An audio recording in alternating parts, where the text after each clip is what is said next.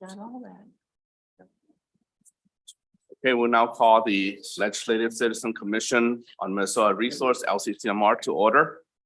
Today's Friday, June 23rd, little past 9 a.m.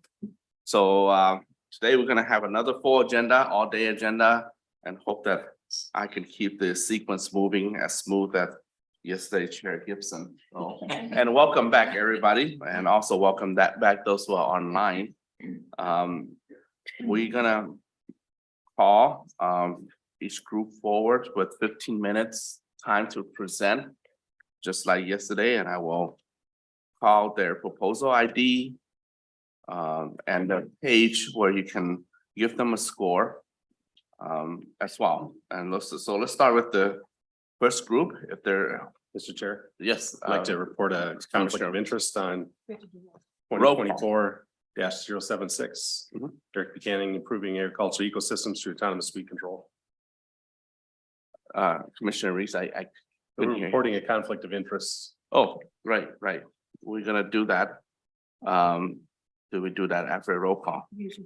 Yep, let's do roll call first. Diane, roll call. Gibson. Here. Gibson present. Hanson is excused. Present, no, present, Oh. here, Hanson present. Thank you. He's got his beat. Her Present, present. Acomb. Present. Acomb present. Albrecht. Present. Albrecht present. Backer. present, Backer present. D-Stick is excused. Faber. Faber present. Faber present. Green. Green present. Heinzman. Heinzman. Collins. Present. Collins present. Langseth. Present. Langseth present. Moore. More present. Moore present. Morrison. Morrison present. Morrison present. Pikel. Michael present. Pikel present. Reese. Reese present. Reese present. Westrom. Westrom. Currently, there are 14 members present and 3 are needed, or 9 are needed for quorum. okay, sounds good. We got quorum. And I don't chair very often, so if I wanna apologize ahead if I get a little clumsy. And it's a different perspective from sitting over here and looking at people's name. I saw everyone online, so it's easier to see them online, call them by name, but now I have to figure out a different strategy of calling people. If I didn't acknowledge you properly, let me know. So thank you for Commissioner Reese for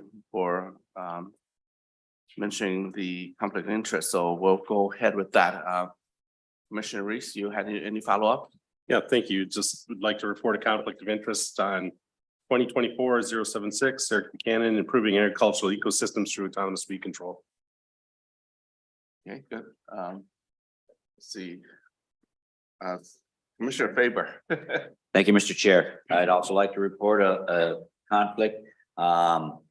Need to recuse myself from project. The number is 2024-022. It's the Morrison County Historical Society Stream Bank Stabilization and Restoration. Okay. Commissioner Thank you. Michael? Thank you, Mr. Chair. I'd like to declare conflicts of interest as listed in the report here for 2024-064, Local Parks, Trails and Natural Areas Grant Programs by State Parks and Trails Division, as well as 2024-136, Minnesota State Trails Development, also State Parks and Trails Division, and 2024-277, Growing the Minnesota Bison Conservation Herd, State Parks and Trails Division. Okay, thank you, Commissioner Michael. Anyone else? Commissioner Albright. Thank you. I haven't got the number in front of me. I'm looking for it, but I think it's a work plan that we're going to review today and is that one of the numbers we approved yesterday? It is the Bemidji. The Bemidji one. It's done with.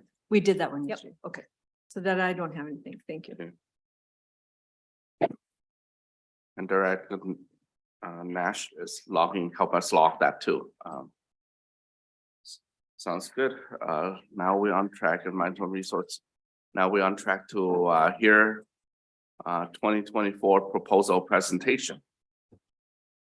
And want to check if the presenter for hyperspectral characterization of toxic harmful algal bloom is online. I am online. Okay, great.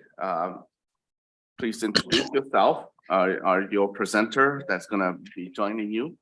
And then as soon as you begin, the 15-minute allot to your presentation will start. And as soon as you're done, folks will we'll give time for folks to have question. Presentation. 5 minutes for presentation and the rest is for Q&A. But any questions so far? All right, Miss, could you give us the line item? The line the number, line item is. the on- line number and Okay, the proposal ID is 2024-037. And the score sheet page, which is page 2, okay, line 26. thank you. Okay, so go ahead, please reintroduce yourself again and go ahead with the presentation. Thank you, Chair and members. Good morning. I would like to appreciate the opportunity. It's such an honor to be here. My name is Ardeshir Ibtihaj. I am with the Department of Civil, Environmental and Geoengineering at the University of Minnesota Twin Cities. Before I get started, I would like to acknowledge the role of my collaborators, Professor Miki Hanzo, Judy Yang, and Leif Olmensen, all from the University of Minnesota Twin Cities campus. The title of the talk is Hyperspectral Characterization of Toxic Harmful Algal Blooms. As many of you know, harmful algal blooms or blue-green algae are a matter of concern in Minnesota, and the problem will likely worsen in future climate scenarios as it's likely that the temperature, precipitation, air carbon dioxide, nutrient runoff, and lake ice out period will increase in Minnesota. Some habit strains in Minnesota can produce potent toxins that cause illness and death to the exposed animals and humans. The toxin is inside viable cells. Under some environmental conditions, which are not yet well understood, the cell can rupture and the intracellular toxin pool can be dissolved into water, rendering the bloom more harmful and difficult to clean up. For several years, satellite and airborne remote sensing have been used to map the blooms for early warning system, and this traditional method basically rely on mapping the chlorophyll content of the bloom and cannot directly identify the bloom species and toxicity. The main reason is that previous studies have mostly relied on multispectral satellite imageries with limited spatial, temporal, and spectral resolutions. Satellite imageries nowadays are available at best with pixel size of 20 to 60 meters, and they are available every 5 days over each lake and are limited to a few wave bands. And the problem is that we cannot accurately reference their observation against in situ measurements of bloom characteristics. Your iPhone basically can measure the light spectrum at 3 wave bands, red, green, blue, while the existing satellite measures the spectrum over dozens of wave bands, let's say 10 to 20. Recently, there has been an increase in the availability of hyperspectral imaging instruments. We have budgeted to purchase one of these advanced cameras in this proposal. These cameras can measure hundreds to thousands of narrow wavebands at micrometer spatial resolution to produce a complete high-resolution spectrum, optical spectrum of the bloom. What's the hypothesis of the proposal? We hypothesize that when the cyanobacterial cells begin to rupture, the concentration of cellular pigments like chlorophyll A, like phycocyanin, change in time, and this would affect the way blooms reflect and absorb light, which can be captured by the proposed hyperspectral imaging system. We hope that we would be able to reveal microscopic details that were previously invisible to large-scale satellite data. To test the hypothesis, we aim to pursue 3 objectives. First, we aim to culture the genesis of 3 strains of toxic HABs commonly found in Minnesota. under controlled laboratory conditions from initial growth to the time of decay and toxin release, and then collect time series of hyperspectral images at microscopic resolution, 40 microns, to capture the way that the bloom reflect and absorb light before and after the release of toxin.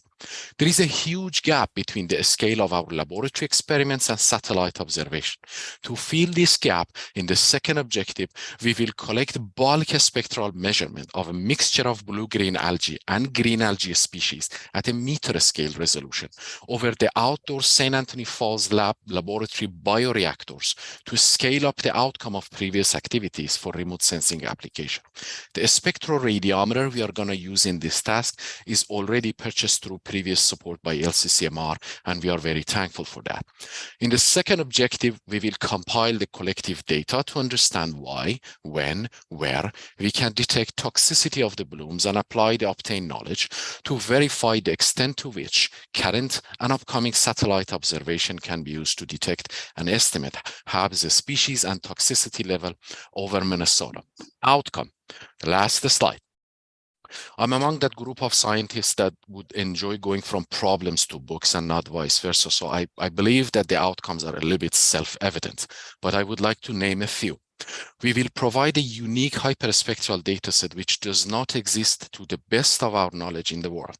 We will make it available to the public and scientific community, which will foster additional research and discoveries. Currently, NASA has a $30,000 prize for those people who can unlock this mystery. The outcomes will pave the way for developing early warning remote sensing technologies, not only for satellite, but for drones and smart swimming robots, hopefully in near future. Because currently we just need to sample and send them to the lab, which is expensive and time consuming for characterization of the toxin that might be released. I stop here. Thank you so much, and would be more than happy to take any questions you might have. Okay, any question for Mr. Ebtahaj. Ebtahaj? Thank you. Chair Gibson.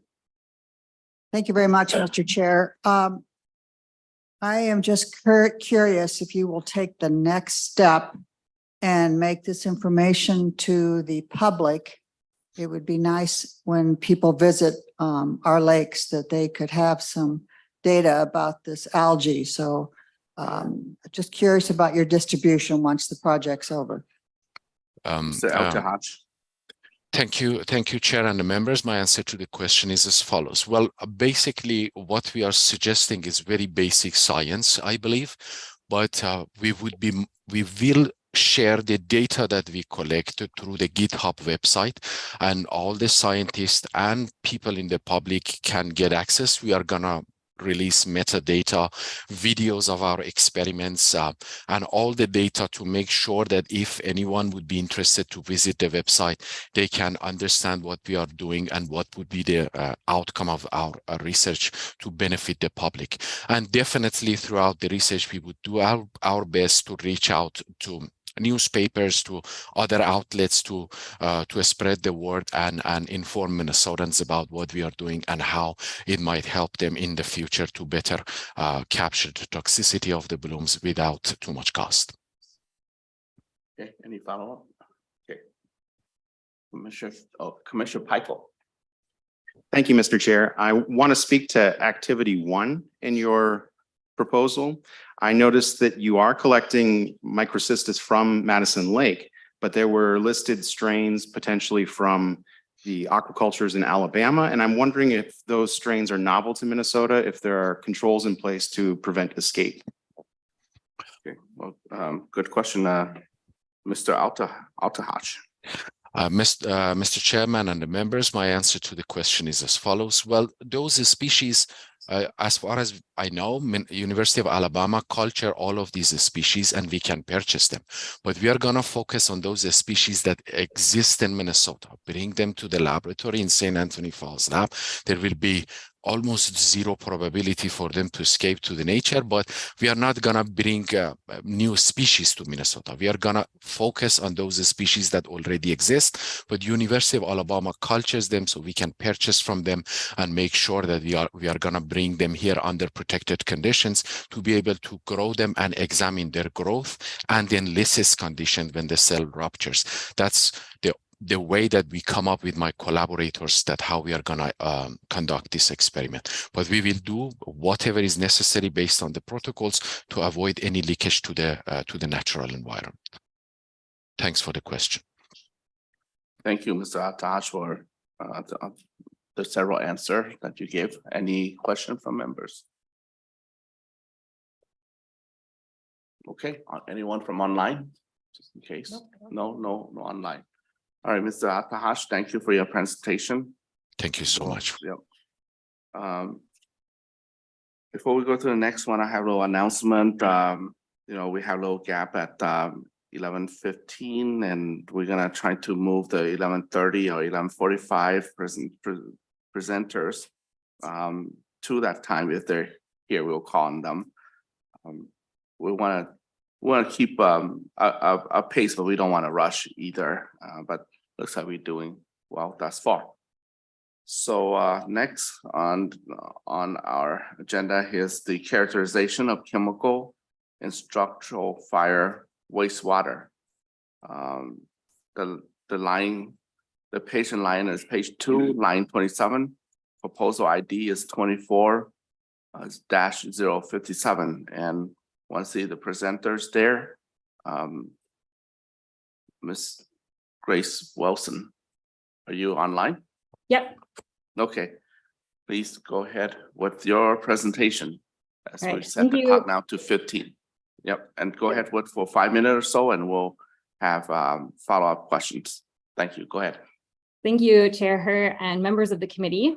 My name is Grace Wilson. I'm a researcher with the Department of Bioproducts and Biosystems Engineering at the University of Minnesota, where I specialize in work related to water and water quality. I am joined today by Deputy Chief Roy Macoso, Fire Marshal, and St. Paul Fire Department's Public Information Officer. We are here to discuss my research proposal, characterization of chemicals and structural fire wastewater. I came up with the idea for this project after hearing firefighters describe water leaving a fire scene as black sludge. I decided to look into the topic and was surprised to learn that there is very little information about what chemicals are present in that sludge discharge. In fact, I could find no information, even in scientific literature, describing what chemicals are present. This gap in our knowledge is concerning because what we do know is that many extremely toxic chemicals are produced during fires as building and household materials undergo chemical transformations under the extreme temperatures.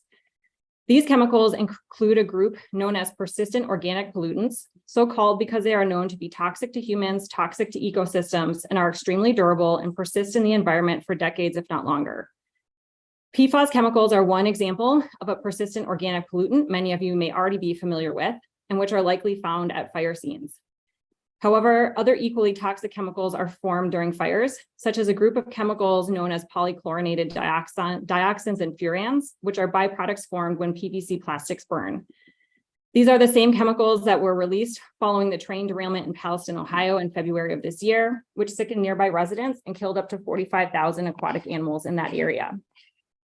Once created and released into the environment during a structural fire, these dioxin and furan chemicals, as well as PFAS, heavy metals, and other toxic byproducts of fire can get caught in water and be carried wherever that water goes. This includes on the boots and equipment of firefighters.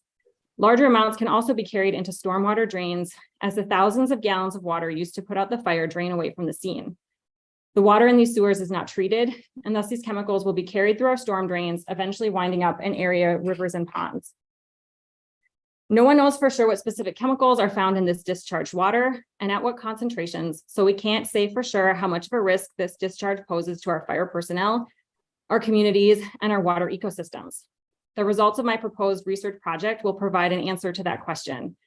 In this project, researchers at the University of Minnesota will work with partnering fire departments, including St. Paul Fire and Minneapolis Fire, to collect samples of the black sludge following fires. These samples will be analyzed in order to determine what chemicals are present and at what concentrations, with a particular focus on those chemicals known to be persistent in the environment and toxic to humans and aquatic organisms. We also plan on developing a more detailed picture of the chemicals present by doing a controlled burn, which will allow researchers to get a picture of the pattern of release of these chemicals when a fire is put out. The information collected during the controlled burn, as well as that sample collection after fires, will be used to construct a model that allows us to make predictions about the amount of chemicals released into downstream waters. There are likely ways that we can reduce the release of these chemicals into our waters during fires, but first we need to understand what chemicals are there before we can design ways to reduce their impact on human health and the environment. The data collection that is proposed in this project is a key first step in being able to manage and mitigate this pollution. In 2021, there were nearly 7,000 reported structural fires in the state of Minnesota, with about half of those occurring in the 7-county metro area, while the other half occurred in the outstate area. Understanding what chemicals get into our water systems following a fire is an important issue, not just for the metro area, but the entire state. In closing, I would like to mention that our state has made great progress in working to reduce firefighter and environmental exposure to PFAS chemicals. However, I see many of the chemicals that we are analyzing in this study as the next frontier, and this research would make Minnesota a world leader in understanding the impact of fire on the release of these chemicals into the environment. Additionally, while we have made large strides in working to reduce the workplace exposure to these chemicals and hopefully the exposure-related cancer rates amongst our first responders, additional work is necessary to continue to safeguard their health, and we need a better understanding of the sources of their exposure to these toxic chemicals. So thank you for your time this morning, and I will open up the conversation to any questions that you have for myself or Roy regarding this research. Okay, members, Commissioner Piper. Thank you, Mr. Chair. I want to thank you for bringing this project forward. It's very good to see people thinking about how our firefighters are exposed to toxins. This came to national attention with the PACT Act for veterans who have deployed overseas and been exposed to toxins from burn pits. And so I'm grateful to see your consideration of these issues. My question is regarding activity 3, looking at your controlled burn scenario to model the fate and transport of chemicals. Are you planning to establish the baseline sheet flow, fate and transport in that area in order to adequately compare the discharge via wastewater? So the plan with the controlled burn would be to try to set up a sampling system during the burn itself, where researchers would be a safe distance away from any fire, but would be actually set up to collect the samples as they come out, as the water comes out. So that we could collect, so rather than taking a sample and then trying to compare it to what it would be, the flow would be under different circumstances, to actually take sort of a real-time data collection every 5 minutes or 10 minutes to be able to sort of plot like what that looks like with how the chemicals, the concentration of the different chemicals, I guess, are coming out with time during the actual structural fire. So instead of just like one sample, which is what would be, I think, the outcome of activity 1, to have at least one example where we can know, that's just one point in time and probably at the end of the fire where things may have changed, but with the active fire to be able to actually track how is it actually changing with time, to get a more accurate depiction of what the release is into the environment. Follow up, Commissioner Piper. Thank you, Mr. Chair. My thought is about especially on a place where controlled burns have occurred before, the atmospheric deposition of volatilized and particulate matter that maybe settles out following previous controlled burns, that we might not be accurately characterizing, particularly the content of that stormwater as it runs off. So I was just curious about the baseline comparison on that site versus other sites, so that we know, what's actually happening in that fire, but it's important to recognize all those elements. Yes, I understand better than your question. Yes, that's a really good point to bring up. And so we would be choosing a controlled burn site probably in Ramsey County, and would have access to that facility in advance of the actual controlled burn. So would be able to do an examination like you suggest, where we could look at samples just normally coming off of the site. So kind of the control sample prior to actually doing some kind of burn, to be able to tease out if there are sort of background levels of any of these chemicals that we're analyzing. Commissioner Moore. Thank you. I think this is an interesting study. Are there plans in this study or subsequent studies to evaluate how the contaminants that you identify are actually present in surface waters and groundwaters? Will you do any environmental sampling of sites where there have been fires in the past or of your sites following the study? Yeah, thank you, Chair and Committee, for the question. So in this proposed study, it really is just an initial evaluation to understand what chemicals are even there. Partly to the lab analysis for these chemicals is very expensive. So it would be most beneficial if we can kind of narrow down what very specific chemical species we're looking for. So that for future work, we can take more samples with a slightly reduced cost. So that would definitely, that's not a proposed outcome of this particular study, but it would be something that this study could lead into. And would require, the ability to, if we can track, one of the difficulty things is that the storm sewer system is a bit convoluted at times. So we'd have to be able to track an actual discharge or know where a storm sewer is discharging into. But I think that would be something that is very possible for future work to identify and be able to try to take samples kind of downstream as it were. Thank you. Good, okay. Chair Gibson. Thank you, Mr. Chair, and thank you for bringing this project forward. I was listening to NPR on my way home last night and listening to some of the fire people who said they had no idea what was in some of these trains, and that had they known, they might have been able to make different assessments and also have a different outcome on them. So I know your project doesn't talk about some of these trains and train derailments, but there are a lot of toxic materials that are moved through Minnesota. Maybe in a subsequent proposal, could you or would you consider that, I guess, and because I don't think it's part of this proposal. Ms. Yeah. Wilson? Thank you, Chair and Committee, for the question. It's not part of this proposal, but it would be another thing that we could look into. A lot of those chemicals are the same. Some of these, at least the general family of chemicals, these really persistent organic pollutants, are used in a lot of our manufacturing. So hence like the Palestine train derailment, that was raw materials used to make PVC plastic. It's basically the same thing that comes off of PVC plastics when it burns. And so it would be something, especially if we can start to put together more models of how it's transported in the water, it would be something that could be expanded in future projects to, for example, look at, when you have a really large dump, like in those kind of train derailment situations, what happens to it at that point? How quickly does it degrade? How does it move through the soil? Is it running off the surface into water bodies? And that would be definitely something that could be looked into in the future. Any follow-up? Okay, Commissioner Reese. Thank you, Mr. Chair. Thank you, Dr. Wilson, for this proposal. I support this proposal, but I'd also like to ask the firefighter with you. What's the scope of this problem? How many fires either in Minnesota or in your department do you deal with each year? Great And question. Go ahead. Do state your name for the record, I suppose, so before you give the answer. Deputy Chief Roy Macoso.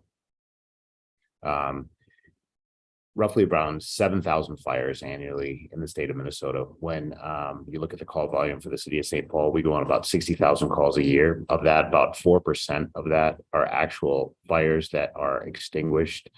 So those fires range from everything from a residential fire to commercial fires, as well as vehicle fires, which are also, filled with a lot of plastics and material that can be actually more dangerous than some of the residential fires. So someplace around 2,400 fires are extinguished in the city of St. Paul every year. Follow-up, Commissioner Reese. Just a follow-up comment. Just want to thank you for your service and for all the firefighters across Minnesota. I think this is something that we need to study, not only for their safety, but for others' safety as well. So thank you.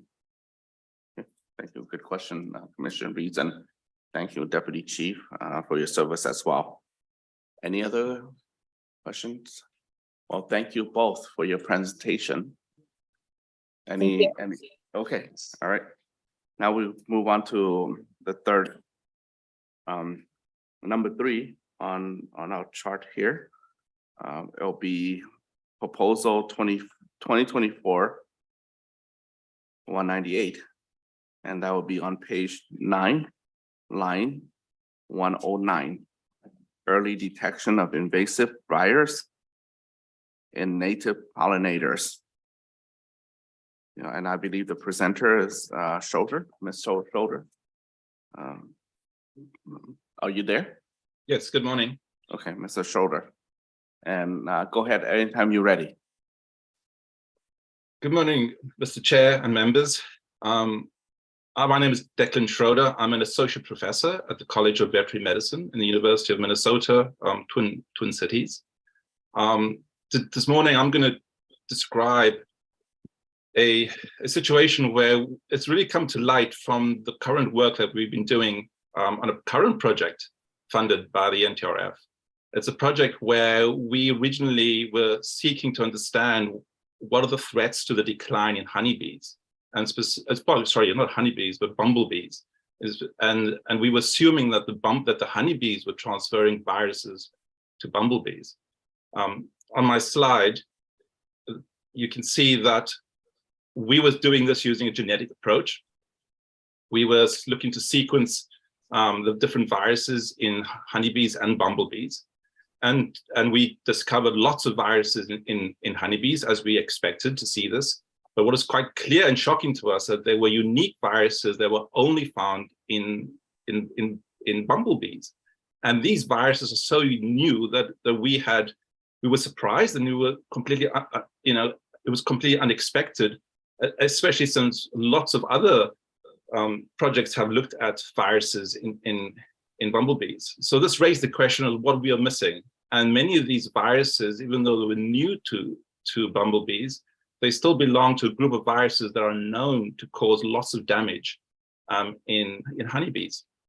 So the proposal before you this morning is for us to really look for these viruses in our natural resource, which is the diversity of over 500 native species of bees found here in Minnesota. Now, clearly we can't look at all 500 species, but in collaboration with Professor Caraveau at the Bee Lab here in the University of Minnesota, we propose to use his research efforts and funding that he's already secured through USDA to go and collect samples that he, let's say, is already has funding for.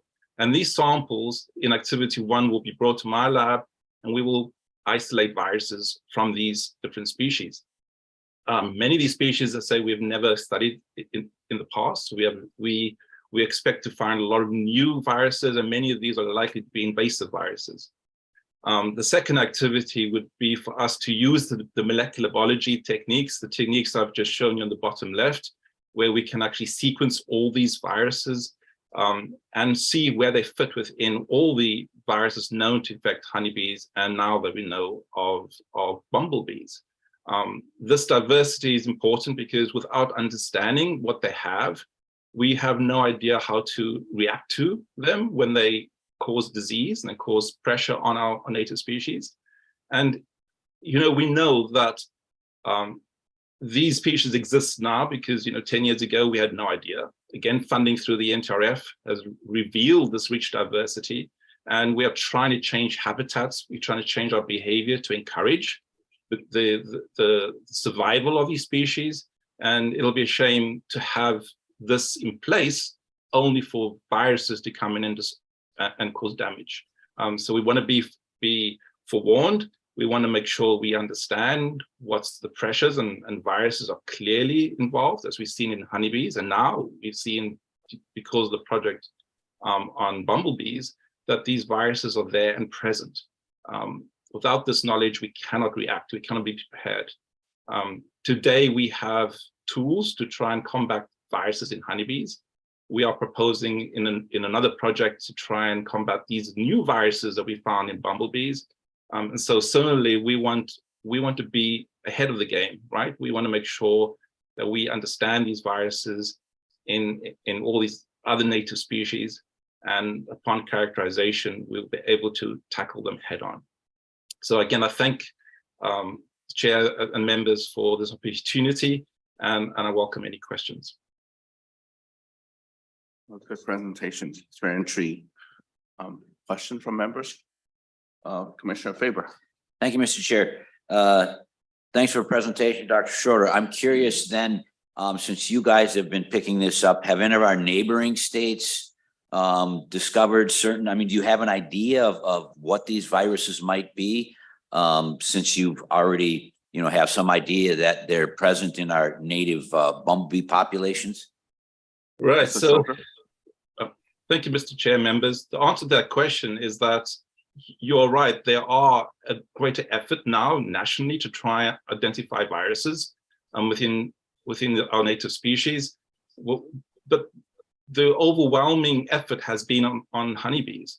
So actually on my slide here, you can see that there's a species of virus called Lake Sinai virus that was only discovered 5 years ago in South Dakota. And now we know it's abundant in honeybees. And so we are now trying to understand what these viruses are doing in honeybees. Our new discovery in bumblebees, we are now trying to understand what's going on there. So there is a great understanding within the pollinating community, especially bee pollinators, that there are so many viruses out there that we've not characterized. And yet it's a sad event because we have the tools. We have these new advanced molecular tools. So yes, the race is on for us to try and identify them early on so we can be ahead of the curve. Follow up by Commissioner Quick Faber. follow up, Dr. Shorter. So then the concern both is from the standpoint of, what effect these are going to have on our native bees, but then also the potential that these viruses we don't know about in our native bees could eventually jump, if you will, over to honeybees. Is that also a concern then? Did you state something like that? Absolutely. There's because we have no idea what the baseline looks like. We have no idea the origin of many of these viruses. So like that Lake Sinai virus, where did that come from? It was just discovered in honeybees. If we keep exploring our native bees, there's every chance of us finding it in the other native species. So we really need to widen the net. We need to be more brave and try and see what's out there. And this will inform other states and hopefully it's become a national effort. Thank you. Chair Gibson. Thank you, Mr. Chair, and thank you for your presentation. I have extensive wildflowers at my garden in the metro area, and I have noticed a declining population of bumblebees. In fact, we were just talking about that last night. Are you going to be surveying all of our native bumblebees? Are you going to key in on just a few of them, and how will you do that? Mr. Schroeder. Thank you, Mr. Chair, members. I would love to expand the study to many more bumblebees. The problem is the bumblebees specifically are in decline, and they on many of them are on the endangered list for extinction. So it's not wise to go and sample them just yet. That said, now that we have this information from the current grant, that there are these new viruses in bumblebees, we will certainly make an effort to specifically focus on, for example, bombus in patients to try and characterize what these viruses are doing in bombus. So they'll become our model species for the bumblebee community, right? The other native species, unfortunately, we have no knowledge of those. So in this proposal, we will focus on the other native species. That said, whatever Dr. Caraveau and his team collects, if there are bumblebees in those nets, we certainly won't ignore them. We will certainly go ahead and sequence those for sure to see what sort of diversity there are in these bees. So while we're trying not to exclusively, so in the current project, we're exclusively focusing on bumblebees. In this new project, we're going to widen the net and include bumblebees and all these other species. Good answer. Thank you. Good question too, Chair Gibson. I glance over, I don't know, I don't see our state bee there. So like the rusty hash bumblebee. And so good question for that. All right, any, yes, let's go with Commissioner Albright. since both hands go up at the same time. Thank you, Mr. Chair. Thank you for your presentation. I was looking at the poster PDF that you included in your presentation, and it says that one of the outcomes is a threat analysis will be undertaken to assess which invasive viruses to target for mitigation and eradication. I'm curious, what would be mitigation or eradication methods that one might use to attack this virus? Mr. Shoulder. Thank you, Mr. Chair and members. One of the first outcomes is a map like I've just shown you here on my slide, where you can actually map the different genomes and see where they cluster. We know a lot about the honeybee model. So we know that, for example, deformed wing virus and sac brood viruses, they are really pathogenic and highly invasive. If in the bumblebee scenario, you see there's a new IFLA virus in this label that's related to deformed wing virus and sac brood. And so this will be an example of how we would focus, right? We would say, right, let's tackle that virus group because we know that that group of viruses really cause damage. So how would we tackle this? There are different new strategies that we can use. And, SARS-CoV-2, in our experience of pandemic, there are lots of antiviral products out there that we would use to test and see what is the weak point for this virus. How can we go ahead and eliminate it from our system? That's just to identify. This is the first step to identify how we could go about inactivating. In our current project, where we're focusing on deformed wing virus, for example, there are lots of antibiotic and antibody type strategies where we can look at secondary infection, we can look at primary infections due to the virus. So there are numerous methods in our toolkit that we can pick up from animal research, from human research, that we can apply to our native bees.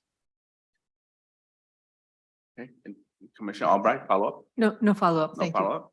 Okay, Commissioner Moore. Thank you. Commissioner Albrecht asked a very similar question to what I was going to ask. Well, I'm good. Okay, thank you. Any other members or those on remote? Okay, well, thank you, Mr. Schroeder, for your presentation. Thank you. Okay. Next on the list here is proposal ID 2024-073, enhancing wastewater treatment while bio perspective for novel pharmaceuticals. That's on page 2, line 29. And Mr. La Parra, are you online? Yes, I'm here. Okay. Anytime you're ready, Mr. La Parra. Mr. Chair, members of the commission, thank you for the opportunity to speak to you today. My name is Tim LaPera. I am a professor in the Department of Civil, Environmental, and Geoengineering at the University of Minnesota. As I'm sure you're aware, surface water quality is of utmost importance to all Minnesotans. Not only do we use it as a source of our drinking water, but we also enjoy it for numerous recreational activities such as boating and fishing. As one of the previous presentations talked about, nutrient pollution is and always will be an ongoing problem in our state. Municipal wastewater, also known as sewage, is an important environmental source of both nitrogen and phosphorus, which cause these issues. At the present time, there are numerous ongoing efforts throughout the state to reduce both nitrogen and phosphorus pollution to our surface waters. These would include upgrades at existing municipal wastewater treatment facilities to include biological phosphorus removal, as well as the nitrogen reduction efforts by the Minnesota Pollution Control Agency. I want to give you a little bit of background about how we came up with these ideas. Essentially, we had a project funded by this commission about 5 years ago where we looked at more than 20 wastewater treatment plants in the state of Minnesota, and we were able to use modern PCR techniques. You might have heard a lot about that since the COVID pandemic, to quantify the nutrient removing organisms in various wastewater treatment plants. That told us how many of them were there and allowed us to connect different designs to different quantities of organisms. The next, in addition, we have an ongoing project where we're looking at antibiotic resistance genes through municipal wastewater treatment plants. And in that project, we're using a novel DNA sequencing method called proximity ligation sequencing. And basically what this technique does is it provides previously unimaginable detail of the genomes of the organisms growing in wastewater treatment plants. And when we got this data, and we're admittedly looking at it for a different topic than what I'm talking about here, we basically went, oh boy, this is totally different. So those two projects basically sort of formulate and came together for this idea, which is basically to use this novel DNA proximity ligation sequencing to give us full genome sequences of dozens of organisms growing in 10 municipal wastewater treatment plants in the state of Minnesota. Those 10 plants we're going to pick are going to be based on our previous studies where we know the design of the wastewater treatment plant and how it is linked to the quantities. And then this new project will give us enormously more detail about the types of organisms growing and allow us to pick the specific designs for wastewater treatment plants that will actually lead to better nitrogen and phosphorus removal. A second part of this project is sort of a side project that my collaborator, Professor Donato from the University of St. Thomas came up with. And basically he was playing around with these genome sequence data sets that we have, and he found evidence for the production of secondary metabolites. Now you might be asking, what are secondary metabolites?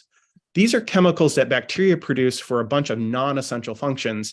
And what we have discovered with other organisms, mostly isolated from soil, is that they have a broad array of beneficial applications that could range from improving wastewater treatment to antibiotics to even cancer-fighting drugs.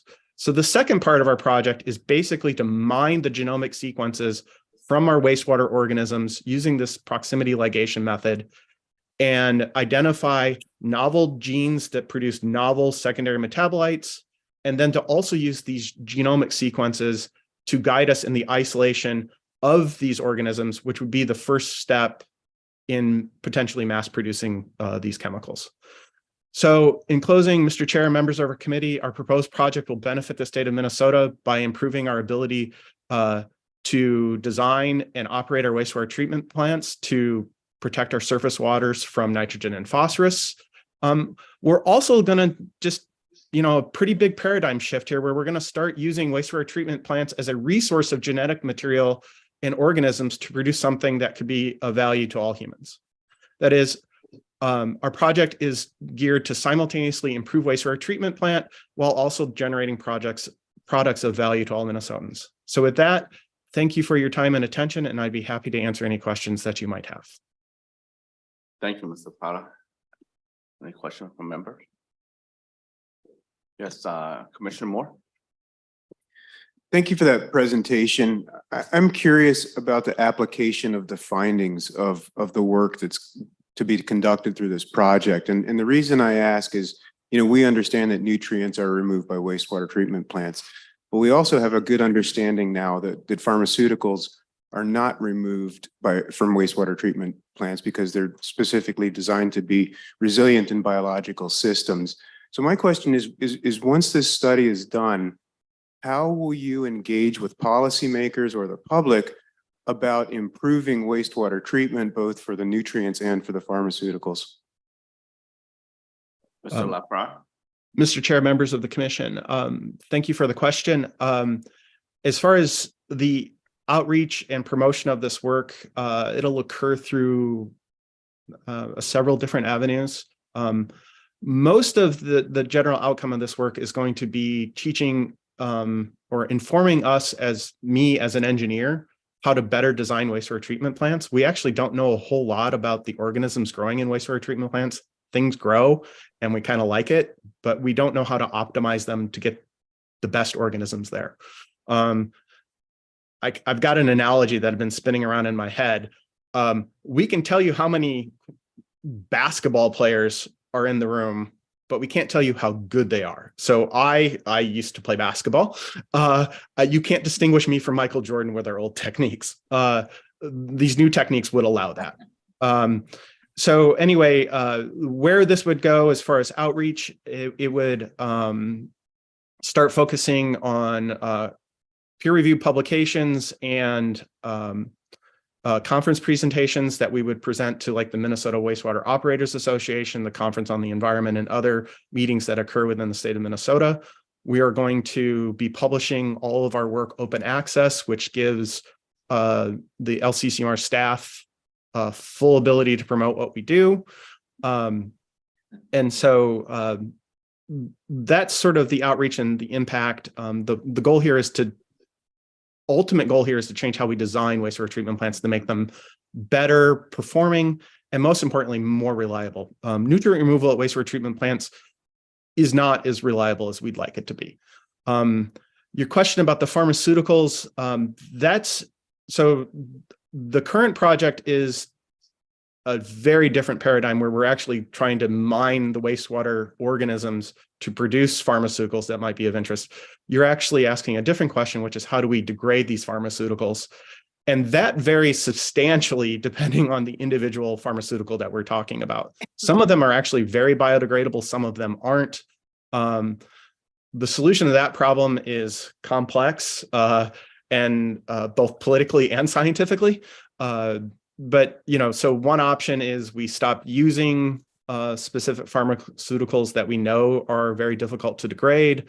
Others, we could talk to the various organic chemists, modify their structure slightly to get basically the same pharmaceutical performance, but then make the compound itself more biodegradable or degradable, whether it's microorganisms or other mechanisms. Yeah, Commissioner Reese. Thank you, Mr. Chair. Thank you, Dr. LaPara. Wastewater treatment is a huge issue in Minnesota with all the built up or pent up demand for new wastewater treatment facilities. Maybe we should start calling them wastewater refineries because it seems like there's pretty good potential. Let's say 10% of the revenue or 10% of the products from a refinery generates 90% of the revenue. So, I think the city of St. Cloud has gone a long ways in their wastewater treatment plant to moving in that direction. As you do that, though, you're kind of in the early stages. And my question is around the IP, intellectual property, on what you identify and how you move it forward. As you know, the LCCMR has provisions, kind of clawback provisions on IP to help fund future projects. And it seems like there's potential here, but can you explain a little bit about what the potential is for IP and how that might move forward? Thank you. So LaPara. Mr. Chair, members of the commission, we've actually talked about that extensively, and I just want to throw in the caveat that I'm not an attorney or an expert on this subject, but most of the IP would be work primarily done at the University of St. Thomas and talking to their equivalent of Office of General Counsel, which is what we have at the University of Minnesota. Basically, they're quite comfortable with LCCMR owning and profiting from any patents that would come out of this work. And there's definitely patentable potential here, as in we discovered this organism that produces this novel secondary metabolite, and both of those would be patentable, and LCCMR would reap the financial benefits from that. We're academic researchers. We just want to develop fundamental knowledge and where it goes from there. We're excited when it happens, but we're also somewhat detached from that. Thank you. Okay. All right. Commissioner Peichel. Thank you, Mr. Chair. I also really appreciate this project and like the way you're thinking about it, Mr. Reese, with the refinery analogy. That's a new way of thinking about wastewater that I really do enjoy. Looking at your activities, though, the first two are very clearly in line with what we list as our funding priorities in the water resources category. Those last two, we can say that that's related to the fate and transformation of contaminants, but it almost seems like it's a little more health research oriented. Can you distinguish a little bit and explain how this closely aligns with particularly our second priority under the water resources category? Mr. LaPara. Mr. Chair, members of the commission, could I follow up on what is the second priority? I don't have. Again, Commissioner Pikel. Thank you, Mr. Chair. Yes, it's the research evaluation, technology development, or engineering design pertaining to regulated, unregulated, or emerging water contaminants, including sources, fates, movements, or effects of these contaminants within ground or surface waters or across ecological communities. And then we list a variety of contaminants of interest, among which are nutrients as well as PAHs and other things that we've discussed. Mr. Chair, members of the commission, thank you. Yeah, so the first two objectives, as you said, are very clear. We're targeting nutrient removal, which is obviously of importance to the state. The second part, or the third and fourth objectives or goals, are really targeted. It's just basic research. We have it's going to be very open-ended. We don't know how or what those compounds can be. Examples of them that would have environmental applications would be compounds that convince bacteria to aggregate, which is of incredible importance to wastewater treatment. We could find chemicals that convince bacteria to disaggregate, which is useful for all sorts of biofilm applications, ranging from the US Navy to your teeth, believe it or not, because that's why we brush our teeth to remove the biofilm. So we don't really know where that research is going to go. We just know that secondary metabolites, generally speaking, have enormous value. And historically, we've looked from soil, and this is really novel to actually mine municipal wastewater treatment. So we sort of view this as an untapped resource as much as anything. Okay, follow up, Commissioner Reeves. Or Pikel. Thank you, Mr. Chair. Yes, that does help. Thank you. It's challenging when the description of the activity leans more toward human health research and doesn't necessarily highlight those metabolites in their environmental fate. So that's helpful to clarify. Thank you. Okay, apology for that, Commissioner Pikel. Next is Commissioner Leitzer. Yeah, all right. Thank you, Mr. Chair.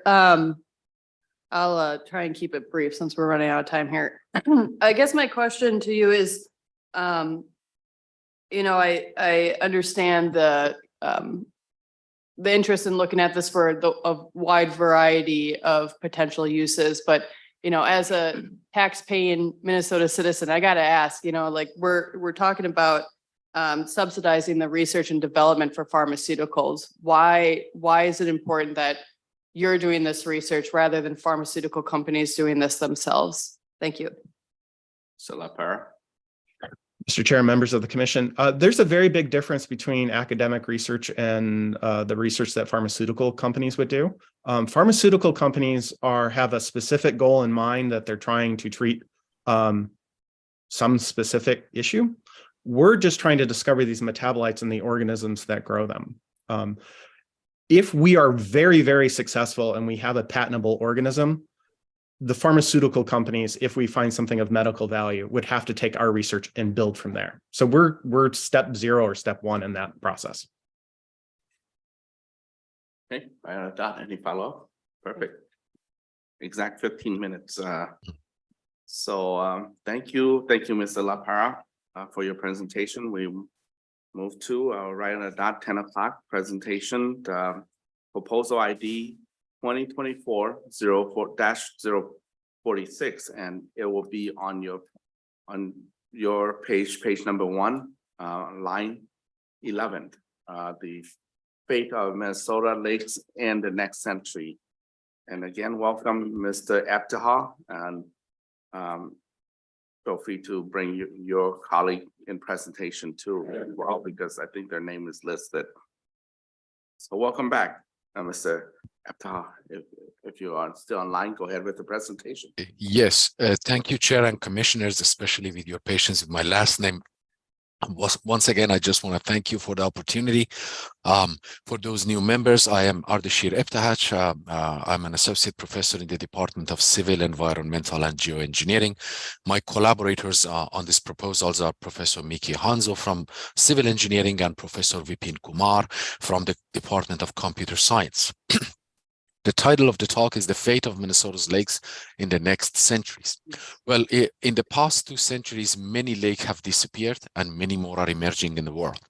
It was perhaps beyond the stretch of imagination of settlers in Utah that the Great Salt Lake is going to lose more than 70% of its water and 60% of its surface area after 175 years.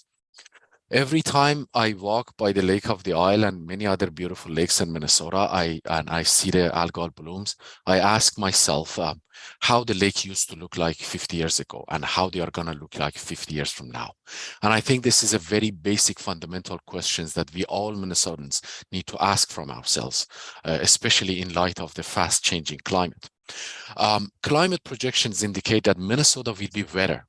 So, and past observations also show that precipitation has increased by almost 30% since 1900 on average across Minnesota. Therefore, it's very unlikely that our lakes will dry up similar to the lake in Utah. However, more precipitation and more potential agricultural growth implies additional runoff that carry more nutrients into the lakes. More lakes in the future will also experience prolonged ice out period. It means that there will be more light available to the organisms. All these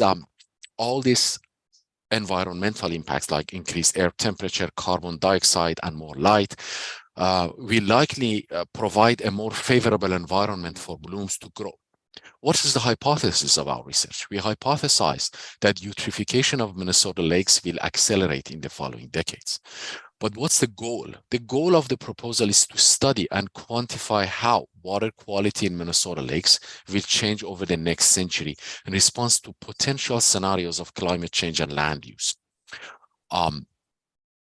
What are the activities to test the hypothesis? The primary challenge is that the climate model projection, we have climate model projections over the entire globe and over the United States over the next 100 years. But the challenge is that climate model projections are available at very coarse resolution, 75 kilometer to 100 kilometer pixel. The Minnesota from south to north is 600 kilometers. You can see that these climate models cannot provide too much information for us to study. And these climate models provide information about just key variables like precipitation and temperature. Prediction of runoff, nutrient concentration, algal biomass are not available in climate future projections. To cope with this challenge, we aim to develop modern artificial intelligence, AI tools to increase the resolution of climate projections over Minnesota, to obtain future critical data at much higher resolution, let's say 5 to 10 kilometers for lake predictive models.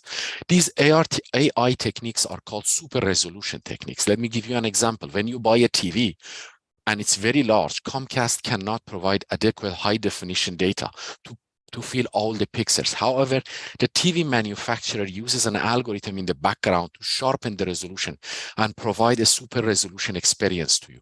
We are going to use similar ideas with the help of our collaborators in the Department of Computer Science to increase the resolution of climate simulations over the next 100 years over Minnesota. In the second objective, we aim to develop a modern parsimonious lake model that converts high-resolution climate projection to vertical profile of lake temperature, algal biomass, surface ice thickness, and we validate it through analyzing historical climate data and observations over shallow and deep lakes in Minnesota. In the last objective, we aim to develop an online web server cloud computing cyber infrastructure to compute and visualize future changes in Minnesota Lake and make them available to public and decision makers. Outcomes. So basically, the outcome is pretty simple. All Minnesotans hopefully would be able to use their personal computer, load a browser, enter some basic information like what's the latitude, longitude, what is the year of simulation. Let's assume we want to simulate the condition of the lake in front of our house 50 years from now.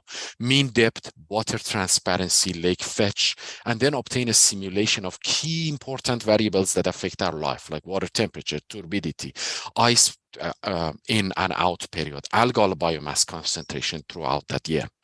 We will try to connect the cyber infrastructure infrastructure to DNR database. So you just need to type the lake ID and the name, and then make the simulation and see what's going to happen to your lake. Another important outcome is that this simulation, if throughout this simulation we identify hotspots over which the water quality will deteriorate beyond the tolerance of human and ecosystem, we will be able to trace it back to the watershed nutrient export sources and maximize our economic growth and minimize our environmental impact. Thank you so much. I stop here and would be more than happy to take any questions you might have. Okay, thank you. Any questions from members? Chair Gibson? Thank you, Mr. Chair, and thank you for your presentation. It's a good presentation. However, it seems that in all cases, we are accelerating climate change. And we are accelerating it by the expansion of agriculture, perhaps mining, perhaps bottling our water from aquifers, and just the invasion of invasive species. I've watched my marsh go from a marsh to just a wet bed with hybrid cattails. And I'm trying to figure out, you said in the next century, how are you going to deal with the acceleration of all of this activity? Because it seems that the next century is just not doable. Thank you. Mr. Hawj. Thank you, Chairman and Commissioners. Well, that's a wonderful question. It's a very challenging problem, but we have simulations of climate change by variety of models from Department of Energy, from other institutions like NOAA. We make simulations that what is going to happen to like precipitation, very key variables like temperature, soil moisture over the next 100 years. We have those simulations, Commissioner. But the problem and the challenge that we are facing is that how to translate those simulations, on the way that those changes in precipitation, temperature, emission of carbon dioxide, and many other variables, how they will translate into the water quality of the lake is challenging, and we do not have access to them. And this is very important for Minnesota, and we want to fill that gap. And there are ways technically that we can increase the resolution, develop some models that, for example, connects the increase in precipitation, that we have simulations about them. But like I would say, it's not a deterministic simulation. Like we have 20 models from Europe, from United States, different institutions. We can get an ensemble simulation that what's going to happen and an uncertainty range in the next 100 years. Then we are going to develop theories and new model to translate them into sediment transportation, into transportation of nutrients into our lake in higher resolution, to be able to make some predictions that what's going to happen to the water quality of the lakes. This is by far, and I should be honest with you, these are very challenging problems, but I think that they are as important as the challenge that they pose to us, and we need to tackle them. And I think that we do have the science to tackle them. Did I answer your question? Chair Gibson. Thank you. Yes, to some degree. I just, every year we say this is the warmest year. And yes, I just hope you are taking some of that data into context here, because it is just changing so fast and you can only predict so much. And I'm not saying not try it. I'm just saying this is a huge problem. Yes. And not just for Minnesota, but for all of our states. So thank you. Commissioner Reese. Thank you, Mr. Chair. So, we all try to be unbiased when we do research, but I take a bit of an issue with the idea that agriculture is growing, and we're losing prime farmland. And in fact, if you look at the National Environmental Policy Act environmental study, it's one of the main questions is, are you utilizing prime farmland because we want to protect it? So I would just caution in this study that don't necessarily start with misconceptions or preconceptions before the study begins, because again, we're we're declining. We're not growing in agriculture. The production is increasing per acre, but overall agriculture and state is, we're losing land. And some of it's good. We're losing it to programs like CRP and others. But in any case, when you talk about modeling agricultural growth, can you talk a little bit more about that and explain what you were seeing to begin this study? Mr. Hawj. Thank you, Chair and Commissioners. First of all, I just would like to assure you that there is no politics in our head. Whatever we want to do is just science. And personally, I am in that camp that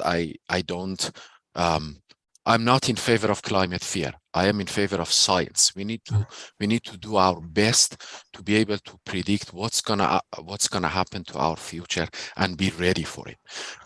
With respect to agricultural growth, I totally agree with you. We need to study that, whether we are going to increase our agricultural production in terms of our economic growth, or we are going to stay steady, or we are going to decline. We are going to study that. I'm not having such a presumption that it's going to grow, and that just creates this kind of presumption that we must do the research. The research aims to really understand how we are going to grow and how it's going to affect the quality of our lakes. I would love to, after 3 years, I come to this conclusion that, well, based on our study, we are good to go. I never want to just give this negative message that, wow, we are in trouble. But from whatever we see, all of us, we see that changes are way faster than I was expecting. I came to Minnesota in 2007. I'm in St. Anthony Falls Laboratory.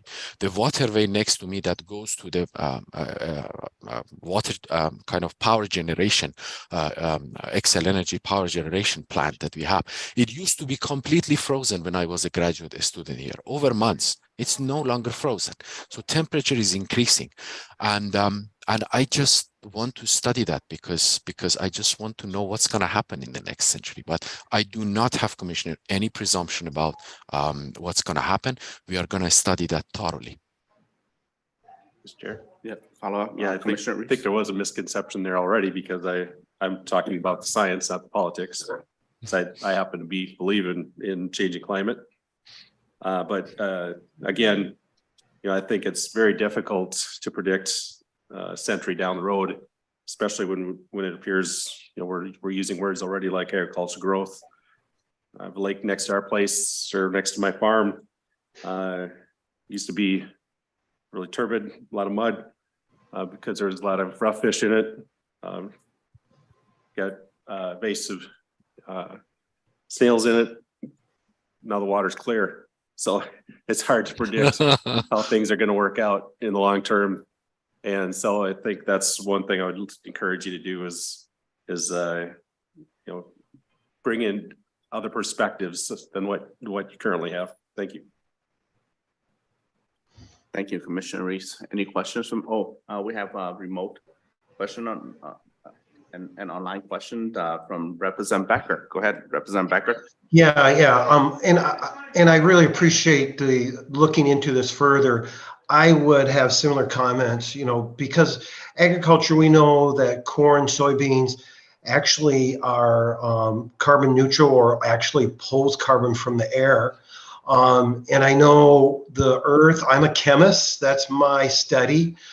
We know science doesn't always get it right. If we look at back in the George Washington day, they thought bleeding the president was the way to heal him. So I do appreciate your perspective, but I'm concerned about the assumption because the earth does change itself. It's not always caused by a certain activity. So I would also look at the positive impact that corn, soybean has with pulling carbon out of the atmosphere. And that might be a perspective that you could look at. Because at the end of the day, we all want to be on the same page. We want to preserve this environment for our future grandchildren. So that's all. Thank you. That was more of a comment than a question. Thank you for allowing me to share that. Thank you, Representative Becker. Any question from members? Okay. All right, thank you, Mr. Aptekar. Yeah, does your colleague want to say a few words as well, or you're good? You're down to 10 seconds, so. I appreciate the opportunity. Thank you All right. so much. Okay. Thank you, your colleague for, being present as well. Okay, we will move on to the next project. And before we do that, I want to also say that member Dietzit, our leader Dietzit, is present with us here in the committee for the record. And so next on the on our list is proposal ID 2024-152. It's on page 2, line 31 for the scoring. And this is the Red River Basin Nutrients Offset Plan. And I think they're ready to go. Go I'm ahead, here and introduce ready to go. yourself so I can get your correct pronunciation of your name, but go ahead, introduce yourself. I appreciate it. Anytime you're ready. My name is Ted Preister. I'm the Executive Director of the Red River Basin Commission. I appreciate your time today, Mr. Chair and members of the commission. We put in this proposal. We've been working on it for several years, but we're really excited to move forward. For those of you who are not familiar with here's my agenda for today.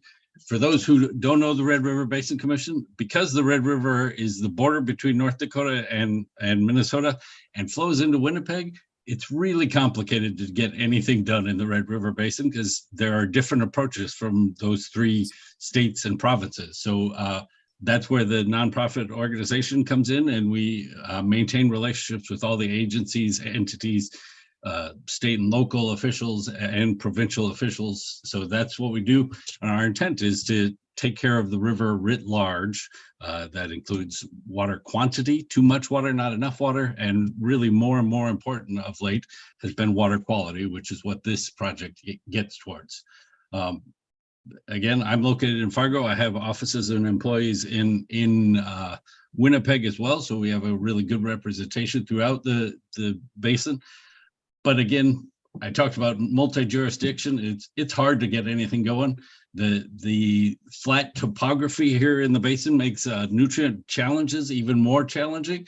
And even the geology of the region contributes to some of those nutrients and other contaminants, what we would call contaminants in the water. So it's a really complex problem set. There's been lots and lots and lots of studies. Just a couple examples here on the slide, but phosphorus and nitrogen are both concerns for the river. And at least over the last several years, the International Joint Commission and the State Department, Global Affairs Canada, have agreed to targets for reductions on phosphorus and nitrogen, 2,800 ton reduction of phosphorus.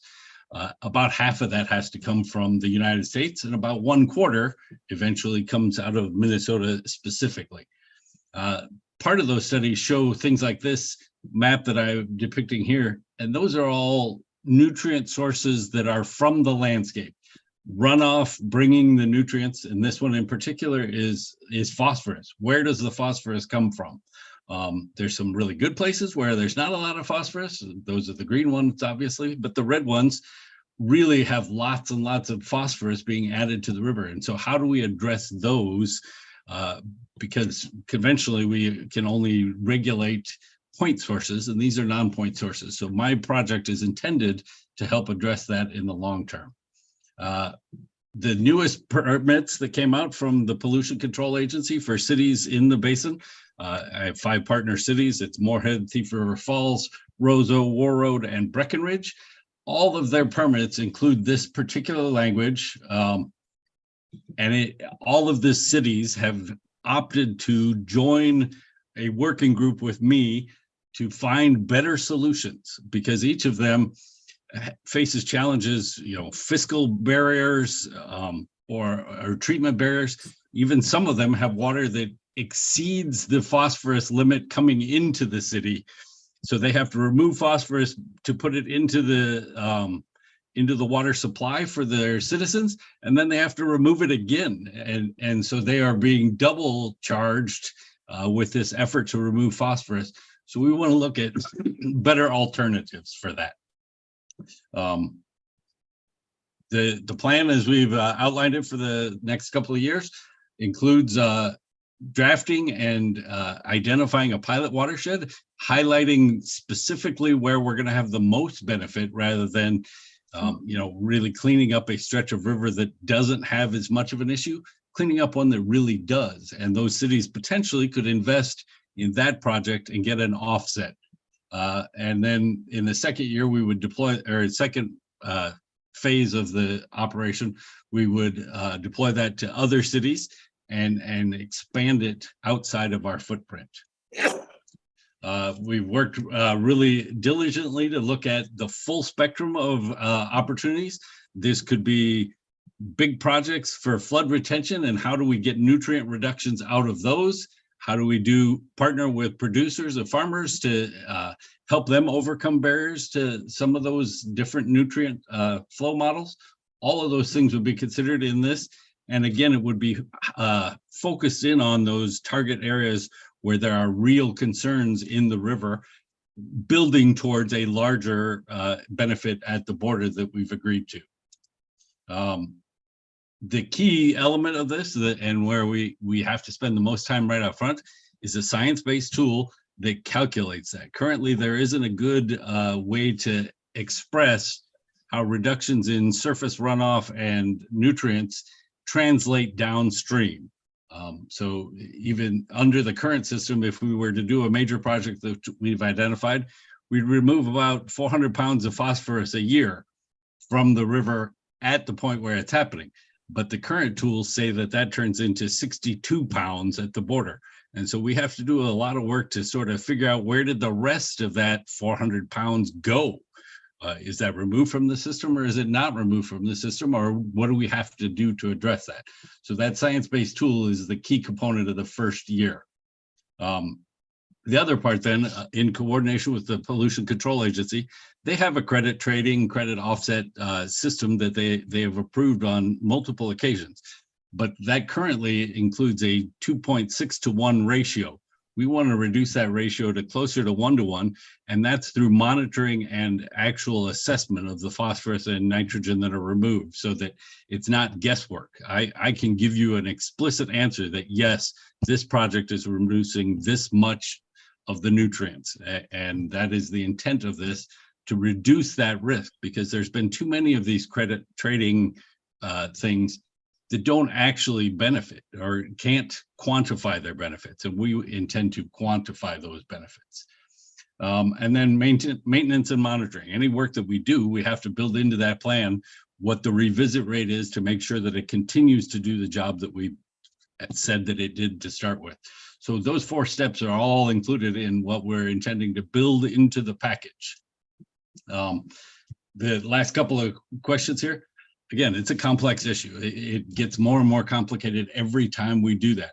And there are other people who are doing credit trading. There are other ways that you could go, but we think that this is a 1-to-1. So my partner cities can say, I did this, this is where we're investing, and this is the amount that we're doing. We also are working with a whole variety of partners to find if there are capital investment people that might be interested in monetizing this. So we've got some good options built in there already.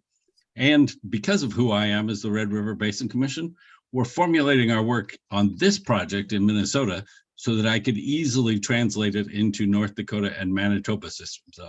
Manitoba has really gone down that road already. So we want to make sure that we're using similar language so that if it's identified that Manitobans spending money in Minnesota on a project makes good sense for their waters, they can quantify that as well and share. So that's why the Basin Commission is involved in that. Have brought up Mr. Preister. Sir. You ran past your 5-minute presentation. I don't know if you're near conclusion or not. Are you near? Okay. That's it. I was just going to say I have the cities with me. We have a question here, so that will allow you to give us answer further. So could we? We'll have a question from Chair Gibson. Thank you, Mr. Chair. I have some concerns on this project, and I'm not quite sure who wrote this comment, but I have a feeling it's staff. It is staff, actually.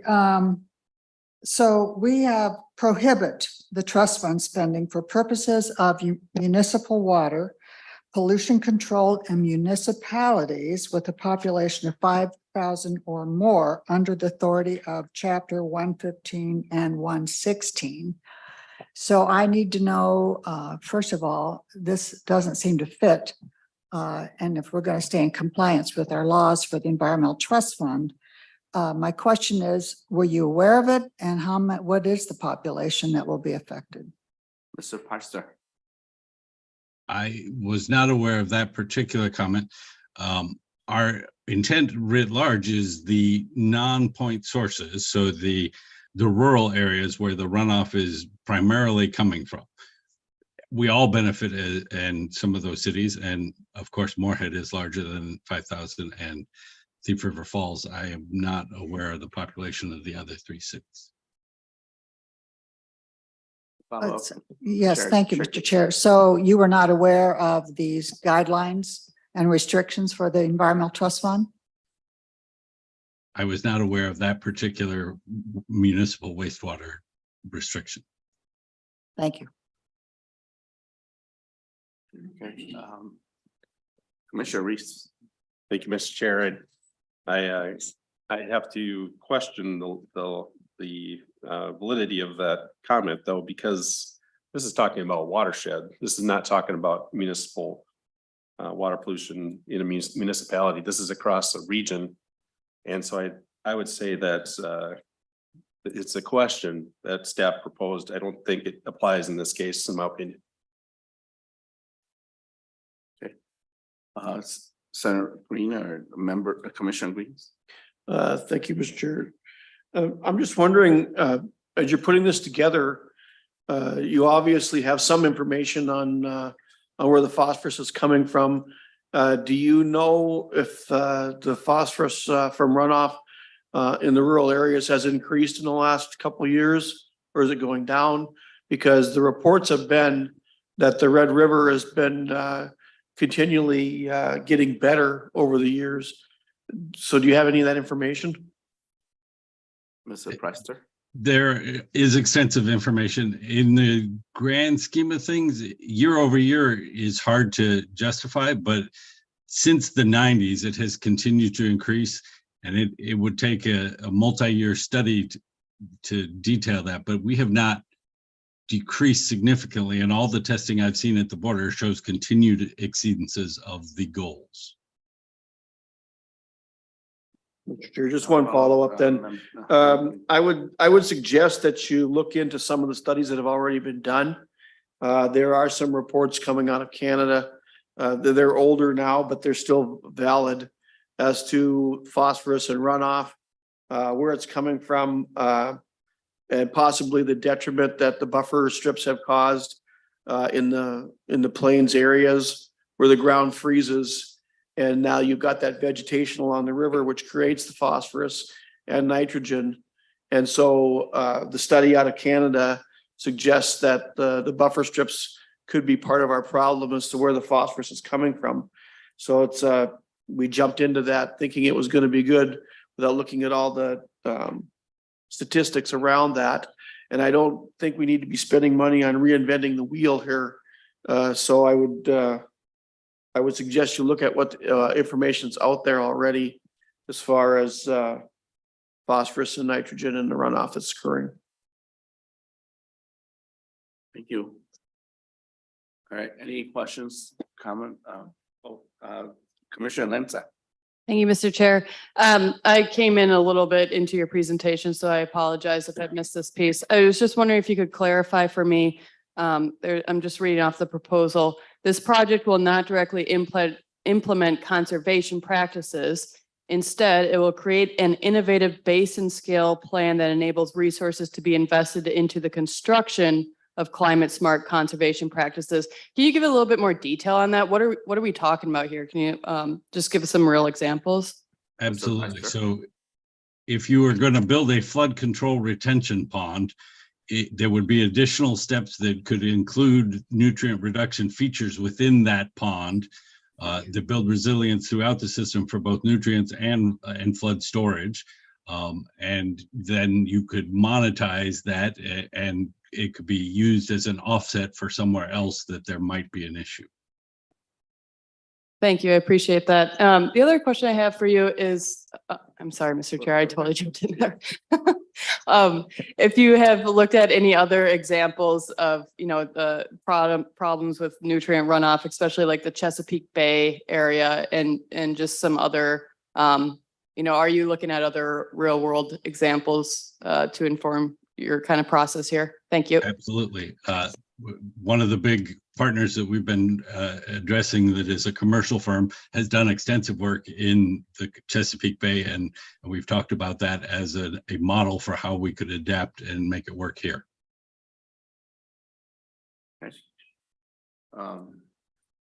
Thank you for the answer and question as well. Commissioner Albright. Thank you, Mr. Chair, and thank you, Ted, for your presentation. Can you, I have a couple questions. One is, can you explain what you mean by offset?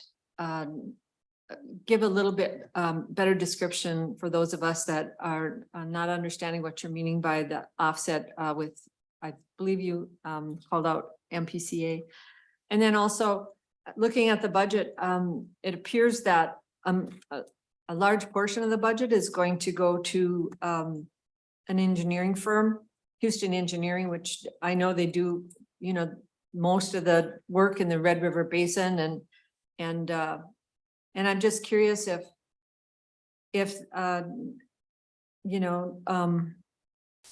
that's the best use of our funds to pay an engineering firm to do a overall technical analysis and report generation.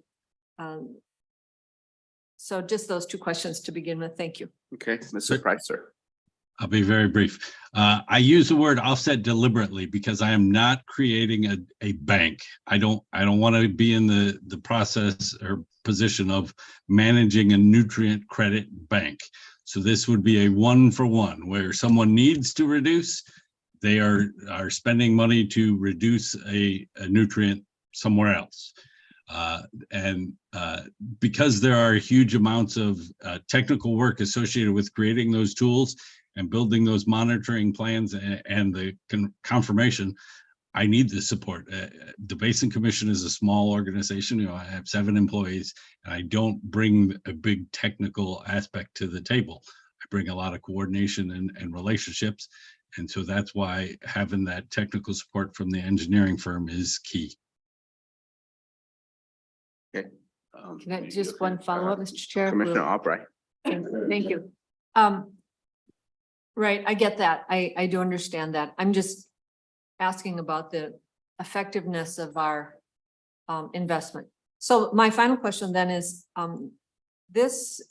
your main activity is to create a Red River Basin Management Plan. And correct me if I'm wrong, but doesn't the Basin Commission develop a management plan on a regular basis, not annually, but maybe updates annually, but redoes their plan on a regular basis? So is this a new document or just an update of a current document? Thanks. Mr. Priester. We do frequently quarterly update sort of a status, the Natural Resource Framework Plan update that talks about all of the goal areas. This is a new document specifically related to the nutrients, and in this case, in the Minnesota portion of the basin. Okay, thank you. See here, Commissioner Peichel. Just a brief comment, Mr. Chair. Thank you. I would encourage the proposer to take a look at the Fox River and their phosphorus trading opportunity that they pursued under Great Lakes Restoration Initiative funding. That was a similar situation to what you're looking at here. Okay. Oh, excuse me, that's Fox River, Green Bay area. Oh, okay. Right. Fox River, Green Bay. All right. Well, thank you, Mr. Priester, for your presentation. We'll move on to the next project on the list here. Before I do that, I also want to state in the record that Senator Member Westrom also present in this committee. And so the next one on the item is 2024-161. It's on the score sheet, or the amount allocated sheet is page 3, line 32. Novel nutrients recovering process from wastewater treatment plants. So if your group is ready, go ahead. State your name for record, and I'll repeat your name after you state it so that I can pronounce correctly. Sure. My name is James Postleone. I'm a postgrad researcher at the University of Minnesota. I'm teamed with Professor Bo Hu and master student Daniel Pineda and postdoc Lincoln Ding. Thank you for the time this morning. We're very glad to propose a second phase of research on a new process that integrates phosphorus treatment, phosphorus recovery, and anaerobic digestion at wastewater plants. Many of them are applicable to plants in Minnesota. Our process addresses current issues at wastewater plants that include biological phosphorus removal and anaerobic digestion. These processes are preferred because they don't use metal salts like iron and aluminum salts for phosphorus precipitation, and anaerobic digestion is able to produce renewable energy and nutrient-rich solids. However, when these two processes are combined, they produce problems in that the biologically bound phosphorus is released in the anaerobic digester. This causes several problems. The phosphorus reacts with calcium and magnesium ions to form mineral scale. The phosphorus also reduces the efficiency of solids water separation. It increases the cost of management of those solids. And in plants that don't have phosphorus recovery, that phosphorus goes through the dewatering process back into the head end of the plant. And this can be a significant amount of phosphorus, sometimes over 30% of total load to the plant. And although phosphorus recovery systems have been around for a while, their use has been limited due to high cost and operational issues. In fact, in Minnesota, only the St. Cloud plant that I'm aware of has phosphorus recovery. This is in contrast to in Germany, where wastewater plants are required to recover phosphorus. Now, our phase 1 research has a good start in developing the new process, and we've applied for a US patent. Here's a list of some of our results. So we've tested the two sources of biosolids at wastewater plants, primary sludge and waste activated sludge, and found that the waste activated sludge is by far the highest component of phosphorus. So we've concentrated on that in our study. And we also concentrated on using a fermenter with a short retention time, which has been very effective at solubilizing organics and solubilizing phosphorus that are both needed for the downstream processes. We also found that addition of a concentrated organic food source is very beneficial in producing the conditions of low pH that the fermenter needs to solubilize the phosphorus. And that's important for the next step, which includes the phosphorus recovery, that soluble material. Also, after the solid separation and phosphorus recovery, then the organics that have been solubilized in the fermenter, we've shown that the high rate anaerobic digester, and what we're using is a UASB type reactor, it's been very effective at converting those organics into methane. We get over 90% conversion of COD.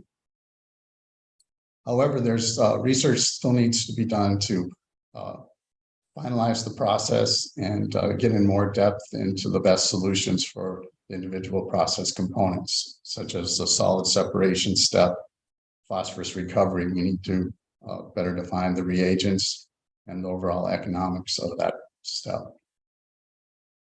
In our future research, we plan to use lab scale testing to define operating variables and pilot system to confirm the performance, process stability, and economics. We want to develop particular outcomes for the project, involve improve phosphorus management, which includes promoting biological phosphorus removal process, so we can avoid the use of iron and aluminum salts. We want to reduce the phosphorus recycled, so liquid treatment, and recover phosphorus minerals.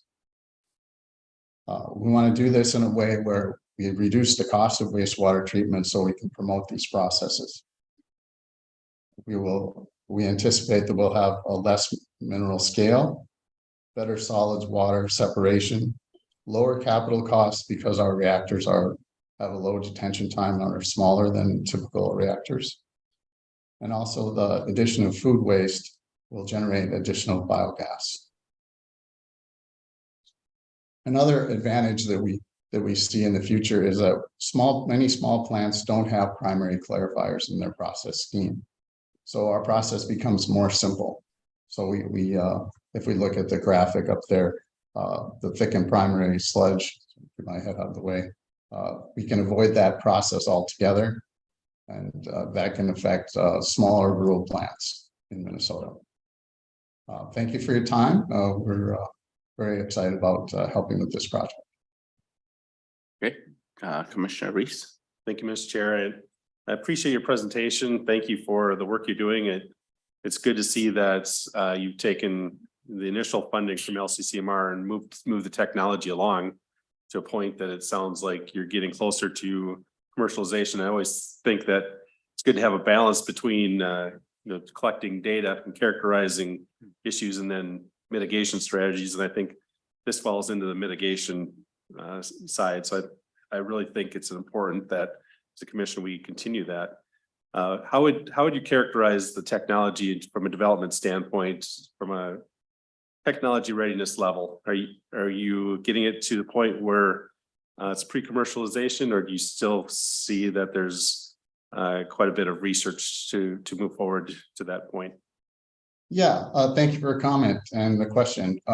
So you can see in the graphics that there's a few steps involved, and we didn't have the time to fully evaluate all of them. And we've actually taken a look at our first proposed approach and changed that a little bit. So we're now adding food waste.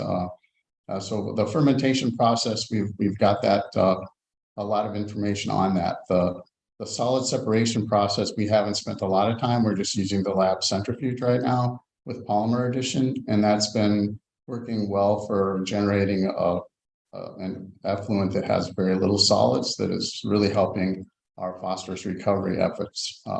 But we haven't done enough work on determining the best way to separate the solids. And so that's a major part of our new research.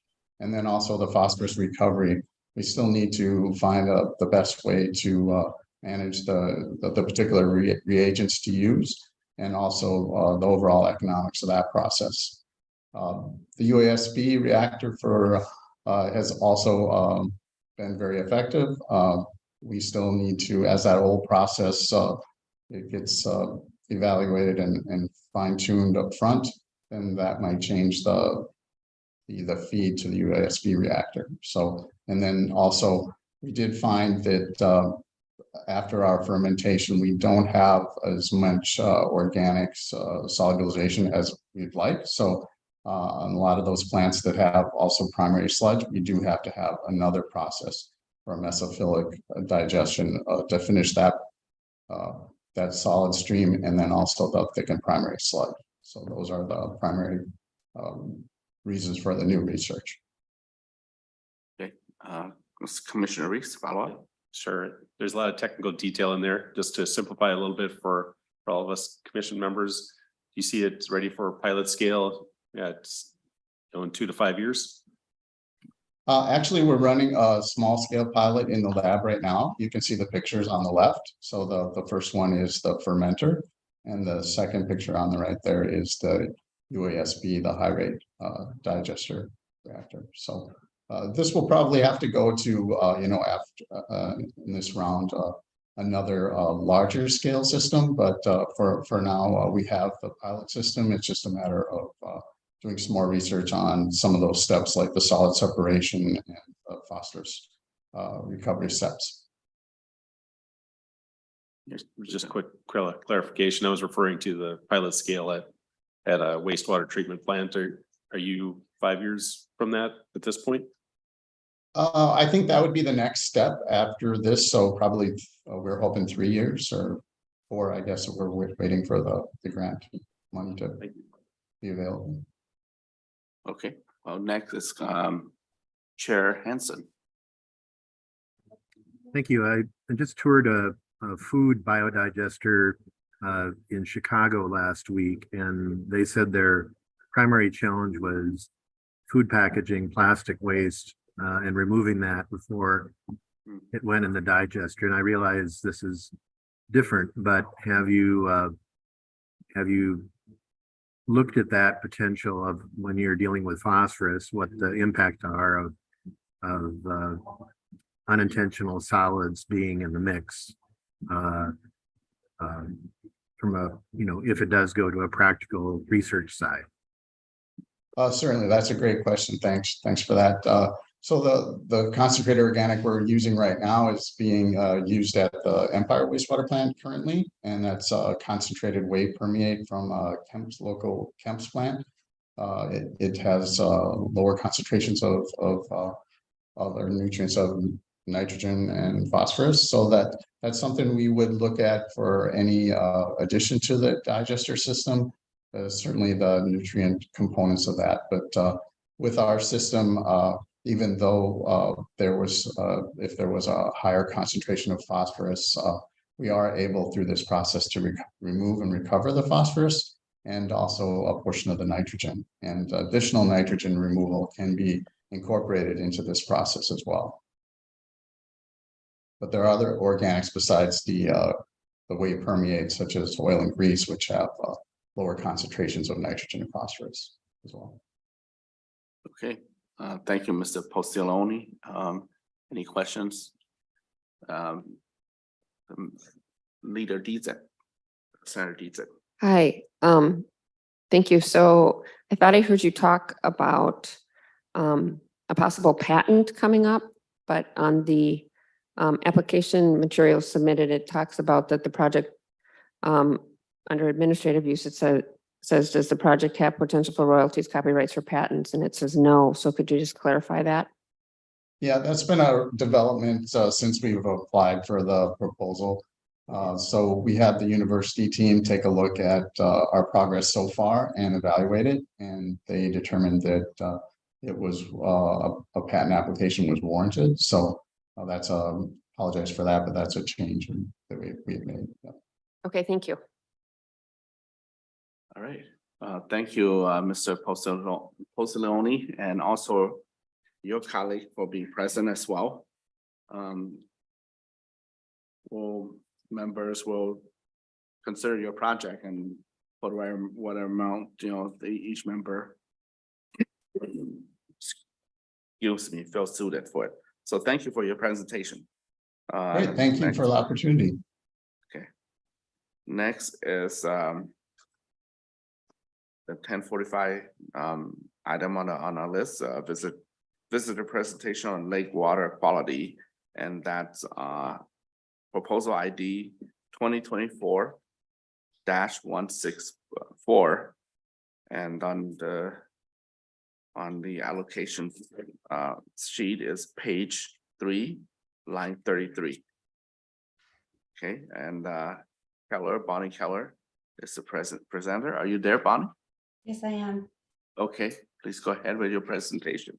Great. Thank you, Chair and members. My name is Bonnie Keeler. I'm the director of the Center for Science, Technology, and Environmental Policy at the University of Minnesota's Humphrey School. And our proposal that I'm going to present to you is under the Water Resources Funding Priority, and its focuses on visitor perceptions of lake water quality. So first, I'll start with the primary knowledge gap that this work aims to address, and it's really focused around lake management decisions. So lake managers are facing a variety of threats. As you all know, they're dealing with aquatic invasive species, with climate change, with land use change, nutrient runoff, urbanization, that are really changing the quality of the lakes and the way that people can use our lake resources. And so to combat some of those threats, they're doing a whole bunch of different things that are actually quite expensive. It includes alum treatments, the installation of aeration pumps. They're doing work to combat invasive species. They're investing in stormwater management and habitat restoration. And those can be really expensive investments for local municipalities, for lake associations, for water management groups. And what we don't really know is how people perceive the impacts of those very expensive investments. We actually don't know a lot about how people perceive and value changes in lakes that we're spending a lot of public dollars to try and address. So this project is really to get at some of the social science around how people perceive changes in lake water quality that'll help us make more informed decisions about which kinds of investments to make in improving our lakes in the future. And so to really address that gap, we need both social and natural science. So this project includes a social science component as well as a natural science component. We're going to start by identifying a set of lakes in the 15 county region around the Twin Cities. So that includes the Twin Cities, central Minnesota, and southeast Minnesota counties. And we're going to identify lakes that have had a variety of different types of interventions. So that have had alum treatments or are going to have alum treatments, that have had aquatic invasive species removal or plan to do some invasive species removal or different types of watershed management. And then we're going to propose 2 activities. The first is visitor surveys. This is the social science component of the proposal. So the typical way to do this, if you're doing intercept surveys or site-based surveys, is that you'd send a bunch of volunteers out to a lake with a clipboard, and you'd ask people about why they're at that lake, how far they travel to get there, what their perceptions are of water quality. But there's some challenges associated with that approach. First of all, it's quite expensive. It takes a lot of time to send people out to lots of different lakes. And we also know that for many of our community members who use lakes, especially minority and immigrant communities, being approached by a researcher with a clipboard can have an association with law enforcement or lead to feelings of being unwelcomed. So this alternative that we've piloted at a couple of lakes, and actually if you're in the Como Lake area, you have a chance to sort of see one of these in action, is that we have signs that we'll put up at lake locations, and they invite users to respond to a survey via a hook question. And the cool thing about using this technology, which in the back end uses AI-based chatbots, is that that sign and the language around it can be in any language. So we could have that the sign printed in whatever languages we think match the visitors who would visit those sites, and then allow users to actually interact with that survey in the language of their choice. So we're going to build the infrastructure to provide these site-based surveys that people will interact with them via text messages on their cell phones. And I'm happy to answer. I imagine people have questions about that. So I'm happy to talk more about how that technology works and why we think it's a useful way to get information about visitor perceptions and values for lakes across Minnesota.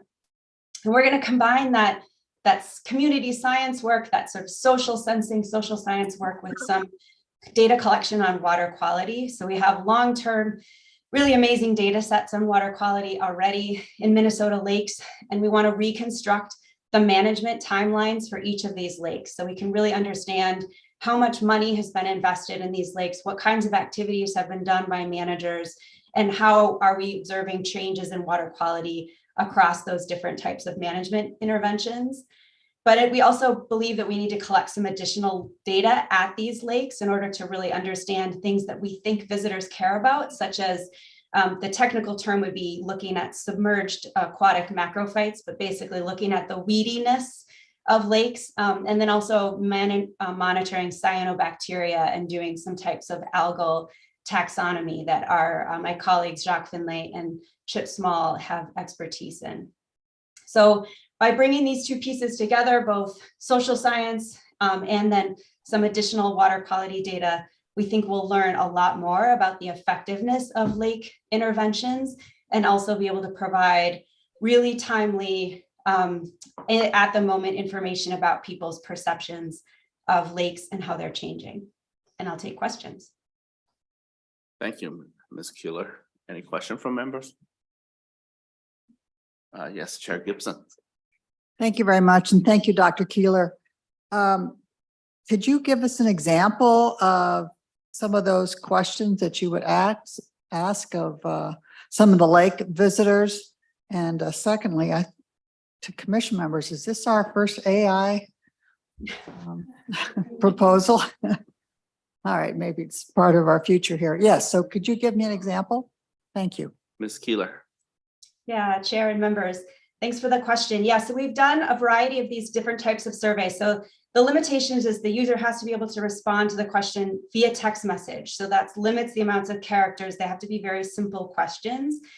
We've asked questions like, well, for the hook question is often something like, how many boats do you see on the lake today? Count the number of boats and then text that number to this, 612-812-5891. And then they would text it and it would say, thank you for counting boats for us. Would you be willing to ask a few follow-up questions? And then they interact with this chatbot via their cell phone. We ask questions like, how far what's your zip code of your home residence? We use that to understand how far people travel to visit lakes. We ask questions about what's your perception of what the quality of the water is in the lake. And we can have people do that as an open-ended question or on like a scale of 1 to 5. We've asked questions about, do you think this water quality is improving? And from that, we're looking at how long and how frequently people visit those lakes. So we can get a sense of first-time users versus people who return to that lake or live near that lake and how they view perceptions of water quality changes over time. We can ask people questions about what they're doing there. Are they fishing? Are they swimming? Are they boating? What kinds of fish species are they fishing for? So it really varies depending on the lake management organizations that we're partnering with. Sometimes they have specific questions that they want asked. So when we're working with the City of St. Paul and the Cap Region Watershed District, they actually just wanted an open-ended question as part of the survey that asked people, what would you like to see improved at Como Lake? And then people were like, we hate the coffee, or we want more, garbage cans, or so, but that for them, that was like free user information that they didn't have access to previously. And they were actually quite thrilled to be able to have that kind of real-time visitor perception information that would have been, required public meetings or outreach or other kinds of ways of getting that information. Yes, we have a Yeah. question from Chair Gibson. Thank you. Dr. Keeler, so if you're asking about boaters or fishing, whatever, it all leads to the question about water quality, so you can get your data. Am I reading that correctly? That's correct. That's the fundamental question we have, is we want to know, do people think these lakes are getting clearer? Do they think the water quality is improving? In theory, these are lakes that have received pretty extensive treatments where we can look at the biophysical record and see water quality has improved in these lakes.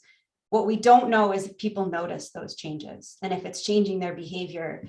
And that's a really key piece of information as we continue to make these investments going forward.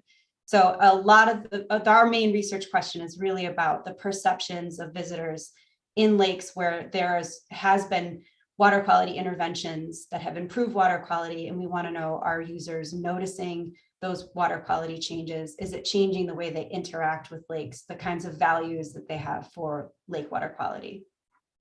Thank you. Okay, Commissioner Linksa. All right, thank you, Mr. Chair. Thank you, Dr. Keeler. Appreciate the project and the presentation.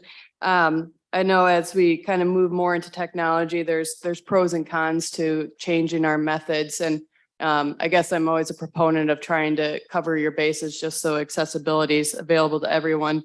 And I would just say it's a little bit more of a comment. I would push back on the idea that we shouldn't be interacting with the public just because of perceptions. I think that instantly keeps building the wall. The more that we're interacting with one another and building relationships is just how we build a better community overall. This is coming from me as a community organizer over the last 6 years. So again, appreciate it. Thank you. Okay. And I do have a question for Ms. Keeler. Are you okay in getting help or helpers from the multicultural community that you need them to do the survey? Mr. Chair and members, yeah, both of those comments are very well taken, and I wouldn't ever want to propose this as an alternative or in replacing any type of other engagement or outreach activities. Those are incredibly important, and I think need to continue, absolutely. So, and there's limitations to this technology, right? Not everyone has a cell phone. Not everyone's going to be comfortable interacting with this chatbot.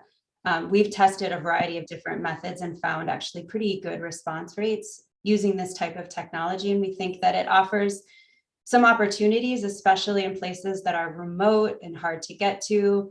I think that we envision perhaps being able to have these kind of almost a customized community science toolkit that we can distribute to lake management associations so that they have the ability, if it works for them, if this is the kind of data that's useful for them, if it makes sense to work with the communities that they want to reach, to be able to use the technology to actually get information in real time that they may not have the funding or the ability to get. So it's really an additive approach to engagement, not something that we think is going to detract from or replace the other modes of engagement, which are, I totally agree, really essential. And absolutely, the vision for this is to really engage with the communities at each of these lake sites, so that a lot of the work up front is going to be trying to select good partnerships where we think there's folks who are really excited to work with us on installing these signs, building these long-term data sets on water quality. They have an idea of how they might use the information, the kinds of communities they want to engage. And we envision that this information is actually going to really help them with the outreach that they do eventually, because they'll learn something from these surveys that then can help inform the way that they're communicating the changes in the lakes as a result of these management interventions. So some lakes might be getting a lot clearer, but they're actually getting weedier. And that might mean the lake isn't unhealthy, but visitor perceptions may reveal that people don't like that weediness, but it provides them an opportunity to do outreach and education around how our lakes are changing that builds on what we've heard from communities about the kinds of changes that they're observing. Okay, well, thank you. Any question? Commissioner Moore. Thank you. Thank you, Chair. I think this is an interesting presentation and an interesting study. I'm curious about the next steps. How will you integrate the results of your research with the lake managers, whether that's the Department of Natural Resources or municipalities or whomever's actually responsible for managing those lakes? Mr. Chair and members, yeah, great question. So ideally, the way this has worked the best is we actually start the engagement right at the beginning before we've designed the survey or selected the sites, so that we can identify a partner, whether it's a lake management association or it's Department of Natural Resources, or it could be a watershed association.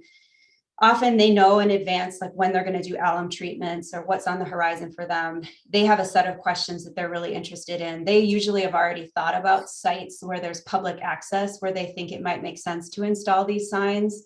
And so for me, it makes sense to try and, before we even design the survey or select the sites, to do a lot of the engagement to identify locations where we think that there's a lake management association who anticipates being able to use these data. And they're really eager and excited to have the opportunity to do this kind of community science work. So building in that sort of expectation of how the data will be used right from the beginning, so that they're actually co-designing the survey with us. And they're looking at the data as it comes in real time. They're helping to sort of monitor the signs if they get stolen or vandalized. They're, being good stewards of like, and observing sort of how people interact with the signs. And then they're thinking about, okay, at the end, they're going to have this data that's going to give them interesting, we have timestamps for each of these. So across a whole lake open water season, we'll be able to see how water quality is changing. We'll be able to see how people's perceptions of water quality are changing in real time. We can package that information up into reports and fact sheets and visuals. And often what we found is they're really ready to take that into their community engagement work or outreach with lake owners, homeowners, and those kinds of constituent groups. Okay, well, good. Thank you, Ms. Killer, for your presentation and answering many questions during it. So thank you for your presentation. And we'll move on to the next item on the list here, the wildfire impact on mercury cycling in the wilderness lakes. That is the proposal ID for 2024 173. And for your number 2 evaluation sheet, it will be page 3, line 34. Okay, field trip, right? Are the presenter ready by chance? Yes, Mr. Chair, I am ready. Okay, go ahead anytime. All right. Hi, Mr. Chair and members of the commission. Thank you very much for the opportunity to present today. I'm Chris Philstrup. I am a lake and stream scientist with University of Minnesota's Duluth Natural Resources Research Institute. I'm joined today by Tyler Kaspar, a project partner and an environmental biologist with the 1854 Treaty Authority. So we're requesting funding from the commission to identify how increasing wildfires could contribute to toxic mercury bioaccumulation in fish in lakes impacted by wildfires, and how this information can be used to better inform mercury monitoring post-wildfires, as well as guiding fish consumption advisories for lakes within burned watersheds. And the ultimate goal is to keep people safe while enjoying fish post-wildfire in these lakes. So a bit of background on wildfires in Minnesota. It's all in the news today, so I don't think I need to point this out, but I'll reiterate a couple points. Wildfires are increasing in occurrence and severity due to climate change across the globe and across the US. And while we typically associate wildfires with California in the Western United States, they are becoming an increasing threat to natural resources in the Midwest and in Minnesota. So currently Minnesota is in a severe drought. If you look at your lawn, you may see signs of this. The Spice Lake wildfire is impacting the Boundary Waters canoe area and recreation occurring there. And smoke from the Canadian wildfires is impacting air quality across the entire state of Minnesota, although today isn't as bad up here in Duluth. So if you remember back in August of 2021, we were in exceptional drought conditions in Minnesota, and the Greenwood fire was sparked by a lightning strike that occurred in the Superior National Forest near Isabella, Minnesota. If I get out of the way, here's an image of that wildfire occurring back in 2021. And images of smoke plumes impacting Duluth and the North Shore of Lake Superior were pretty frequent in the news cycle during that time. For a frame of reference, this was the 9th largest wildfire in the state of Minnesota since the 1980s, and it burned 42 square miles of Superior National Forest, which is basically equivalent to the size and area of St. Paul, Minnesota. So the fire temporarily closed the Boundary Waters canoe area for the first time since 1970. So these are some of the impacts we're starting to see more and more increasingly with climate change. And there's little information known about how these wildfires are impacting water quality and fisheries in Minnesota lakes. Following the Greenwood fire, I received some National Science Foundation funding to look at what those water quality impacts may be in a population of 30 lakes. And what we found is that lakes within burned watershed, they had conditions that were more conducive towards the formation of toxic mercury, also known as methylmercury, that could potentially bioaccumulate in fish. And we also learned that it was the severity of the fire, basically how hot it was and how close to the lake it was, that was more important than just the area of watershed burned. But this led to some important knowledge gaps from the previous study. So while we focused on those variables that are used by state agencies to assess the health of lakes, we weren't able to measure mercury or toxic mercury concentrations in water, sediment, or fish.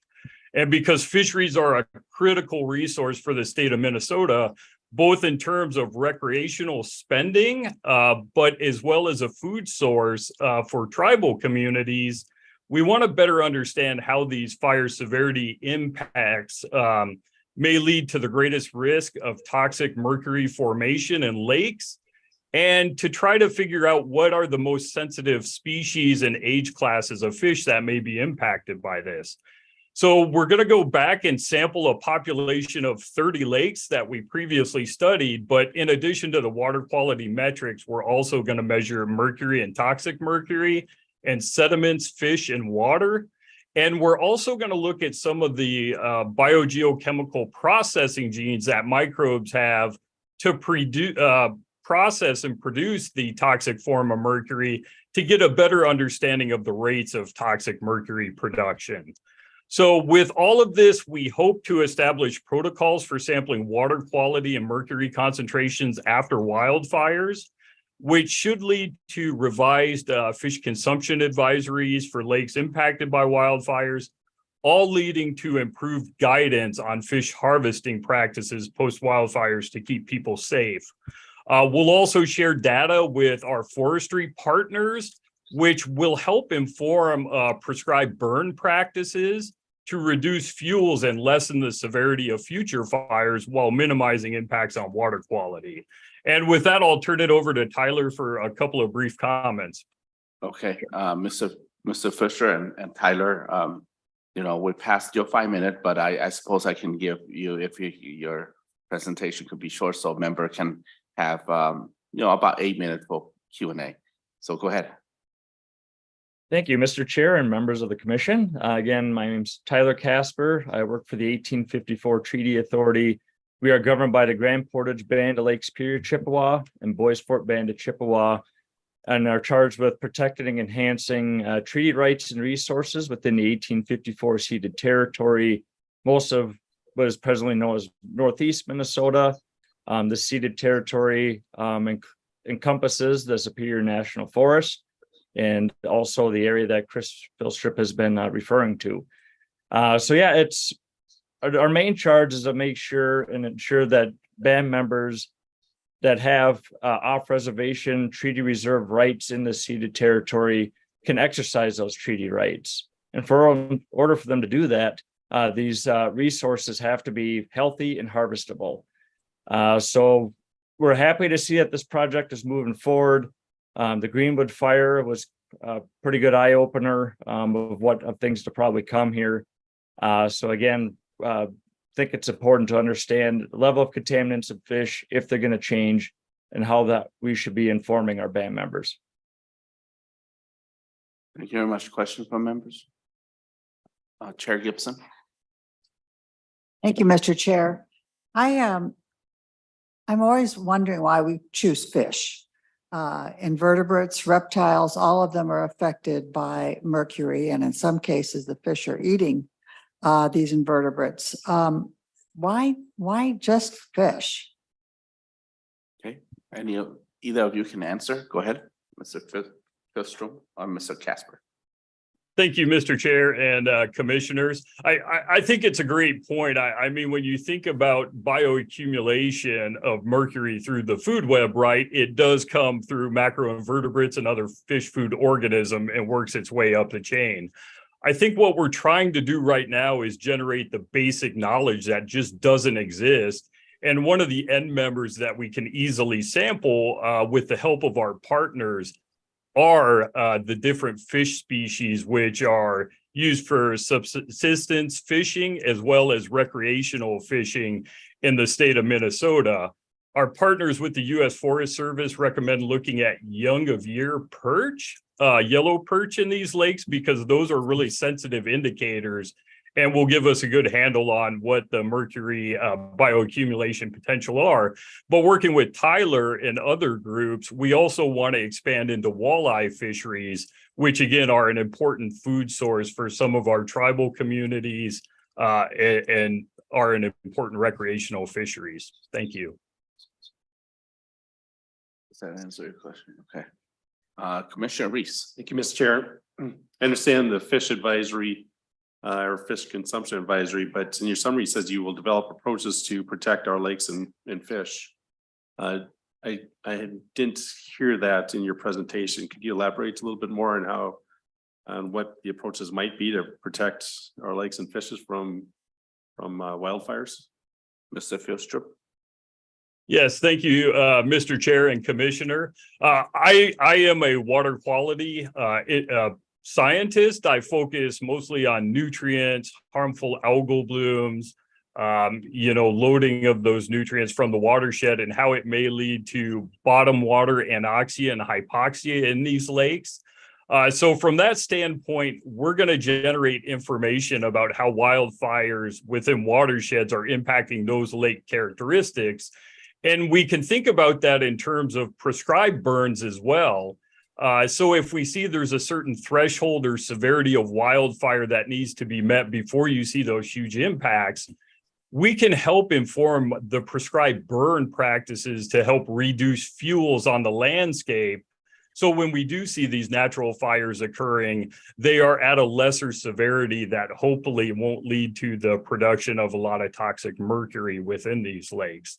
So I thank you for the question, and I probably didn't highlight that as well in our original answer just due to time constraints, but that is something that we will consider and work with management agencies on. Thank you. Good answer. Okay, Commissioner Moore. I thank you for the project. Thank you, Chair. I must ask, what is the role of the 1854 Treaty Authority in this project? I didn't see it indicated in the project narrative nor in the budget. And I'm interested because I may have to recuse myself from this project. Good question. Mr. Filstrom or Mr. Casper. Thank you, Mr. Chair, members of the commission, Dr. Moore. We haven't made a formal commitment. We wouldn't be using or utilizing any funds from this proposal or anything to be allocated for funding. We're a supportive partner, and we may be able to contribute some of the fish sampling in lakes of interest. Thanks. Okay. Right. Any other questions? Okay. Well, thank you both for giving presentation, and stay warm and clear from the fog that's around last year. So good. Thank you. And we'll move next to, well, looks like we have a little blank here, but want to check to see if the presenter for the implementation of innovative technique to manage low density invasive carp or the breaking the PFAS cycle, if either here. So this is Brian Nurbin. I'm the presenter. Okay, good. Proposal. We'll start with you first. That's the implementing innovative technique to manage low density invasive carp. And that's the proposal ID for that is 2024-114. And on the evaluation sheet, evaluation number 2, it's on page 5 and line number 60. So anytime you're ready, Mr. Nurbin. Thanks. I'm I'm ready to go. Okay. So, thanks for the introduction. My name is Brian Nurbin. I'm a regional fisheries manager for the Minnesota Department of Natural Resources. And one of the things I oversee is the fieldwork component of our invasive carp program. So I'm here to talk a little bit about our proposal for this upcoming cycle. So as you may have heard in the news, we've been seeing an increase in the sightings and captures of invasive carp from the Mississippi downstream of Lock and Dam 5, which is near Winona, all the way to the Minnesota border. This has been following some years of high water that we've had the last couple of years that have enabled invasive carp to move up through some of the locks and dams downstream and into Minnesota waters. We have a monitoring network out there of receivers that can detect tagged fish that are moving up and down the river, so that we can track some of the movements of those fishes as a representation of what the broader population is doing. And we've seen 48 invasive carp move into Minnesota waters in this spring alone, which is a significant increase from the 12 tagged fish we had previously in Minnesota, most of which Minnesota DNR had tagged to keep track of where those fish were moving and habitats they were using in that part of the river. There's obviously an increasing urgency to continuing to work on this issue because we don't want to see invasive carp get established in Minnesota and establish a reproducing population that would significantly increase the numbers of fish we're seeing in the river If that were to happen, it would have significant increases on the aquatic ecology of the river, as well as potential for further spread upriver into other waters in Minnesota, and then also have some impacts on recreation as well. Those tagged fish do present a really great opportunity, though, for us to learn more about invasive carp, where they're moving, the habitats they're using, when and where they're there, that can help us to inform where we're going to do our removal efforts. We've actually been quite successful using previous funds from the Environment and Natural Resources Trust Fund to do this type of removal work. And just an example of that is in March, we were able to do a removal effort downstream of Winona, where we removed 30 silver carp from a single location in a single day. So we're learning the habitats, the timing, where to go target these fish so we can remove them and disrupt that movement of fish into the waters of Minnesota, and hopefully hold off that potential establishment. In this proposal, we want to establish some additional receivers that will help us to track those fish a little bit better, especially in real time.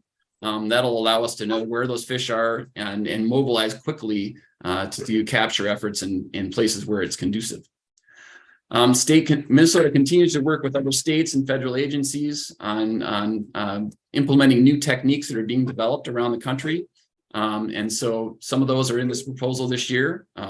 We're going to hopefully develop some remotely controlled vessels that we can use for driving fish into our nets using underwater speakers.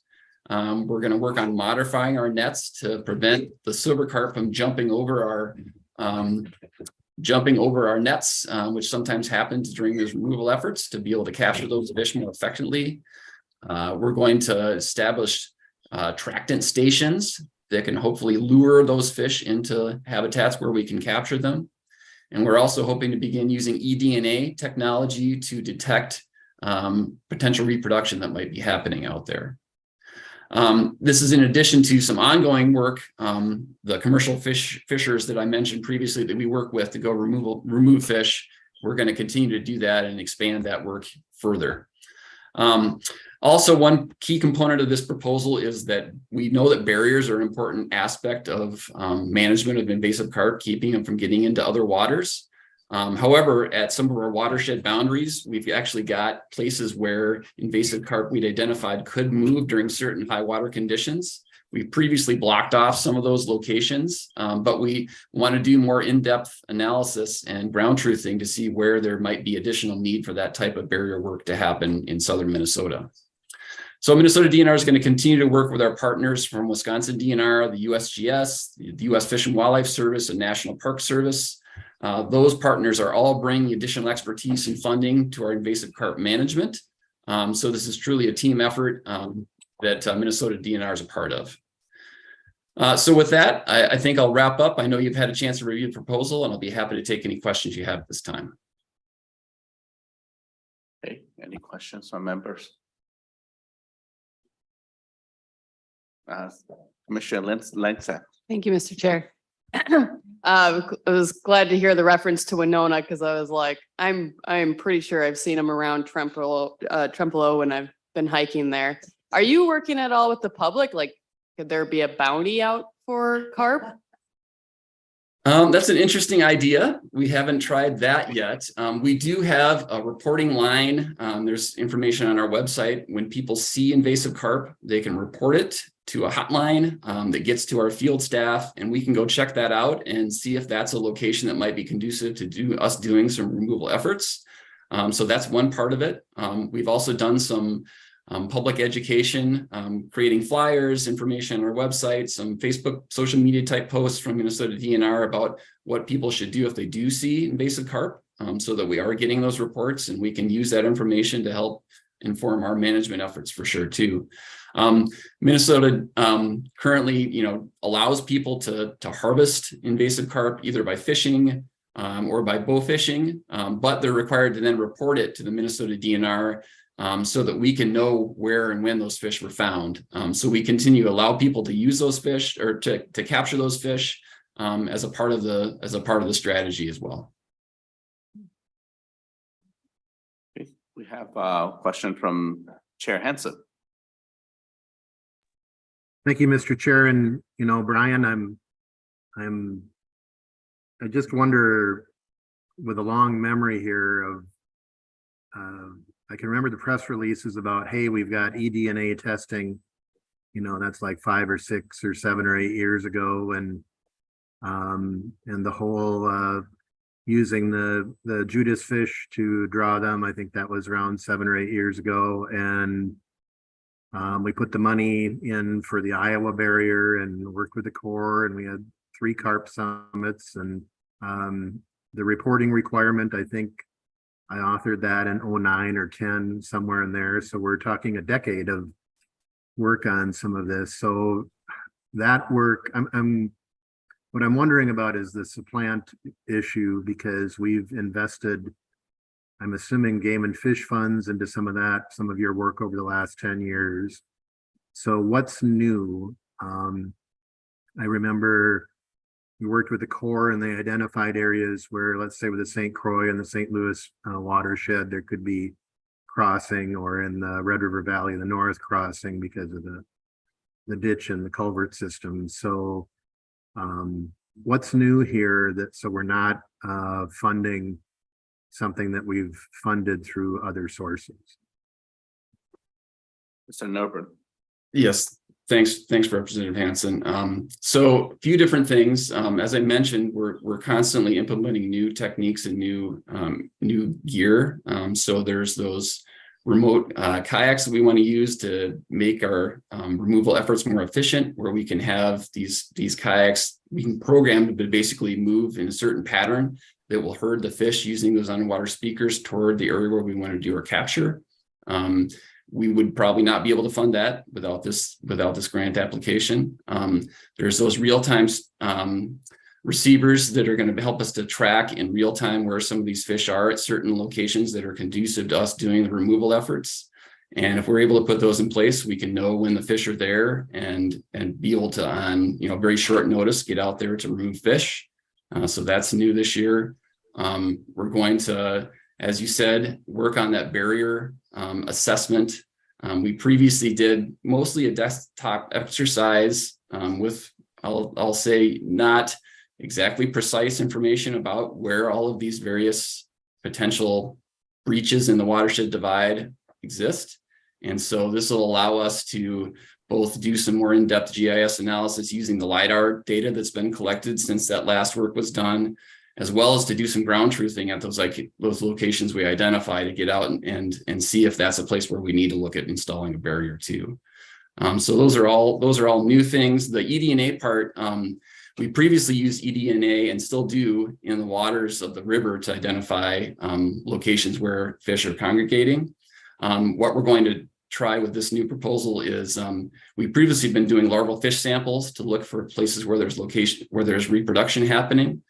We would, in this proposal, instead of having to send that out to a lab where they go through literally thousands and thousands of larval fish, many different species on the river, to try to find that needle on the haystack of an invasive carp, we can very quickly, with a promise of eDNA, test that entire sample of larval fish to see if there's any invasive carp DNA in that sample. Much cheaper, much more efficient than having to go through and identify all those fish. It'll allow us to do a lot more sampling and then hopefully have a much better chance to detect that reproduction if it's happening out there. So I'd say those are the major new things that we're talking about. And then also the commercial fishing, we're gonna be continuing to do commercial fishing. It's a key part of what we do. This is additional funding that allows us to do more of it. Okay, thank you, Senator Green. Thank you. I'm really skeptical of this. I've been listening to this stuff on the invasive carp for over 10 years. And there's been projects that have been proposed that seem to make a lot of sense, and the DNR fights them on every turn. And it looks to me like the carp issue has just become another funding source for the DNR. I don't see the results that I think that we should have seen by now over these last years. The carp keep moving up, and I really don't want to see them move any further. I would like to see something that was more than just another study or rounding fish up with kayaks. I don't, it's not really a question. I just get really frustrated when I hear the same thing over and over and over again on this issue. Well, if I could respond to that, I understand your frustration that this is an ongoing problem, and that obviously we're seeing signs of more fish showing up. We're also doing a lot to prevent that establishment from happening through removals of fish that we've done to this point. We've removed 410 invasive carp from Minnesota waters up to this point, which is a significant dent in these fishes where we've got, especially in previous years, relatively low numbers. We're trying to keep that critical mass below a threshold where they can start spawning in Minnesota. So this is an important component of that work. There's other things that are happening out there that are being discussed too, obviously around barriers. I think it's probably what you're referring to as the Lock and Dam 5 barrier proposal. And I would not say that Minnesota DNR has fought that. We have asked a lot of questions about it because we want to make sure that we're doing something that's going to both be effective for preventing the spread of invasive carp and not something that's going to be a use of funds that doesn't end up accomplishing what people hope it will. So we're wanting to make sure that those questions are being asked. And that's actually happening right now through a structured decision-making process that Minnesota DNR just kicked off, involving a lot of different partners from both outside the agency, the public, to try to dive into those questions and see just where the state should go with that question about what to do with that barrier. And that had been a little slow in kicking off, and that had been for us a source of frustration for us here in DNR too. But we're excited to get started with that and see what it tells us about where to go with that question. Okay, Chair Gibson. Thank you, Mr. Chair. I'm sort of fixated on this carp bounty. Maybe, yeah, we could set up a fund, but might be more successful. My question was with the common carp, they set up, we helped fund a pheromone project that seemed somewhat successful. Have there been thoughts on doing that for the silver carp or the other invasive carp? Yeah, I believe that researchers at the Minnesota Aquatic Invasive Species Research Center have been looking into questions like that. There hasn't been any techniques that have been developed at a scale that they can be implemented for removal efforts like we're doing right now. But Minnesota DNR would certainly be more than willing to try out some of those techniques if some of the researchers get it to a scale where they're ready to implement it. The thing we are looking at doing is with those attractant stations in downriver states, they've been learning that they really can look at concentrations of algae, especially certain types of algae that are really important for where the invasive carp are going and keying in on. And so we're going to look at trying to use that to attract fish into certain locations at specific times. So that's what these attractant stations are, is basically a dosing of algae at a very pinpointed location that will attract some of those fish in and allow us to potentially remove some fish. Thank you. Okay, thank you, Mr. Norbert, and for your presentation. I know the invasive carp has been a great concern for everyone, and I think member legislature of this committee did point it out.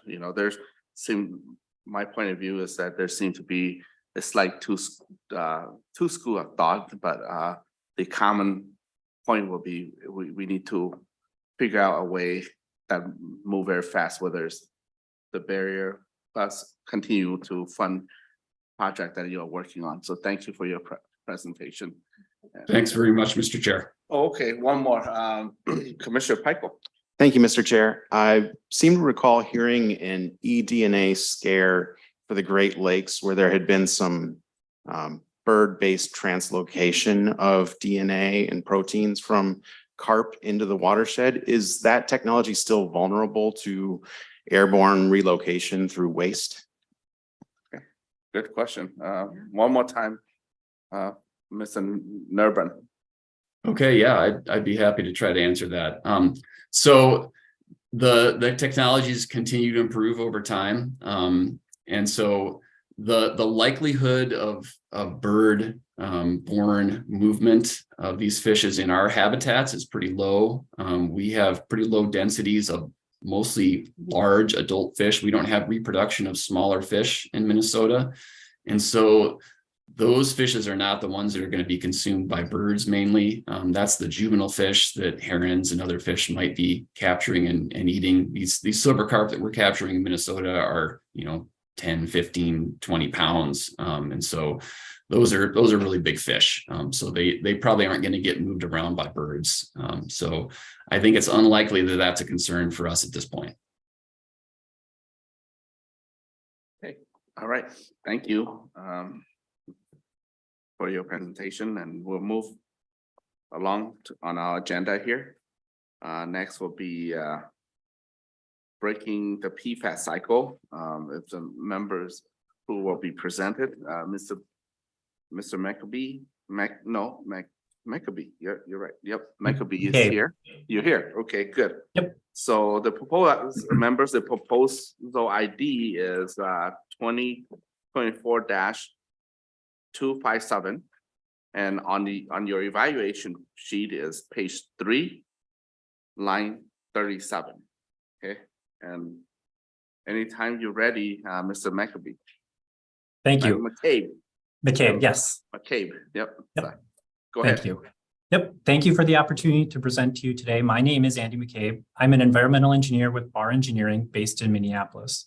My proposal partners include my colleague, Allie Ling, Emma Larson, Jacob Ethan, and Shauna Check with the City of St. Cloud's Nutrient, Energy, and Water Recovery Facility, Kelsey Cluckus with MinTap, or Minnesota's Technical Assistance Program at the University of Minnesota, which seeks to assist industrial and municipal entities to conserve energy and water, and Sunny Viswanathan and David Garb with 374 Water, which is a spinoff from Duke University that is developing an emerging technology to tackle the challenging problem of PFAS in the environment, and specifically PFAS and biosolids.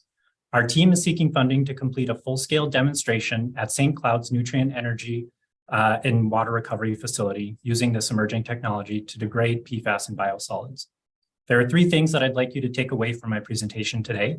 Firstly, I want to provide context to the problem of PFAS and biosolids and why our proposal team feels this is a vital issue to address in Minnesota. Secondly, I want to discuss the emerging technology that we're proposing to use, which is supercritical water oxidation, or SCWO. It offers a way to destroy PFAS, recover energy, conserve nutrients associated with biosolids, and improve water quality. Thirdly, I want to discuss what our project team is proposing to do and the potential benefit our project might have for Minnesota.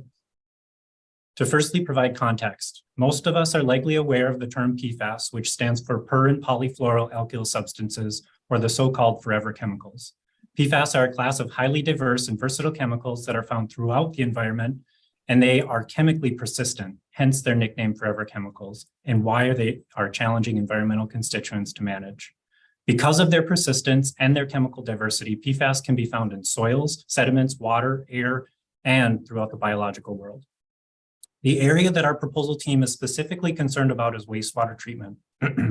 Wastewater treatment facilities, or water resource recovery facilities across the state and the nation, are faced with the problem of what to do with PFAS. These facilities don't generate or use PFAS, but they receive waste containing PFAS and are tasked with managing them. I've mentioned the term biosolids a few times now, and what we're really talking about is the solid byproduct, or the microorganisms that do most of the treatment that are left over after wastewater treatment is complete.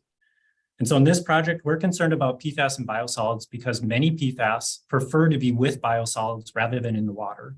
And so we see concentrations of PFAS increase in biosolids relative to water.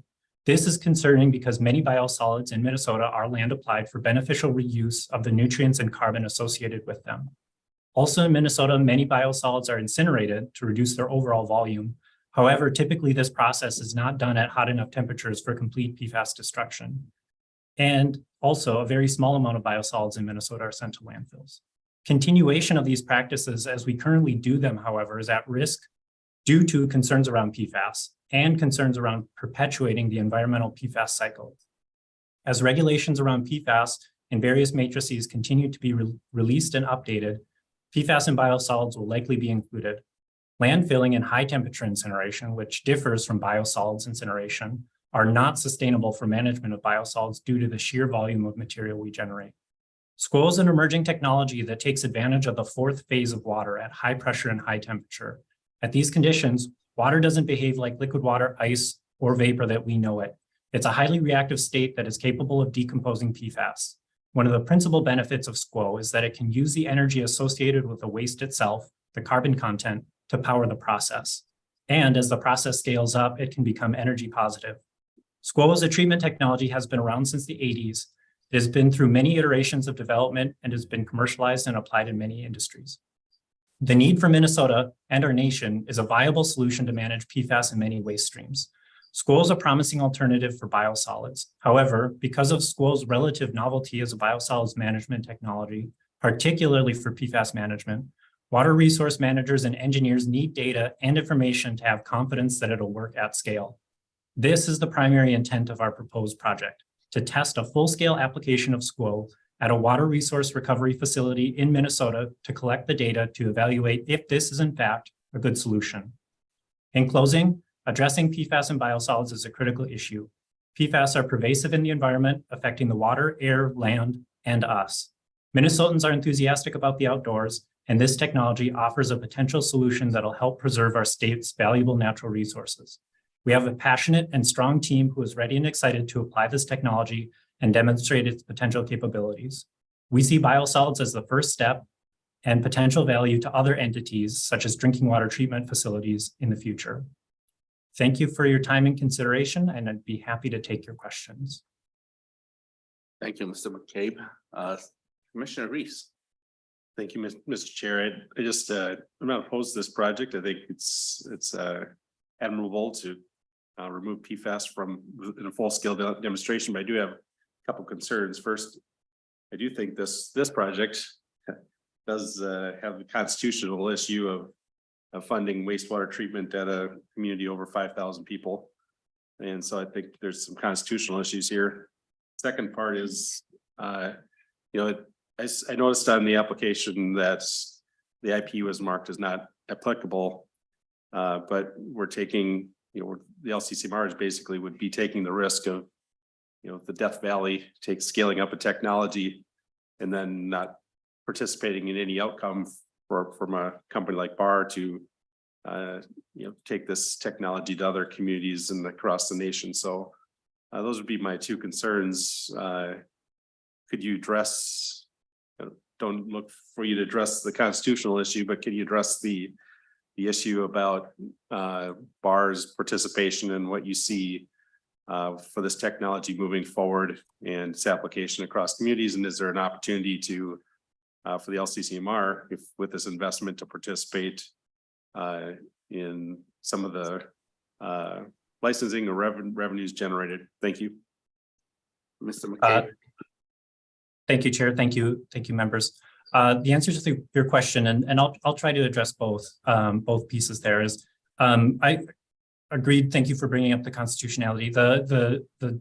The difference that we see with the project that we're proposing is that this is a demonstration. This is not necessarily a capital improvements for the city of St. Cloud. What it's intended to do is to take this emerging technology and really test it in the real world. And we think this is a really great public-private partnership and an opportunity to actually do that. Around the IP issue, so what we're really trying to do in this study is just rather gather data and not develop the technology. The technology has been developed, and that's really 374 Water's expertise. And there are others that are developing this technology in the US and in Europe as well. And really our intent is really just to get our community familiar with it and to see if it's actually a good solution for managing PFAS and again, PFAS and biosolids. So around the IP issue, really this is a demonstration study meant to gather data, operational data, and both data around PFAS destruction, as well as the operations and potential air emissions. So it's really meant to get our community up to speed and feeling comfortable with it as a technology if it's appropriate. Okay. Thank you, Mr. McCabe. Any questions from members? And I know that the constitutional issue will come up every now and then because there's a number of projects that made through because everybody voted them into having presentation. So it's good to have it. We'll see how it fall into place as we allot the funding to it, but appreciate bringing up from both sides of the perspective. So I guess we have more time. Mr. Chair, Yes. may I ask? one more Yes, question? Commissioner Reese. Is this project scalable? Mr. McCabe. Chair, members, thank you. The answer to your question is yes. So what we're proposing to do is we're proposing to do basically what we're considering a full-scale demonstration. So we're not proposing to treat all of St. Cloud's biosolids through this technology, but rather a fraction of it. But it could be scalable, right? And so we could scale the technology up to do, their full biosolids waste stream. Okay, follow up, Commissioner Reese. Thank you, Mr. Chair. I actually meant the opposite, is it scalable down? Oh, excellent question. It can be. At the scale that we're talking about, though, for biosolids, we've chosen basically a scale that 374 Water has developed that is modular. It's containerized, and so it can be moved. And so that's fabricated somewhere else and brought to site. And so that's the scale that we're proposing to do. So it's about 6 dry tons per day. And so that's the scale that we're proposing to do here. But yes, it can be scaled down, and certainly it's something that people are thinking about, right? Because we do know, for example, in the East Metro, MPCA is doing the foam fractionation pilot, which SQO I think is in the running to potentially be a management option for the fractionate that they get from that, for example. And in that case, you wouldn't need the size of a 6 dry ton per day facility to do that. You would need something much smaller. So yes, it can be scaled down. Okay, thank you, Mr. McKay, for your presentation. Thank you. And members, looks like we're there right on time for lunch. Want to pass to Director Nash to give us instruction about our recess. Yeah. Mr. Chair and members and presenters who may be logged in on Zoom already, we will put those of you in Zoom into separate breakout rooms while we recess for lunch. That way that you can mingle or do what you would like in a breakout room that is not streaming on YouTube, but just a warning that if you do get bumped back into the main room on Zoom, you will be live streaming to YouTube. So you might want to turn your cameras and microphones off, but not to confuse folks with my messaging about turning cameras and microphones off, because we definitely, once you're back in the main room and we are back in session, we encourage you to turn your cameras on at that point. So for members who are here in person, we have lunches out in the hall. They should have your name on it. I think we're planning on breaking until 12:30. And that's it for me. All right, we will reconvene at 12:30. Thank you. Thank you. So did you go to the White House? Yeah. Yeah. How are you feeling? In the White House. Good.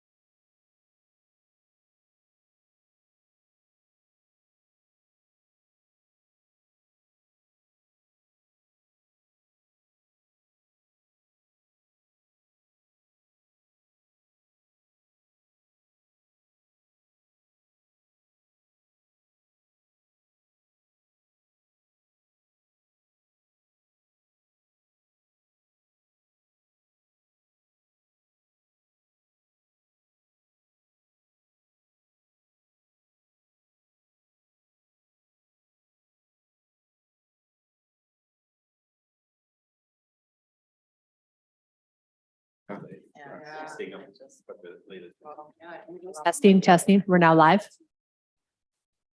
We are live and streaming.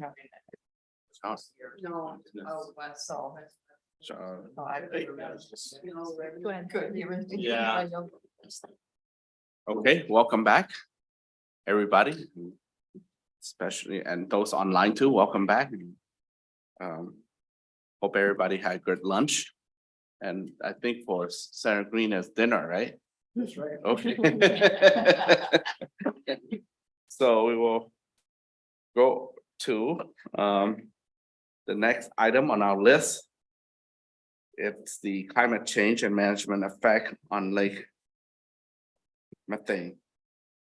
That's proposal ID 2024-061. Reading right, so there's 061. And on your evaluation sheet is page 2, line 28.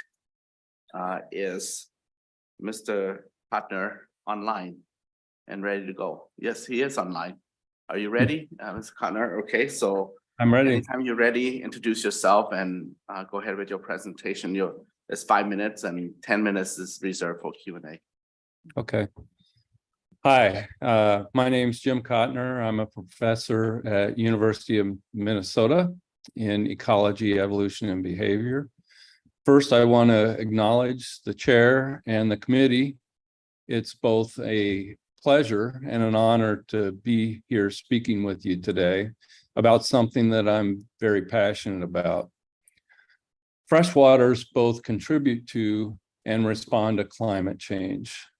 Methane and carbon dioxide are two of the most important greenhouse gases warming our planet, and both are produced in lakes, but they don't have the same effect. It turns out that methane is much worse, as it has a warming potential in the atmosphere that's 25 to 80 times that of carbon dioxide. So it's important to know the differential responses of both of these gases in lakes. Ultimately, we can get to the point where we can actually manage our lakes effectively with respect to the production of greenhouse gases. And if we do, we would prefer to manage them to emit CO2 over methane because of these differences in their impact. The truth of the matter is that we already manage lakes a lot for other things, but we don't know how these different management strategies affect greenhouse gases.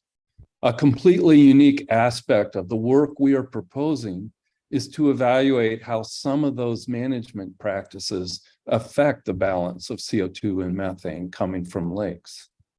Another key aspect of our work is that we will evaluate how our lakes are responding to important climate change variables such as warming, droughts, flooding, and other changes in hydrology that affect nutrient delivery into lakes. While more knowledge about this and other issues is always better than ignorance, we cannot intensively manage all of our lakes. So we need criteria to pick and choose where we put our resources. Our proposal is focused on criteria that will help us make those difficult choices. While managing our lakes to diminish climate change is and should be an important long-term focus, methane is actually problematic because it represents a more immediate concern. It actually diminishes water quality in our lakes. The reason for this is that when methane is consumed by microbes in lakes, they actually consume twice as much oxygen in respiration as do most of the other compounds that they consume when they grow. The availability of dissolved oxygen is decreasing in many of our most treasured lakes. Certainly, eutrophication is part of the problem, but eutrophication can also increase the methane produced in lakes, so that some of the oxygen loss in our lakes that we've experienced is likely due to increased methane production in these systems. This is true globally as well as locally. It's been documented in Minnesota lakes that oxygen is disappearing. Where the rubber meets the road is that many of our most treasured fish species, walleye, lake trout, muskie, and their forage fish are threatened by decreasing oxygen. Essentially, the habitat for these cold water fish is diminishing due to the lack of oxygen in deep waters. What we bring to the table is that we will determine how two climate change variables, both warming and changing hydrology, affect methane and CO2 production, the decomposition of methane and CO2, and release to the atmosphere. For the first time ever, we will be able to evaluate the effects of methane on a hugely important water quality parameter, oxygen. Our work is especially important for our threatened and treasured cold water fish. It is important to note that oxygen management is also critical to keeping phosphorus levels low in lakes, which is another problem in the management of these systems. We will be able to evaluate how different management strategies affect methane production and release to the atmosphere. And some of those strategies that we will look at are alum treatments, best management practices, and aeration and oxygenation of some of our aquatic systems. A bonus of this work is that most of the infrastructure, including what's pictured behind me in the background here, that will support the measurements and analysis for this project have been provided to us by the National Science Foundation. We just need funding to pay people to make the measurements and to interpret the results. Thank you. And with that, I can take some of your questions if you have any. Okay, any questions, members?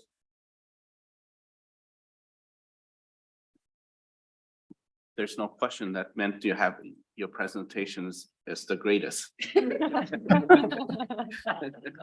Oh, I'm sorry, Representative Heisman. Oh, okay. Representative Heisman. Thank you, Mr. Chair. It occurred to me during the discussion of how this project would roll out and the different parameters of the research and data that's being collected that part of what's producing methane is a biomass of some kind, I'm assuming.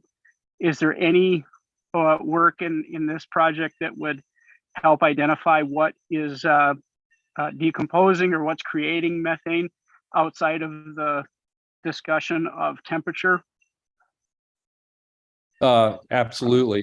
And thanks for the question. One of the things that is one of the specific aims of our project is to look at the role of hydrology in affecting methane production. So there is some work in the literature that suggests that terrestrial organic matter, when it comes into freshwater systems, from runoff or from riverine inputs, that might be more likely to produce methane than other sources of organic matter.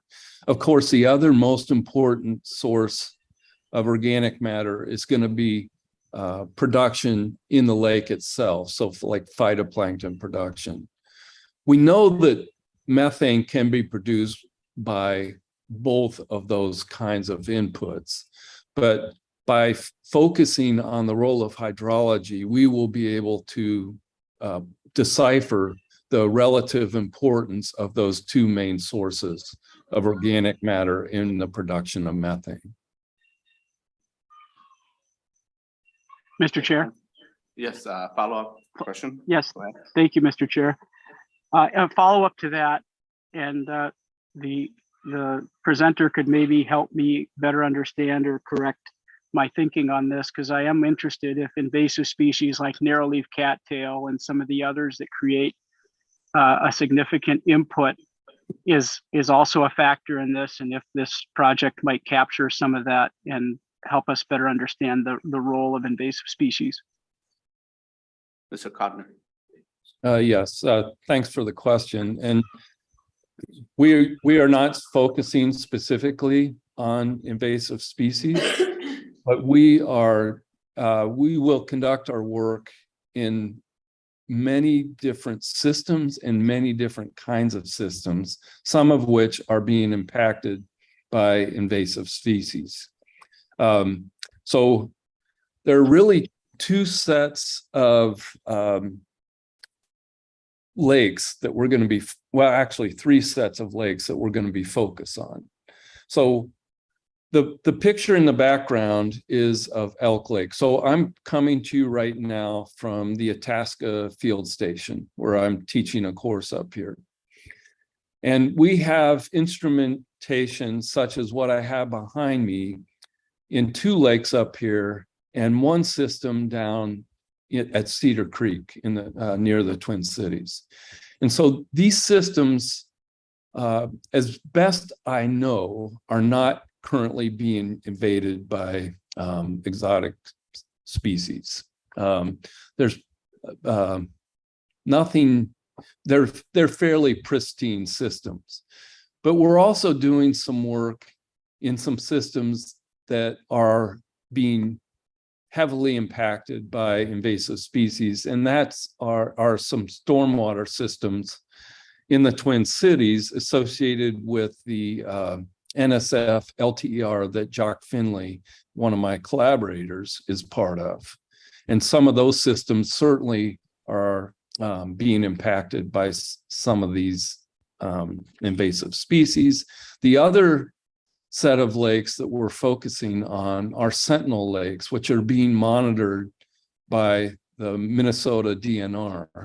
And you know, I know, well, certainly many of those lakes are being impacted by invasive species. I'm not familiar with the species that you referred to, but certainly zebra mussels are problematic in several of the sentinel lakes. And so we'll be looking at those systems, but yeah, that's my best response for that. Sounds good. Thank you. Commissioner Reese. Thank you, Mr. Chair. I have a question on scale of the issue. You know, we're talking about lakes, but obviously Minnesota has a lot of sloughs, bogs, things of that nature. Where does the impact of lakes versus those other, you know, bodies of water? Isn't there more potential for those to generate methane? And is that perhaps an area that we should be focusing our resources? Yes. Yes, great question. And in fact, we've been doing some work in small ponds, looking at the impact of those systems on CO2 and methane release. And essentially, you're absolutely right. Those small systems have a huge impact, particularly in terms of methane, because a lot of those systems go anaerobic, or, you know, they're devoid of oxygen, and that can have a huge effect. So essentially CO2 becomes almost irrelevant in those systems because there's so much methane that comes out of them. One of my graduate students and I just published a paper where we have observed an incredible effect of duckweed on the production of methane. So in systems where we find lots of duckweed, it enables those anoxic or low or no oxygen conditions to develop in lakes and leads to the accumulation of methane, so that if there's any wind, it essentially enables that methane to be released from the lake into the atmosphere. Or pond, in this case, is probably a better way to refer to these systems. Thank you. Okay, well, thank you, Mr. Cotner. We're good to go, and thank you for your presentation. It's very informative. And we'll give you consideration after this. Now going to the next item on our list is the sublethal effects of pesticide on the invertebrate community. Yeah. So that's the proposal ID for that one is 2024-172. And on the evaluation sheet is on page 1, line 17.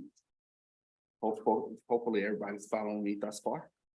And we want to check if the presenter is here for the Yes. non-lethal effect, the sublethal effect.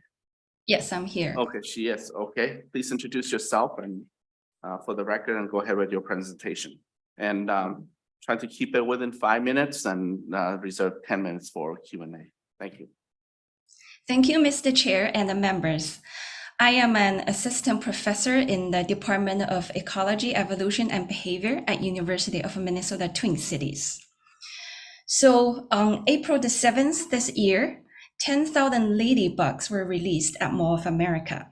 And if a bug's on your cup of tea, this might sound horrifying. And you might be wondering, why in the world did they do that? So you may or may not know that Mall of America is home to some 30,000 plants. And the ladybugs is a way for pest control that's harmless to their customers. And it's also a way to educate the customers about the incredible ecosystem services these small creatures perform. So insects and other small invertebrates are small, but their role in the ecosystem is anything but small. So is that audio from? Sorry, I apologize. I'm doing field work and I'm presenting from the hotel room, which is near and Is it near Mall America as well? yeah, there was an airplane just passed above us. Okay. Anyway, as long as you're safe, so go ahead. So those invertebrates are small, but they do many important jobs, including nutrient cycling, dung removal, decomposition, pollination, and pest control. Some of these insects may be pests, and pesticide is a great way to keep them under control. But the runoff and the spray drift can actually contaminate the environment. And this environmental contamination is not only harmful for human beings, they also have a non-lethal effect on the insect community that are not targeted. And one of the major non-lethal effects on the insect community is through suppression of their reproduction. And this can lead to downstream decrease of their population and the loss of the ecosystem services. And to give you an example, in a case study where pesticide is applied to soybeans to control soy pests, the runoff and the spray drift actually decrease the reproduction of insects that are natural pest control for soy. And this ultimately lead to decrease in the soy yield. And I think this example really highlights the fact that this non-targeted and non-lethal effect of the pesticide residues in the environment is an important part of the equation when it comes to data-informed policymaking. And I think Minnesota-specific data is really important in the process. So to provide us with Minnesota-specific data, I propose a project that has two parts. So in the first part of this project here, I propose to survey the environment for pesticide residues. The outcome of this activity will provide us an up-to-date picture about the level of the pesticide residues that are in the environment and their locations. And I think this can benefit the state by providing us insights about how bad it is out there currently. But knowing the status quo is not the only thing that we need to do. I think the more important thing to do is to understand with the observed level of a pesticide contamination out there, what kind of effect we can see in the insect community. So to do that, in the second part of the proposed project, I will use a lab experiment to understand how the level and the dosage of the pesticide residues we're seeing out there can have an effect on insect reproduction and their community. And for this work, I propose to use local crickets as the animal. And I know you might be wondering why crickets? Why do we care about crickets? And I have two specific reasons. The first is, although we have quite a lot of data about how pesticide residues affect pollinators and especially bees, but bees actually have a really different mating system. So whatever we can learn from reproduction of bees cannot be directly applied to other insects. And the second reason is because crickets are really like canaries in the coal mine in this system. Their matings are initiated by males singing love song to the females, and their song are very sensitive to chemicals in the environment. So the affected abnormal song can be easily detected from recordings and even by ears. So hopefully I've convinced you that crickets are great animals to use here. And the outcome of this second part will be a database with normal and affected cricket songs for long-term monitoring. And this also opens the door to involve citizen science.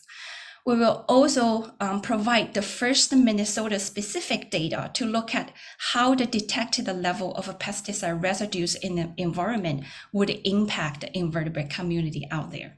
And with all that, thank you all for your attention and consideration. Miss Mingxi Su, right? Can you, I didn't quite get your name at the beginning. Yes, Mingxi Xu. Okay. Any question for Ms. Xu?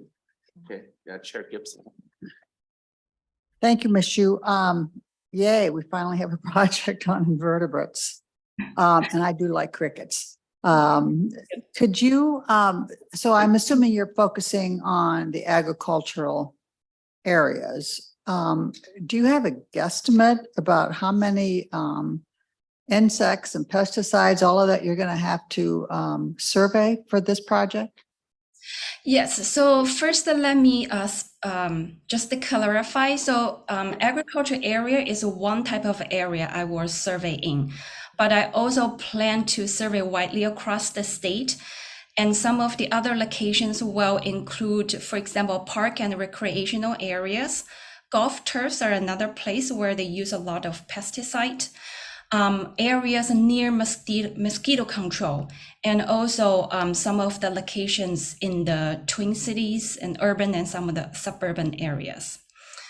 And to answer your question, I will use the USDA panel for pesticide screen, and they screen widely for over 100 different types of pesticides.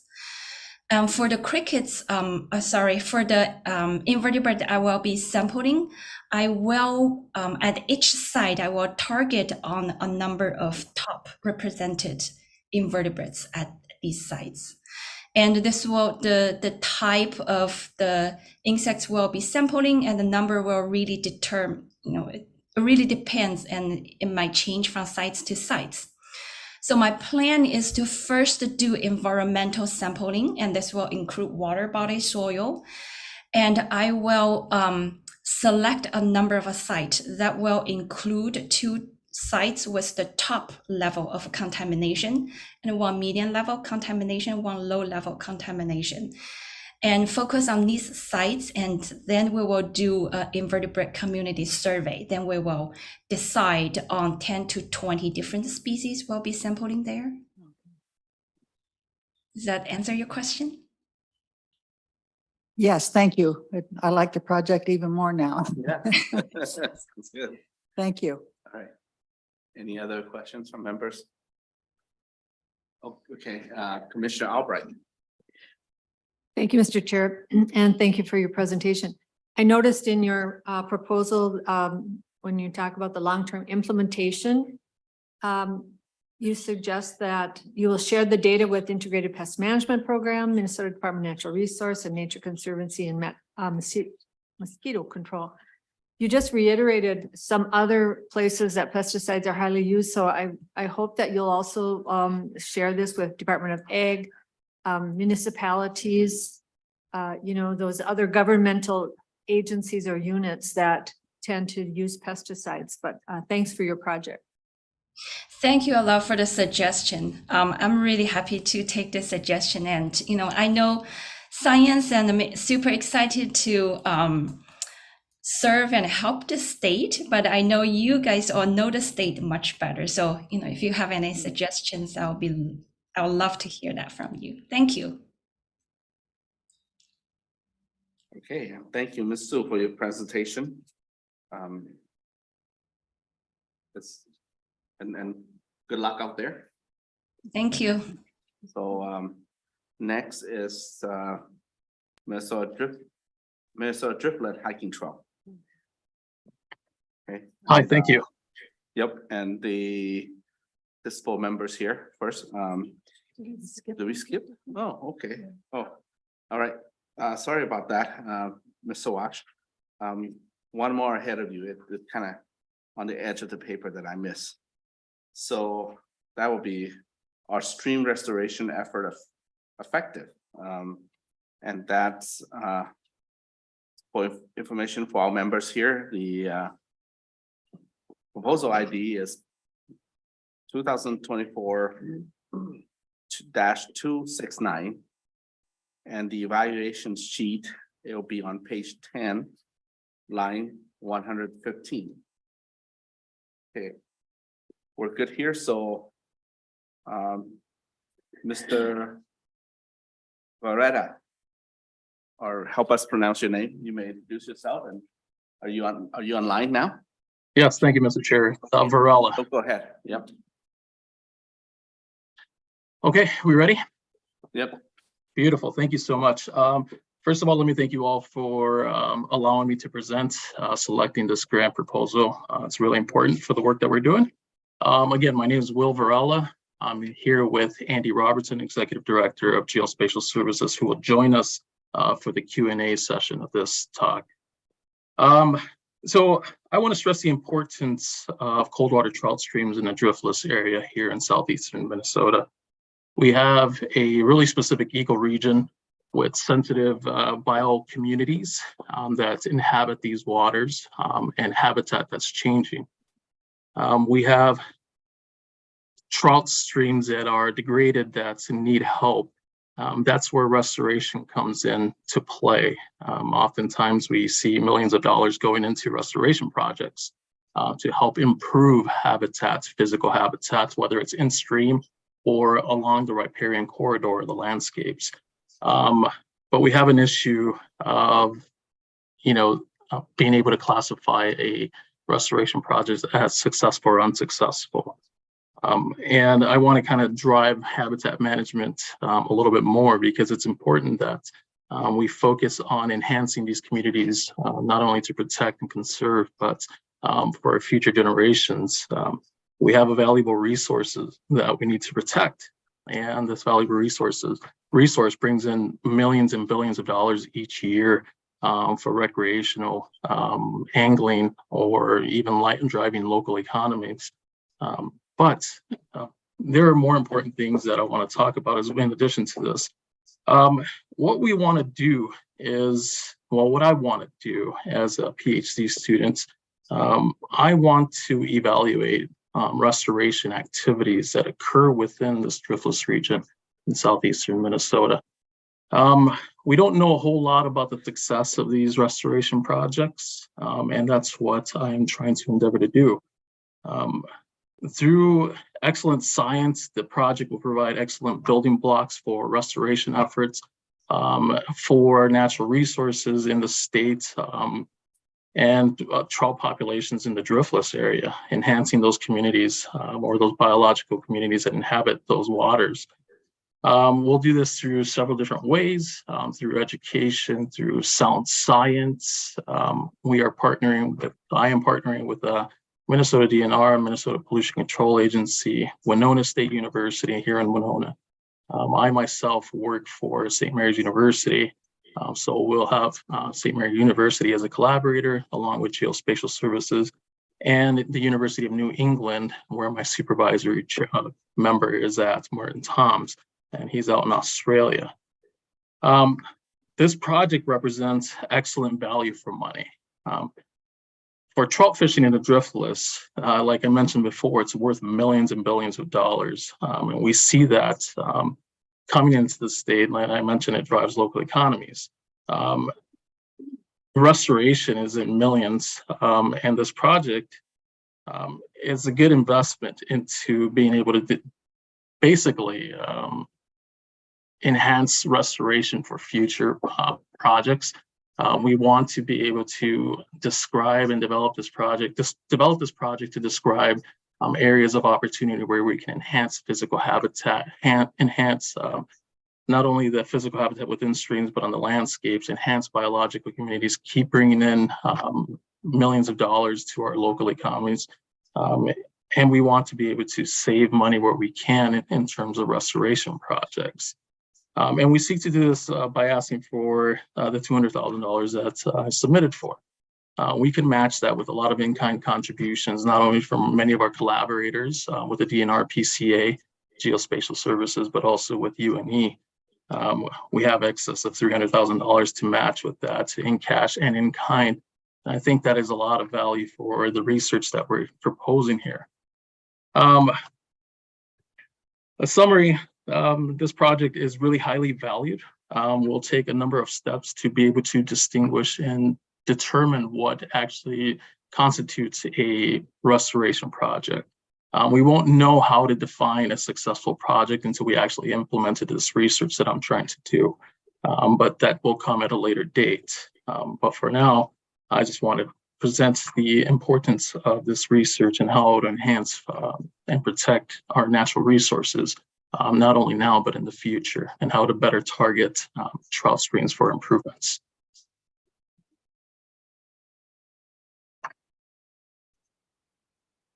All right. Next question, Commissioner Faber.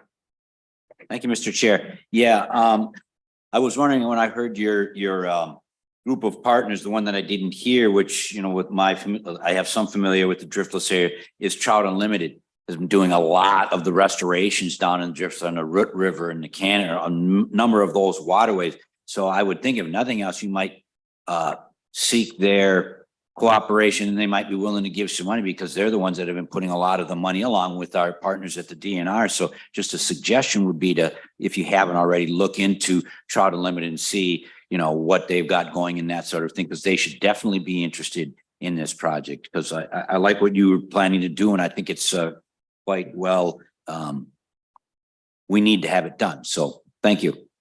Thank you, Commissioner. That's a great question. I'll address that. One of my supervisory members, her name is Jennifer Biederman.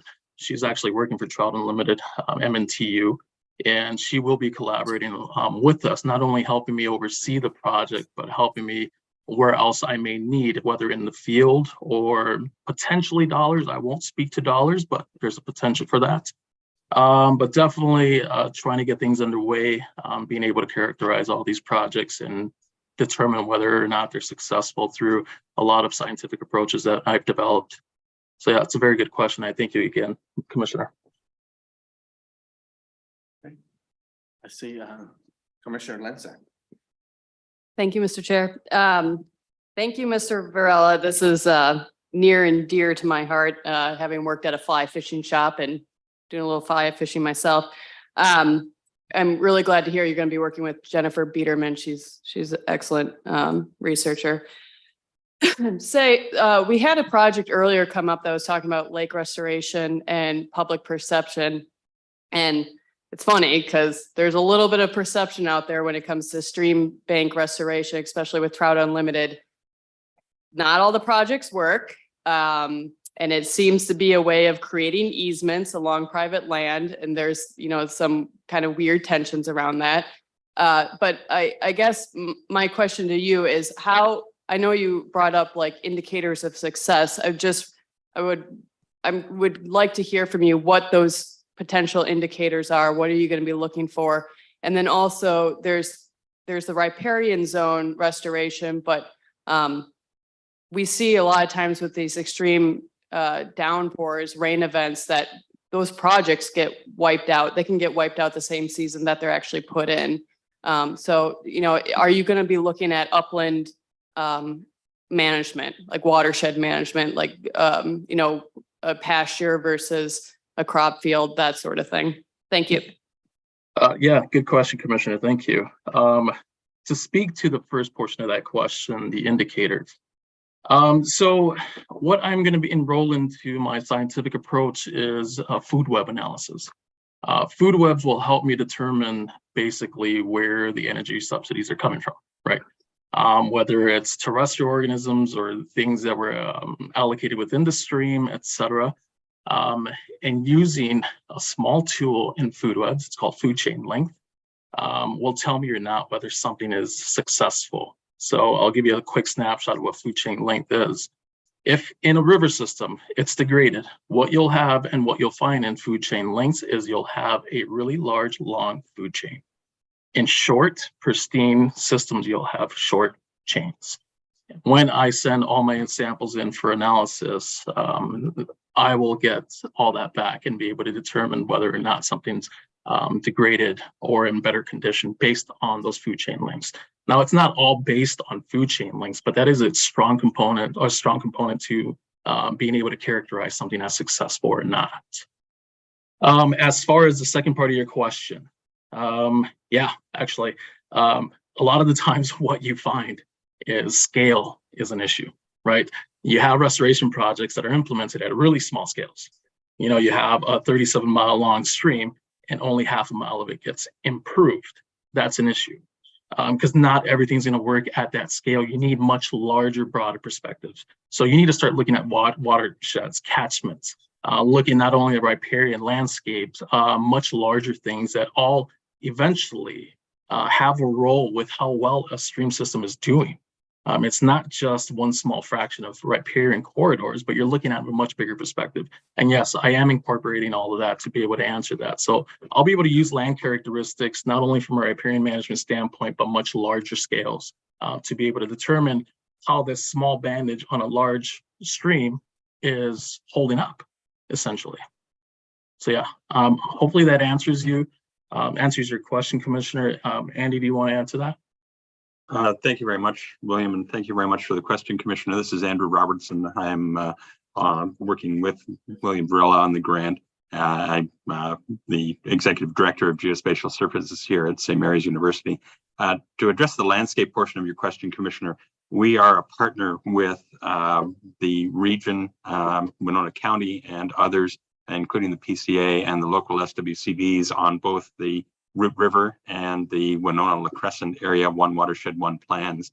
Our role on those is to provide expertise around agricultural best management practices and particularly runoff mitigation of nutrients into the surrounding trout streams. And so we'll be bringing that landscape level perspective to Will to support his work, more specifically on trout stream restoration. But we'll be looking at a series of landscape level metrics that affect water quality management coming into those streams in an effort to at least understand it and understand where some of the impacts on the benefits of the trout stream restoration are being offset by incoming landscape level effects. So that will be a component of our work.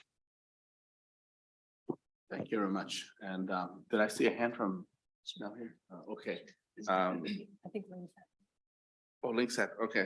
Commissioner Linkset. Sorry, I was Your just follow-up. real quick. I was just going to say thank you, and I appreciate that. The number of fish kills that we've seen in Southeast has been definitely concerning and needs to be addressed. So I appreciate it. Agreed. Thank you. Good question too. Commissioner Pikel.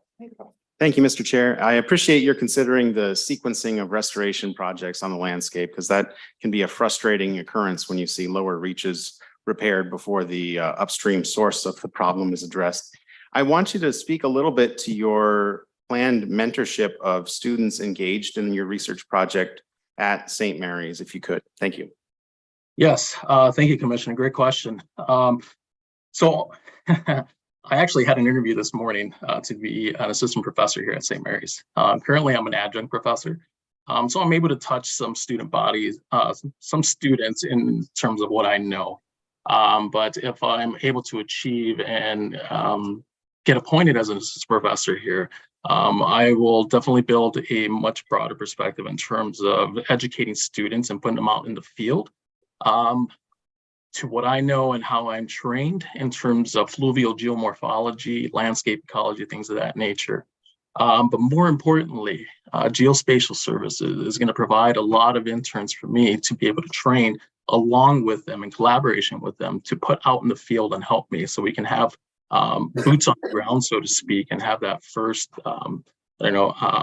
hand experience with restoration ecology, what physical habitat is, explaining how things are relative to each other within the field.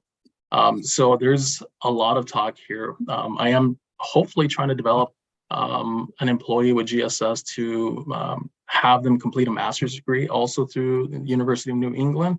But I also hope to put a lot of undergraduate students on bigger picture projects related to restoration ecology. And Andy can also speak to that as well and help put things into perspective a bit more. Yeah, I'll just add a short piece to what William had to say. Geospatial Services is an arm of St. Mary's University. We exist to provide students with experiential learning opportunities. Right now, we employ 60 plus students, both from St. Mary's University and from Winona State University, in the real world work activities that we undertake. And this is our mission. So we're more than happy to support William in his work, and we'll provide as many students as he needs to undertake his work. But also the students that we have on staff right now are engaged in the landscape level aspects of this, the one watershed, one plan aspects of this. And so they'll get the opportunity to experience both the landscape level and the site level impacts and improvements associated with restoration activities. And it'll be a real educational opportunity for them going forward. Absolutely. And also, I failed to mention Winona State University, our collaborations with them, and potentially developing students there in the near future as well. Good question, Commissioner. Thank you so much. Right. Okay, let's take on another question. Commissioner Reese. Thank you, Mr. Chair.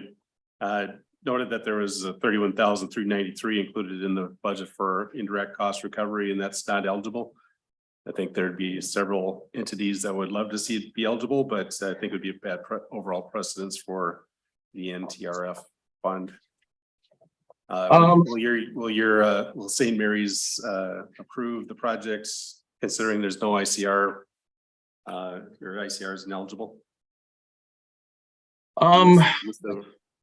Yeah, good question, Commissioner. Thank you. I'll have Andy address that question for you. Yes, thanks very much for that question, and completely understandable, Commissioner.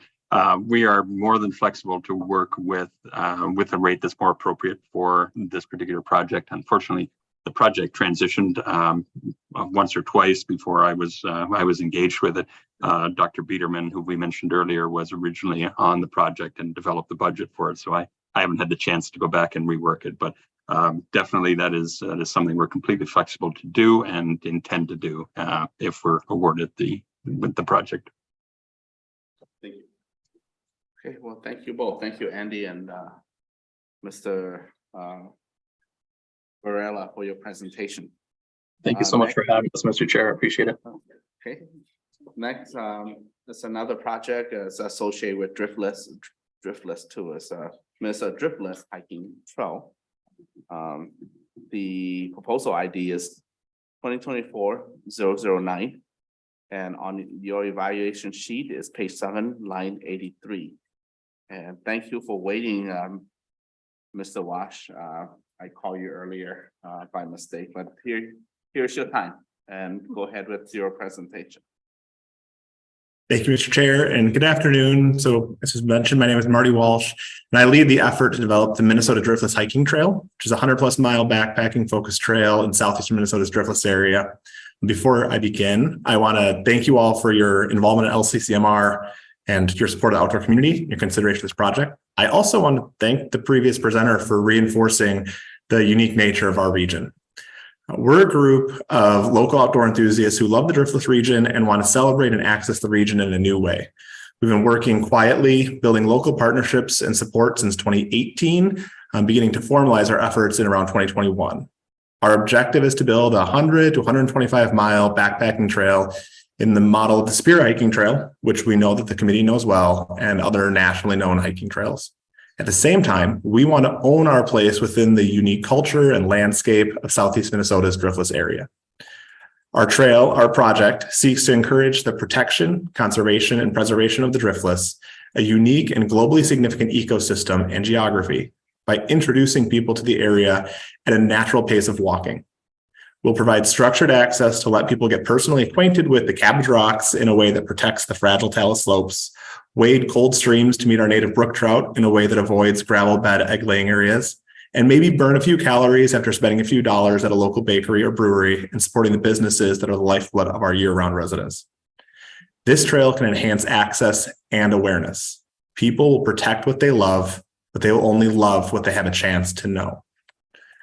Our trail, and you can see a little bit of a map behind me here, will run from Chatfield through the Eagle Bluff Environmental Learning Center, Wayland, across some of the more remote parts of southeastern Fillmore and southwest Houston counties, near Spring Grove, Beaver Creek Valley, Caledonia, and then end at the Mississippi River near Reno and Brownsville.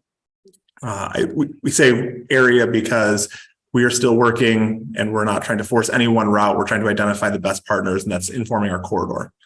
We've chosen this corridor because of the existing public and private recreational assets that we can string together, the remote nature of many of the portions of the corridor, and the fact that many of the communities we hope to touch have historically been underserved and underinvested in as part of the regional recreation economy.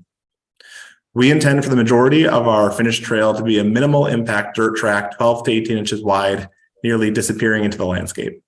Especially at first, we'll use as many existing trails as possible, be they logging roads, hunter access trails, minimum maintenance roads, or off-season snowmobile trails, and then build trails whenever needed. As the trail evolves as a physical presence and as an organization, we'll develop more and more of our own miles. We've been working with the local DNR forester, and we have a fundamental agreement on what we're doing, and that's going to be beneficial for both groups, that we can leverage each other's organizations to the benefit of both. This funding would allow us to hire a full-time manager who can be on the ground building trail, building community engagement in ways that a volunteer board of people working full-time cannot, including with the DNR. It'll also allow us to equip the dozens and dozens of people locally and from across the upper Midwest who have volunteered to help build the trail. That building includes on the properties of the landowners who have already pledged to allow the trail on their property, at the trailheads and in the communities that we want to send hikers off from, and in support of DNR and other public land managers with a shared mission of helping people access Minnesota's outdoors. We're very pleased to have the support not just of dozens of landowners, hundreds of hikers and cities all along the trail, but also other trail organizations such as the Spear Hiking Trail and the North Country Trail, and maybe most relevant to today's conversation, Eagle Bluff Environmental Learning Center. Eagle Bluff has been a key landowner partner, an organizational partner, a public awareness partner, and hopefully soon they're going to be a fiscal partner as they serve as our fiscal agent. We're excited to partner with such a highly capable organization, which has been a repeated recipient of LCCMR funding. And with me today, I'll note, is Colleen Fehrenbacher, who's the executive director at Eagle Bluff and a member of our leadership team. That leadership team, which is made up of not just myself and Colleen, but a diverse group of men and women with a personal and professional skills like GIS mapping, strategic planning, conservation law, biological research, recreation business ownership. And the investment that that group has made and their attachment to the region and the communities is a big part of why I'm sure this project will succeed long term. Again, I want to thank you for your consideration of the project. Giving the Minnesota Driftless Trail a strong start will benefit not just this project in the immediate region, but also bring this style of hiking closer to hundreds of thousands of hikers, and also relieve some of the stress on recreation assets all around the region that have seen such increased demand over the last few years. Again, thank you, Commissioners, Mr. Chair. Thank you, Mr. Hawj. Commissioner Peichel. Oh, sorry. Okay, let's go to Commissioner Lansat first. Mr. Chair. Yeah. Just gonna say, I live in Preston, so I see the corridors a little bit north of where I live, but I'm in support of the project for sure. I really appreciate you highlighting the unique features of the Driftless region. I think there's some major opportunity here between being able to have that recreation piece, and also there are tons of great conservationist farmers selling grass-fed beef, and I would just love to see the connection there between like our local agricultural community and the recreation side, and really kind of bridging those two communities together. I think there's some major potential there. Thank you. Thank you. I will note that one of our kind of guiding principles is when we own the Driftless region and our our place in it. That includes the fact that it's an active working landscape, be that grass-fed dairy or lumber or anything else. And we definitely want to own that part of what will make the trail unique. Good. And Commissioner Piko has a sequence of questions to ask you. So Thank you, Mr. Chair. I'm curious if you can speak to your connection with Greater Minnesota Parks and Trails, whether you're seeking regional designation or they're providing technical assistance or guidance to you and your group. We are not seeking regional designation at this time. We feel that the flexibility of being just a completely independent organization is important as we figure out, again, where in the corridor we're going. There are certain rules that would come along with that, and it would not limit our funding, but I think would steer us more strictly than we want to be right now.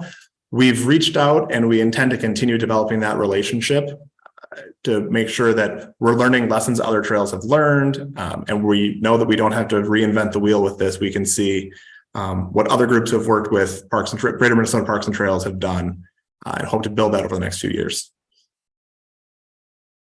Any follow-up? Thank you, Mr. Chair. I'm also curious, there's a scattering of state lands in the corridor, the search corridor you're looking at here. And I'm wondering what your plan is for the private lands or lands held by other entities in terms of securing access and easements along that corridor. Absolutely. So by our best guess, the finished trail would be about 30% state land, and with the remainder of that being private land or public right-of-way roads. We've begun working in partnership with the Minnesota Land Trust and leveraging the state recreational access laws so that people say, hey, you can cross our land, and to start with a handshake agreement and work towards a permanent conservation and recreation easement in the same way, again, that Spear Hiking Trail is done. And even locally, we have the Lost Creek Trail, which is a 7-mile hiking trail that is currently relying on just the handshake agreements with about a dozen landowners. So we'd want to secure those more permanently with conservation easements is our intent.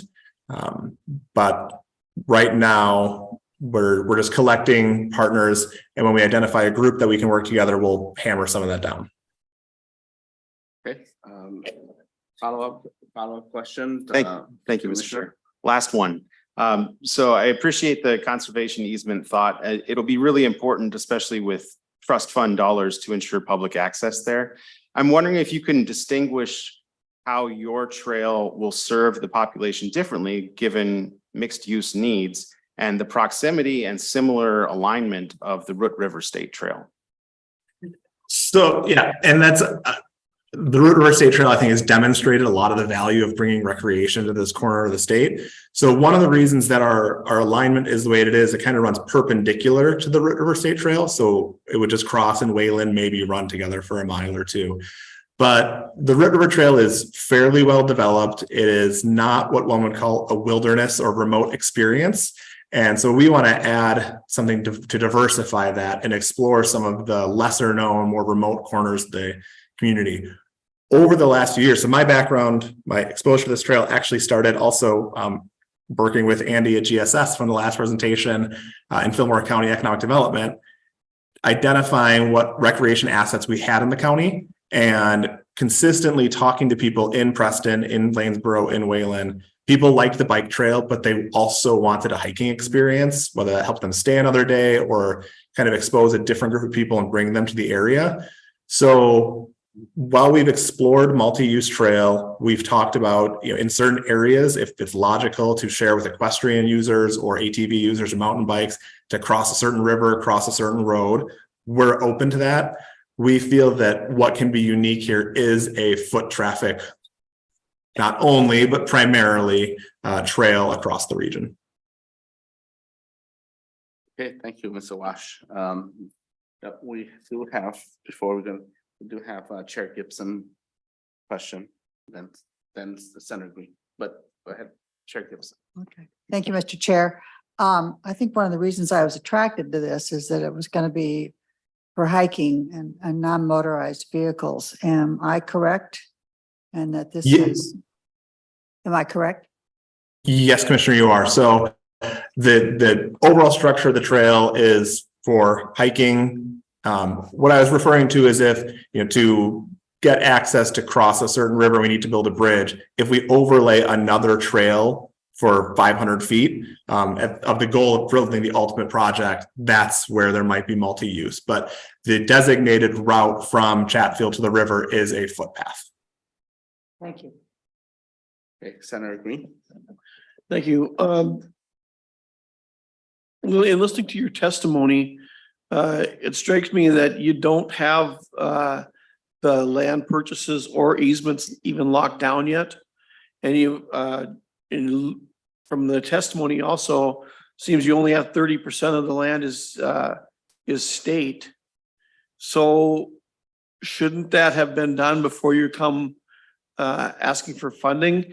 And also, if you're going to be crossing streams, what is the process for you for getting across or getting through the permitting process with the DNR?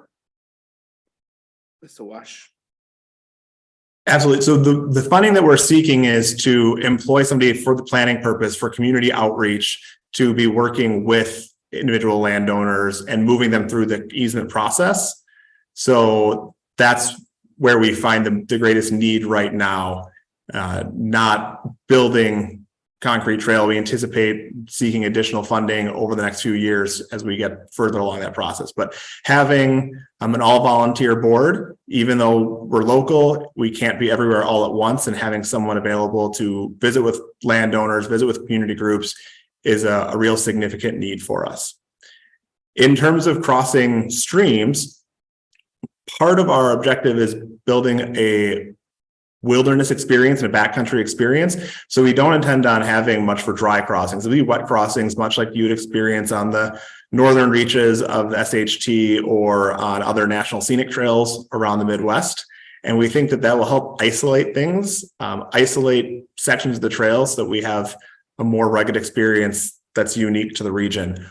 We're working with the DNR. We'll be working with Trout Unlimited. They're aware of our efforts and figuring out the best way to make these crossings, especially because we anticipate there'll be some overlapping use with people who are accessing them for trout fishing, which is obviously very important to the region. We want to make sure that we're respecting all the user groups in the area.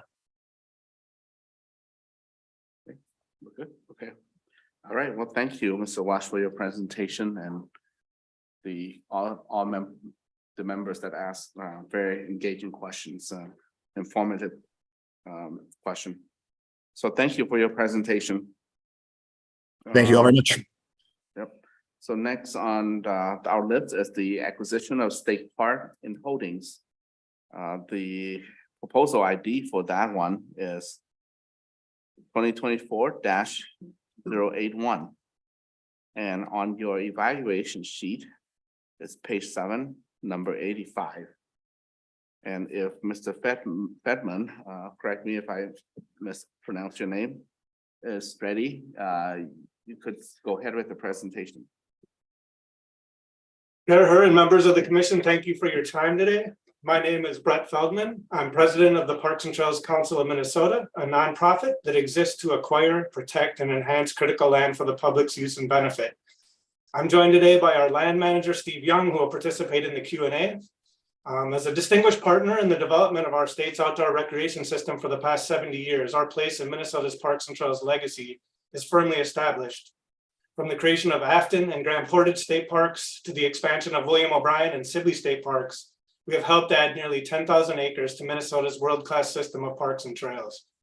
For those of you not familiar with our vital role in the creation of Grand Portage and Afton state parks, or our work in expanding numerous others, that is likely because up until now, we have never submitted an LCCMR proposal.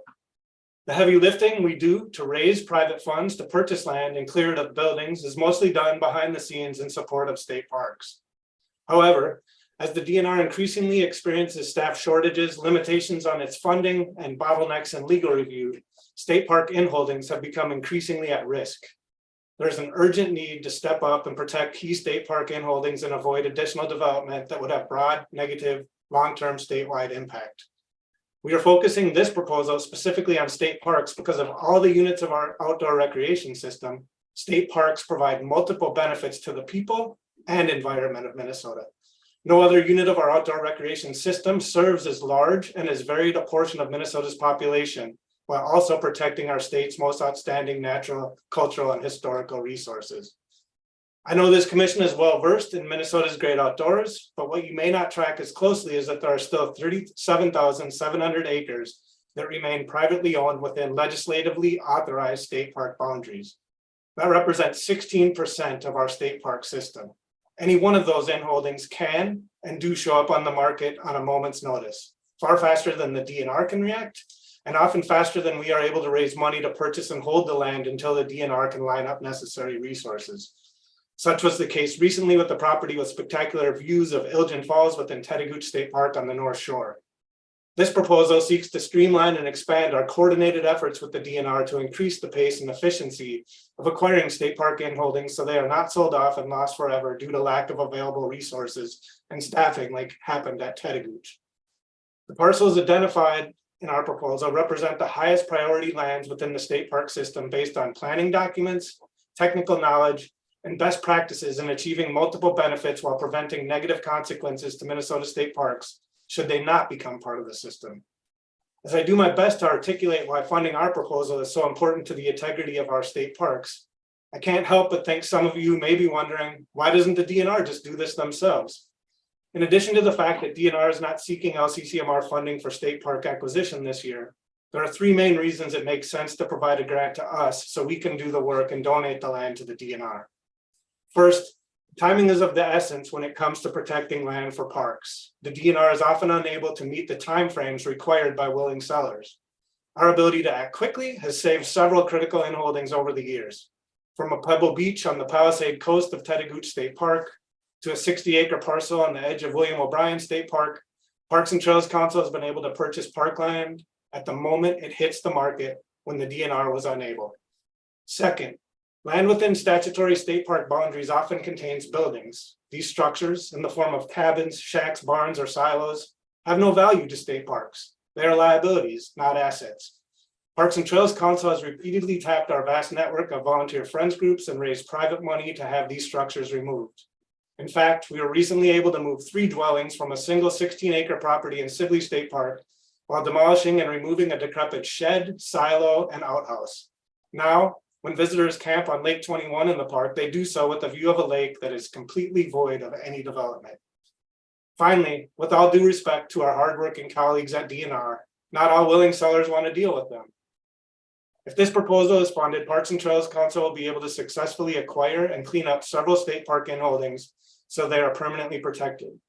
This is in direct alignment with LCCMR's mission to protect, conserve, preserve, and enhance Minnesota's air, water, land, fish, wildlife, and other natural resources. In closing, Parks and Trails Council has the capacity and readiness to achieve tangible outcomes as described in our proposal. We can act nimbly, avoid bottlenecks, and oversee all facets of cleanup, leveraging innovative partnerships and non-state resources to cover activities that cannot be funded by LCCMR, but are needed to prepare land for public use.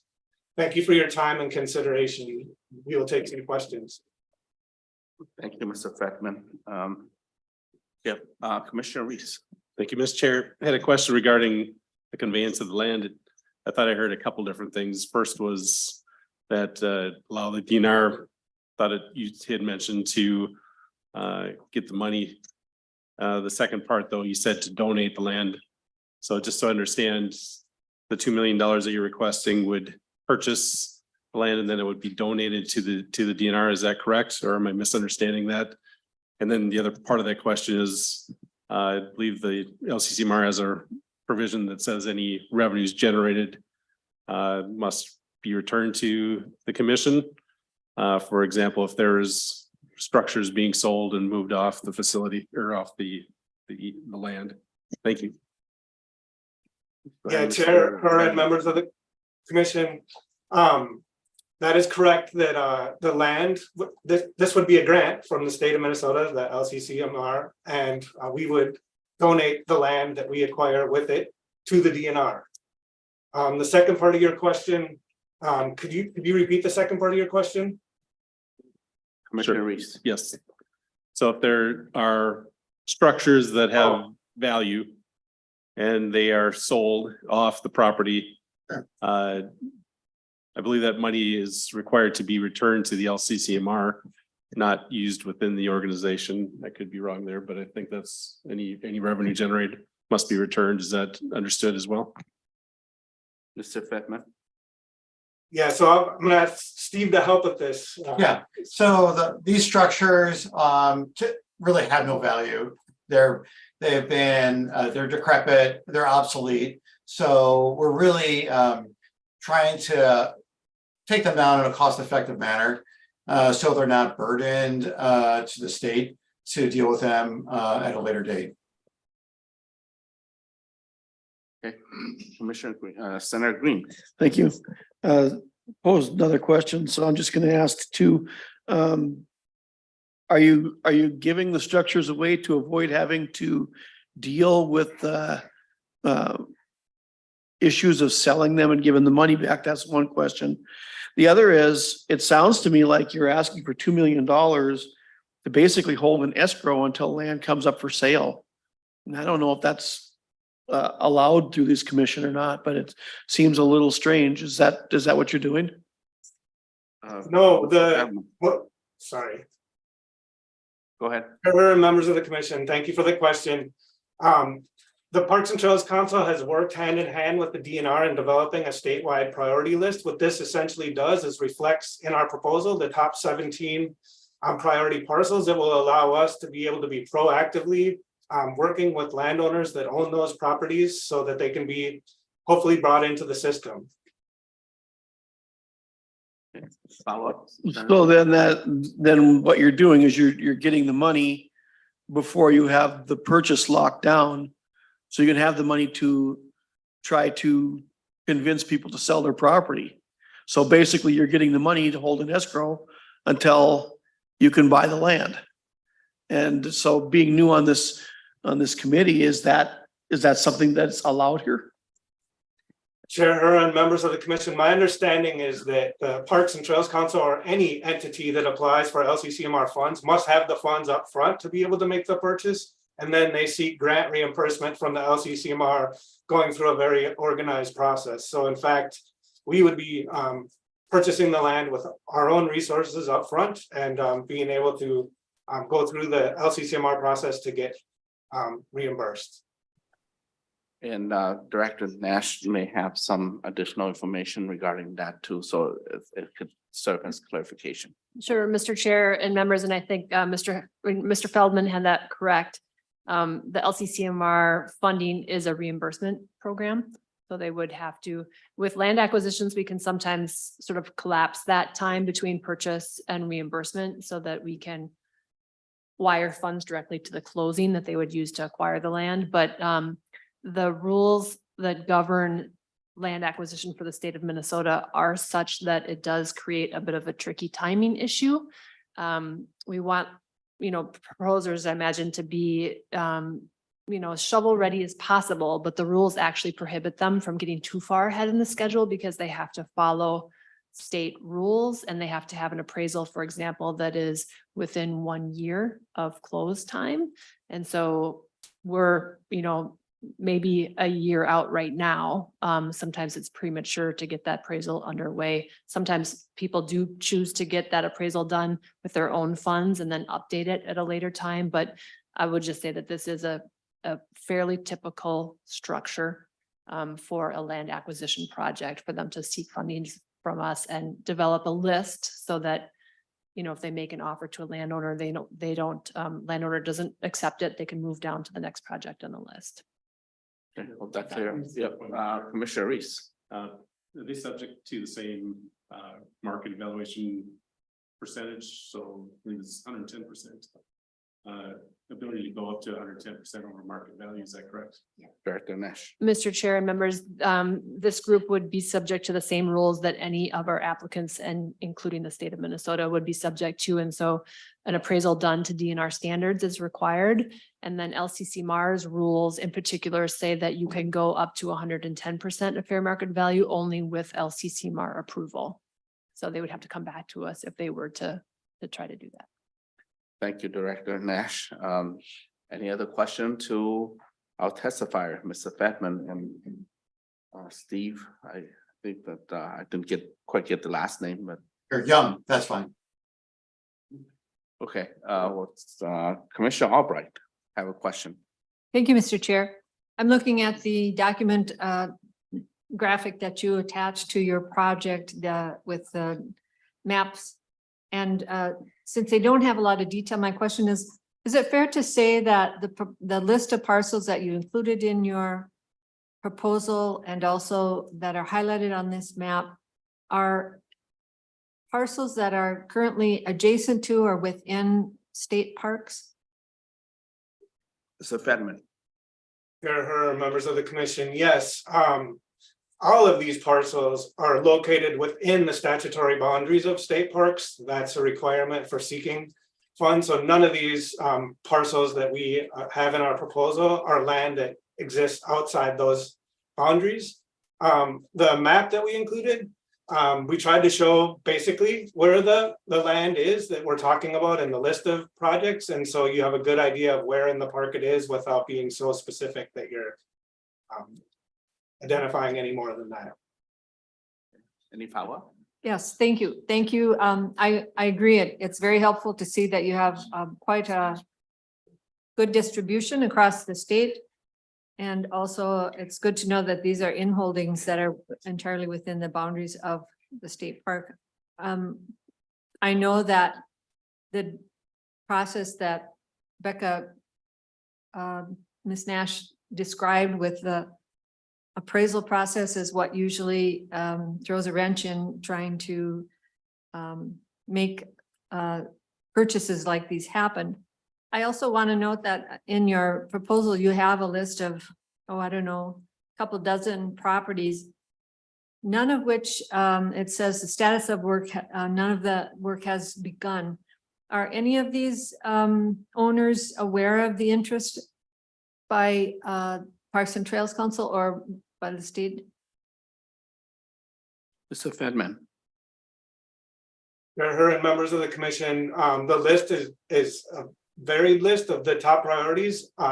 Most of the properties on that list, we have had no communication with the landowner. The DNR may have had some communication with the landowners over the course of its history. They keep in contact, but maybe a handful of the properties we've had some contact with landowners.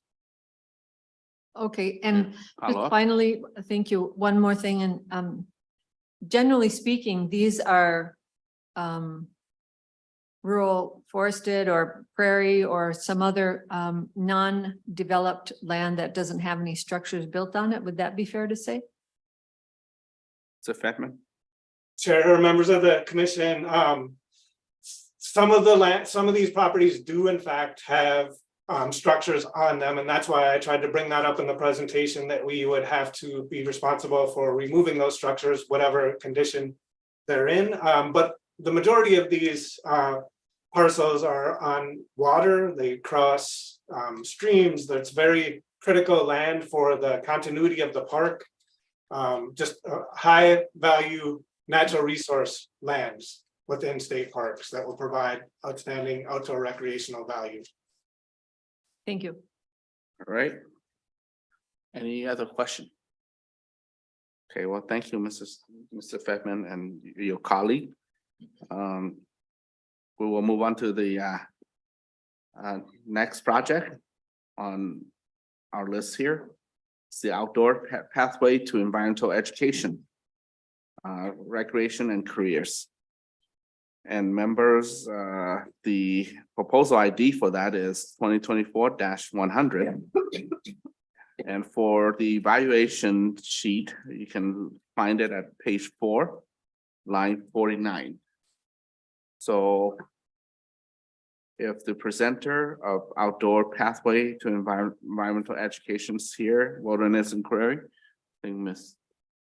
Rivers, yep, welcome. Introduce yourself for the record and go ahead with your presentation.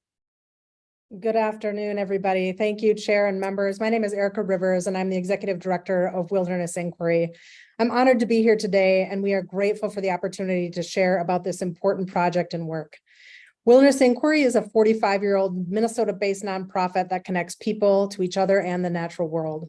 Our mission has really two central themes. One is equity, inclusion, and belonging in outdoor spaces, and another is really facilitating learning and exploration for people who adventure with us. This project really hits on both of these themes to meet the moment we are in. And here's part of the reason why. A recent report from the Lancet measured climate anxiety in youth. The results are startling, but not at all surprising, showing that 84% of respondents are moderately to extremely worried about climate change. Of the youth surveyed, 50% reported feeling sad, anxious, angry, powerless, and helpless in the face of a changing climate. We also know that best practice facilitated experiences in nature increase confidence and a sense of well-being, facilitate deep and meaningful connections to self, community, and our environment, and ultimately support healthy individuals and communities. But it all starts with best practices. With your support, this project will provide exactly those as we engage 20,000 youth in meaningful environmental education, STEM learning, and place-based recreational activities that build connections and understanding of Minnesota's natural resources. This project will have a statewide impact and directly aligns with several ENRTF priorities. One, equip the next generation of outdoor stewards to protect, conserve, and engage with Minnesota's natural resources. Two, include citizen and community involvement in science learning. And three, foster best practice environmental education to increase the knowledge and skills of Minnesotans to cultivate a sustainable lifestyle, improve and maintain water quality, and maintain a healthy and biodiverse natural environment. Our project involves broad-based partnerships. It engages youth and families from diverse communities all across the state, directly provides outdoor experiences, and employs programming demonstrated to build on long-lasting and action-oriented conservation ethic. This project will also utilize established environmental education curriculum that connects to in-school learning, including using Project Wet and Wild frameworks. The work we do plays a critical role in a student's path through environmental education. Our place-based programs are a critical step in exposure that leads to further engagement, whether it be a day of canoeing and water quality testing on Cedar River in Austin, Minnesota, or water quality testing, fishing and camping at Lake Bemidji State Park. Wilderness Inquiry is uniquely positioned to lead on this work. We are an established program, and that allows us to do this work at a large scale in communities in every corner of the state at a per participant cost of just $75. This work also is sustainable as dollars from the Environmental Trust Fund are matched 3-to-1 with private sector fundraising and to support this work in Minnesota. But I want to bring this work to life and get back to the core of what we do, supporting equity and access in STEM learning, outdoor recreation, engagement with Minnesota's rich natural resources. This project will directly engage youth and families across Minnesota, including underserved and tribal communities. One partnership that highlights this work is our work with Wakan Tipi Awagakapi in the Lower Phelan watershed. We have worked together to develop a curriculum and programming that aligns traditional Indigenous knowledge with scientific environmental education. Wilderness Inquiry provides canoes, environmental educators, and water quality monitoring equipment, while Wakan Tipi educators teach about traditional Indigenous and ecological practices. This partnership has resulted in specific engagement with American Indian education programs and with youth from the Prairie Island Indian community and the Shakopee Mdewakanton Sioux community. With support from ENRTF, we look forward to expanding this work further. As some of you know, I'm a conservation biologist by training, and I think this work is so incredibly important. But part of the reason I joined Wilderness Inquiry was because of the core realization I've had across my career, and you've heard this before. People don't preserve what they don't care about, and they don't care about what they don't know about. For 80% of the youth who participate in our programs, the Wilderness Inquiry experience is their first organized outdoor recreation experience. 80% of the youth who fish, camp, paddle, and learn with us have never done those kinds of activities before. And these are the ways that Minnesotans really experience our state's natural resources. So ultimately, this project is about creating origin stories for people who engage with the natural world. We ask for your support so that together we can create origin stories for 20,000 Minnesota youth from communities all over Minnesota to experience the outdoors on their own journeys to becoming the next stewards, users, and lovers of our state's natural resources. Thank you. Any questions from members? Commissioner Albright.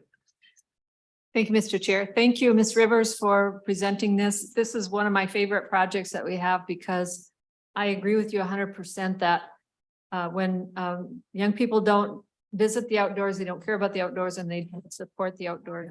And the same goes for their parents, and youth have a lot of impact on how their parents believe. So I appreciate that you're wanting to get kids out into the outdoors. Can you just give me a couple examples of where Wilderness Inquiry takes field trips or camping trips or day camps so that we have a good idea of the scope of your outreach efforts in Minnesota, or even if it's in another state? I don't know if you go to Wisconsin or not, but in Minnesota in particular. Thanks. Ms. Rivers. Thank you, members and Commissioner Albright. I want to just make clear that the request for funding here that we are seeking with LCCMR is all spent here within the state of Minnesota. Wilderness Inquiry is very proudly a Minnesota-based nonprofit organization, but we do some of our work across the country now as well. That said, all funding for from LCCMR will be spent with students and families here in the state of Minnesota. To answer the question about where we operate, our model with our Canoe-mobile program in particular is one where we come to the students and to the families. We visit about 30 different communities throughout the state of Minnesota, and about 30% of our participants are from greater Minnesota. We go to lots of great different places. Our model is, of course, to come to your backyard and the participants' backyard, and so people can experience near nature right in their backyard that they haven't necessarily had a chance to engage with before. So here in the Twin Cities metropolitan area, we do a lot of work on the Mississippi River in particular. Up in your neck of the woods, Commissioner Albright, we also are on the Mississippi River and Lake Bemidji as well. We try to get to the local waterways and camping and overnight experiences that are local to most of our participants. So we really truly do operate across all of the state of Minnesota. I'm very proud of our model of coming to the participants. Thank you. Any other question? Well, great answer, Ms. Rivers, and this project that's very meaningful to me as well. I have seen your progress, and I have to admit, the first time I see the Wilderness Inquiry was happening at Waterfest, organized by the Ramsey Washington Watershed District, and that was at Lake Phelan, my district. And now you're working on, according to this project, you're working with the Wankan-Teepee, which is also in my district as well. So thank you. That there's some relevance. I like your project already, but it make it even more appealing to me, being that you're engaging with grassroots organization like Wankan-Teepee, the Lakota indigenous people, to help us educate the future next generation. So thank you. So good presentation, and we'll move on to the next project. Thank you. Okay.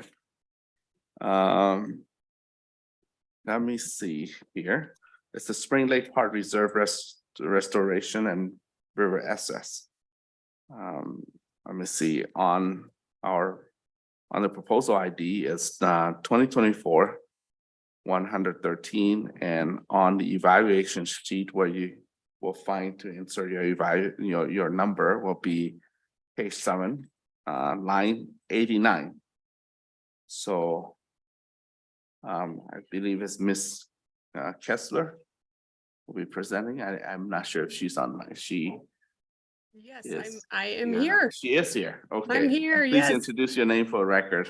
Absolutely. Hi, everyone. My name is Nikki Rosopoulos Geisler, and I am the Parks Director for Dakota County. Good afternoon, Chair and members of the committee. I imagine these days are very long for you, so I want to take a minute to thank you for the opportunity to present our project. And more importantly, I just want to express my gratitude for the work that you do to strengthen and support the health and well-being of our environment and our communities. It is deeply appreciated, and as you likely know, it has substantial impact. So in Dakota County, as the third most populous county in the state, with a well-loved regional park and greenway system, we take great pride in our strong reputation for facilitating nature-based experiences for our residents and visitors in a healthy environment, as well as our significant commitment to the protection, restoration, and management of our incredible natural resources. Our request is to support one of our park reserves, Spring Lake, which is an 1,100 acre park located in Rosemount in Ninninger Township along the Mississippi River near Hastings, Minnesota. With 5 miles of shoreline on the Mississippi River with rare ecosystems and expansive views, it's a popular destination with local, regional, state, and national significance. The park is within the Mississippi National River and Recreation Area, along the All-American Great River Road and the Mississippi River State Water Trail, host to the National Mississippi River Trail, and most recently, a member of the Minnesota Bison Conservation Herd, thanks to your support of the reintroduction of the American Plains bison to this landscape. Our goals with this project are to support restoration and land management priorities along the Mississippi River, address access improvements both within the park and to the river, and to co-create a meaningful management plan for culturally sacred and historically important sites, which include Indigenous burial mounds within the park boundary. These projects have all been thoroughly researched and vetted with robust public engagement through the recent Park and Natural Resources Long-Range Plan updates. So specifically, the park's natural areas, essential habitat on the Mississippi River Flyway, are only partially restored at this time. This project would restore 175 acres of prairie, savanna, forest, and woodland in the Mississippi Flyway, which is both a migratory corridor and a year-round home to many wildlife species, including the federally endangered rusty patch bumblebee. This project will target year-round blooms and high nectar value in seeded areas to support all pollinator populations. Kittentails, a rare plant species, have been documented within the project area, and we have also found fisher living within the park, and we are working with a researcher who received funding through your committee for a fisher project. These 175 acres will be added to the 275 of restored and managed acres within the park for a total of 450 contiguous acres of high-quality habitat directly along the Mississippi River. The project funds would also support a portion of a natural resources project manager's salary and benefits during the time of the project. Next, we plan to develop an important cultural landscape management plan for Indigenous burial mounds and historically important sites within the park, in collaboration with Dakota Tribal Historic Preservation Officers, the State Office of Archaeology, and the Minnesota Indian Affairs Council. In addition, the Park Reserve currently lacks safe Mississippi River access. And surprisingly, there aren't any safe public boat launches on the Mississippi River along the 15-mile corridor from Inver Grove Heights to Hastings in Dakota County. The current DNR boat launch within this park is in an unsafe location, and this proposed project would create a new non-motorized boat launch, including accessible amenities such as an ADA canoe and kayak launch, vault toilet, and fishing dock. The project provides access for environmental education experiences such as school field trip visits with rich opportunities for hands-on learning. The river access area will be a short walk from the Fisher Avenue Trailhead, which is expected to be completed in 2025. We'll have a bus drop-off for school programs to experience and learn about the prairie ecosystem, the Mississippi River, and the bison. This project would also create an ADA accessible 1-mile bison and Mississippi River Discovery Trail that will inform visitors about the Mississippi River Valley's natural and cultural heritage and the positive impact of preservation activities in the park on climate resiliency and sustainability. The trail will connect Camp Spring Lake, which is operated as a youth summer camp with the YMCA of the North, and provide river access for their summer programs. And finally, this project will complete a 1-mile riverside hiking trail, which is an absent amenity at this time. So in closing, the projects described in our application will support and enhance recent Dakota County efforts to restore and improve the natural resource-based recreation experience in Spring Lake Park Reserve, a destination of both state and national significance. These efforts represent collaboration between the county and national, state, and regional organizations, totaling investments of more than $10 million during this phase of park enhancements. I thank you for your time and your consideration, and I happily stand ready for any questions that you might have.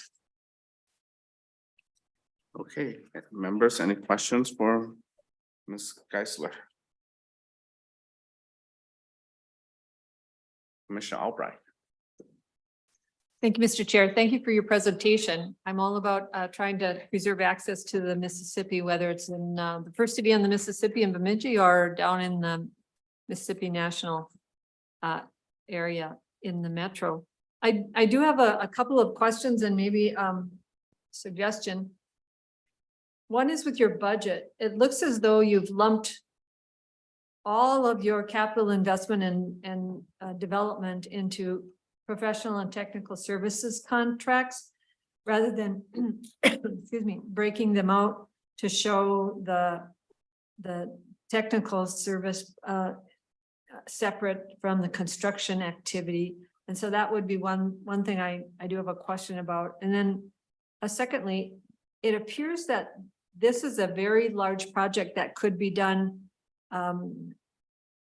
I wouldn't say in phases, but you could break out a couple of the activities and come back to I can't support the project. Let me just say the way it is written now, but there are a lot of things that I could support if they were standalone. For example, the cultural landscape management plan for 450. I think that is a very good standalone plan, although I've never been to your park.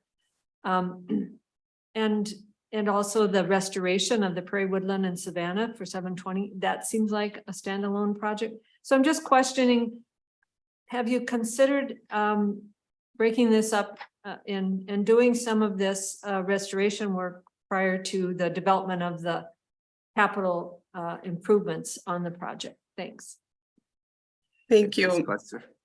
Yep, Mr. Chair, committee members and Commissioner, excellent questions and feedback. I would say on page 6 of the budget, we do have one piece broken out for the construction of the primarily the entry road to the boat access area, the non-motorized boat access area, and the construction of that is at 2.88 million.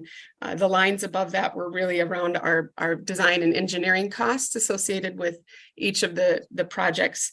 However, you make a great point, and that this is a big project. We did add together some of our 10-year, 5 and 10-year plans that are a part of the Spring Lake Park Reserve Master Plan and the Natural Resources Management Plan for Spring Lake Park Reserve to really work to accomplish this. We're seeing significant demand at this park, especially with the reintroduction of bison, and we would like to get some of these projects done together and be able to do them while one contractor is on site to complete the trails, the boat access, etc.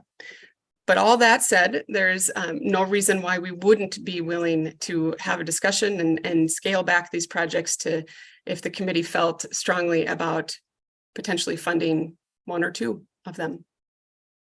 Thank you. Okay, Commissioner Reese. Go ahead. You had your hand up. Thank you, Mr. Chair. I would appreciate Commissioner Ulrich's comments. We're talking about 5% of our total budget for this project, and I agree that it could be in phases. I also have a question perhaps that Director Nash could address. Is cultural landscape management, is that eligible under our Constitution? I think that goes more into archaeological efforts and TIPO type studies. So just curious if we have funded that and if there's a precedence for that type of, even though worthy of funding. I'm not sure it's constitutional or meets our Constitution. Director Nash. Mr. Chair and members, it's a good question. We had actually asked that question at a staff level too. We weren't sure if a cultural management plan directly addressed the constitutional purposes of our funds. I would say though that we do fund some cultural inventory work, especially when it's required as part of like a trail or some capital construction project. We definitely will fund, I think it's a 106 investigation to make sure that the project is not going to unduly harm any cultural elements as part of the land. So I don't have a clear answer for you on your questions. Follow up? Yeah. On that point. So I think the way I hear you saying in the context of this project, it might be eligible for the road construction, but it wouldn't necessarily be eligible to do a broad study across the entire park. Is that my understanding? Because it would be more specifically attributed to projects that funded that allow access to recreational opportunities and things of that nature. Is that correct? Director Nash. I think I can more easily say that, yes, it would be eligible in terms of some of the due diligence required as to complete some of the project. I'm less comfortable saying yes or no on the cultural management plan because I don't know exactly what that entails and what is meant by cultural. You know, if it is a heavily based natural resources plan, perhaps it is more in line with our mission. So. And if I might, Chair and committee members, Go ahead. just a clarification, the traditional cultural property study has been done for Spring Lake Park Reserve, and we have knowledge of known sacred sites. We have maps where we know there are areas that we would like to develop a management plan and co-create that with tribal communities. So that's what these dollars would be used for, is actually the developing of the management plan, not necessarily the study of where and what these sites are. If that's helpful. Chair Gibson.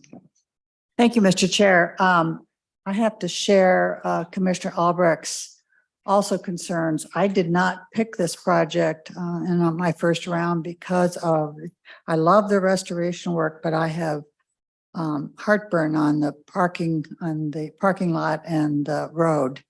And I am just trying to figure out if those could be separated. I was looking at the budget and it's all clumped into a $720,000 parcel. A part of your budget. Could you maybe help me figure out how we could divide up some of those, the parking lot and the road versus the restoration? If you could tell me how much those two entities are. Ms. Yes, Geisler. sorry. Go ahead. Great. Thank you, Chair and committee members. What I can do is share that the different projects around the restoration work, so the natural resources restoration work that would add to the acreage that are restored and managed, would be a total of $720,000. So that is specific to natural resources work. $450,000 is specific to the cultural landscape management plan, and then $3.6 million is for the boat launch, the entry road, and the access to the river. Thank you. Yes. Okay, well, thank you, Ms. Geisler, for the presentation. Good luck. And Thank you. we'll figure it out. Thanks for your time. Okay. Next will be the Denton Burgess Spurs Trails. The proposal ID for that is 2024-264. And you will find it on the evaluation sheet on page number 7, line 91. And if Mr. Nicholas Linner, I'm gonna check if he's online. Good afternoon. Yep, you are here. Okay, go ahead, present yourself and go ahead with the presentation. Good afternoon, Mr. Chair and LCCMR commissioners. My name is Nick Leonard, and I just want to thank you for the opportunity to present to you today. It is I have the luxury of presenting on behalf of Otter Tail County, as well as the cities of Dent and Burgess, Minnesota.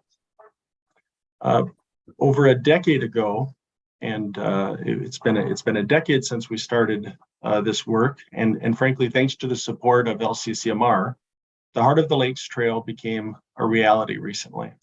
The 34-mile trail connects the communities of Perham and Pelican Rapids to Maplewood State Park.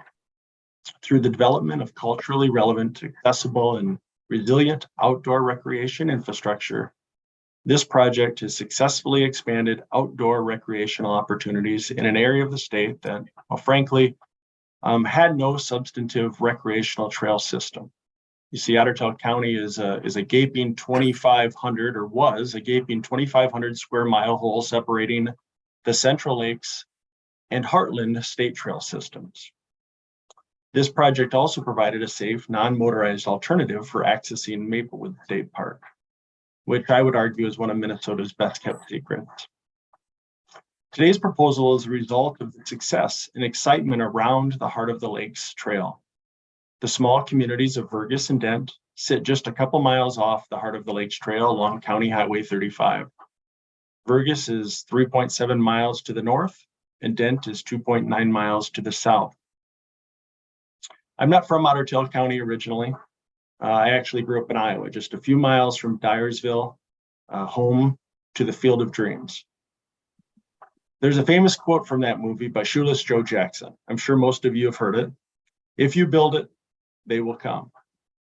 And that's why I'm here today. They're coming. After construction of the Heart of the Lakes Trail was completed, there's been tremendous non-motorized traffic from Dent and Vergas to the trail. So much traffic that the local elected officials have received a steady stream of calls, emails, and letters about enhancing the route to the trail. More specifically, people are concerned about making the route safer. The current gravel shoulders of Highway 35 do not meet MnDOT standards for non-motorized transportation, creating a significant safety concern. Based on feedback from their constituents and the cities of Dent and Vergas, the Otter Tail County Board of Commissioners delayed a planned 2023 resurfacing of Highway 35 in order to develop a project that would be wider and incorporate non-motorized transportation. If this project is approved, LCCMR funding will be used to expand Highway 35 and create dedicated, safer lanes for non-motorized use. Otter Tail County has already committed over $4.5 million to this project.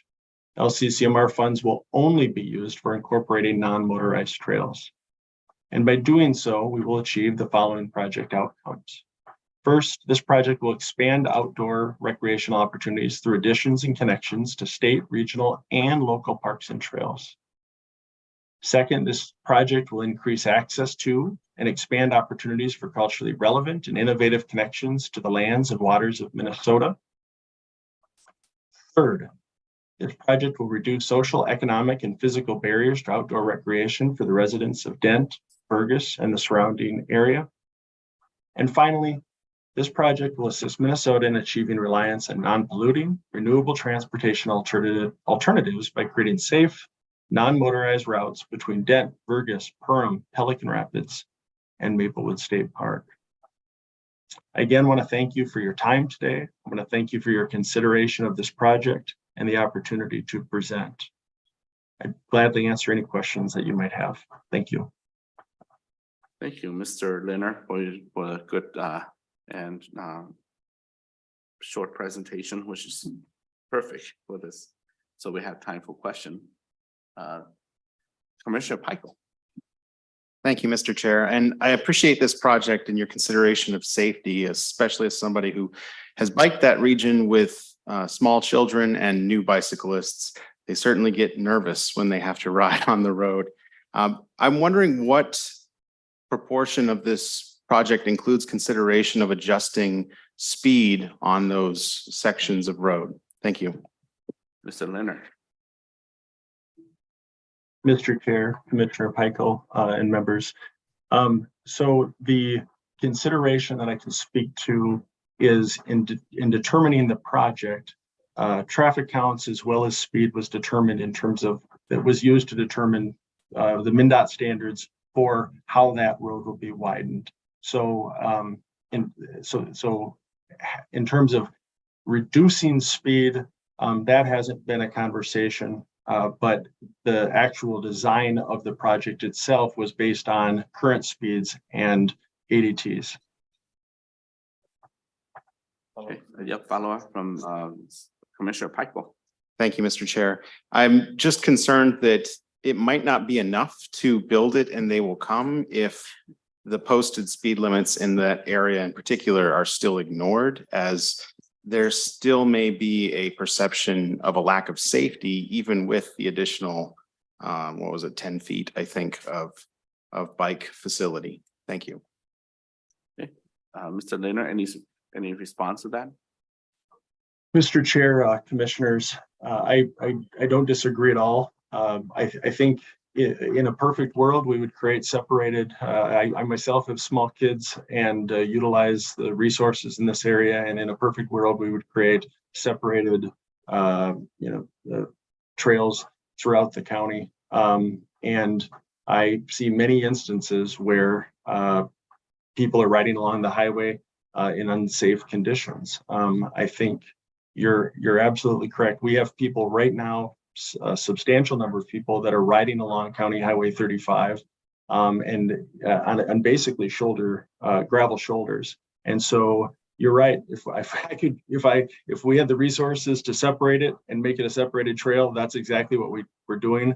But we have a kind of a one-time opportunity while we happen to be resurfacing this to also make it a little bit safer, and that is the goal of the project. Okay, Commissioner Albright.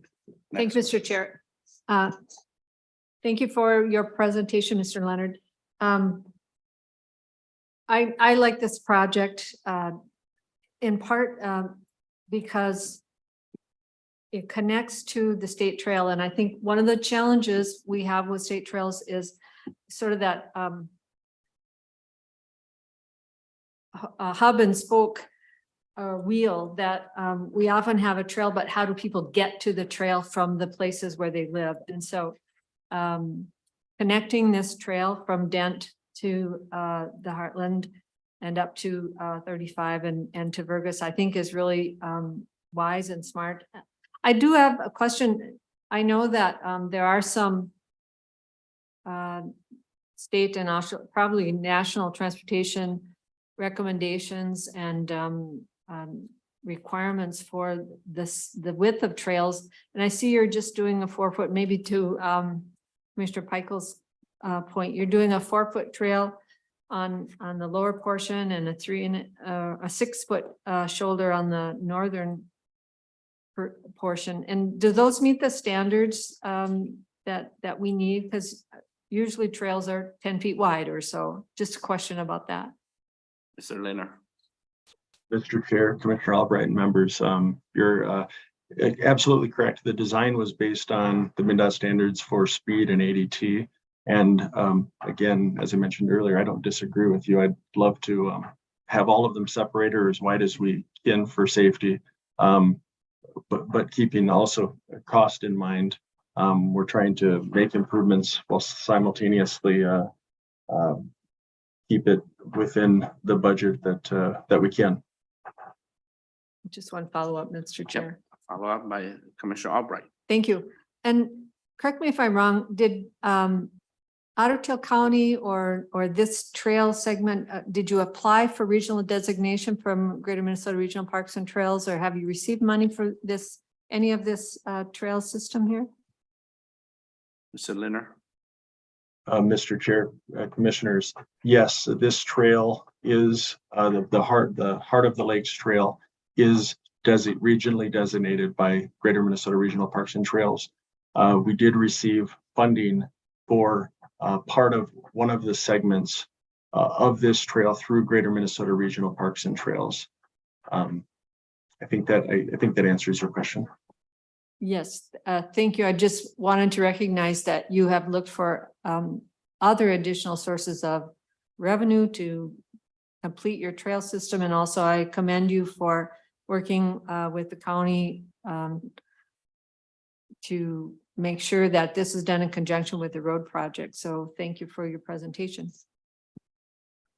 All right, Chair Gibson. Thank you, Mr. Chair. I'm just trying to get the big picture here. LCCMR has given you approximately $5 million. And I think you have here Otter Tail County has given you close to $4,500. I think I'm correct. Long term, you're asking for 6.6 miles here. What's what's the long term? How many miles do you want this trail and what do you envision for the future if all these funds come together? Mr. Leonard.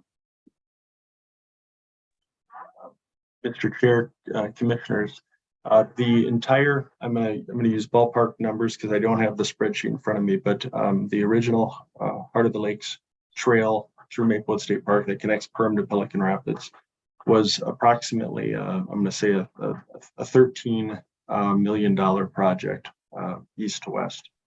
In total, Otter Tail County, not on each specific segment, but in total, Otter Tail County has had well over 50% match on the project in its entirety.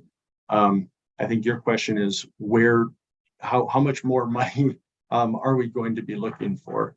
And in the short term, we have no immediate plan for additional specific trail projects.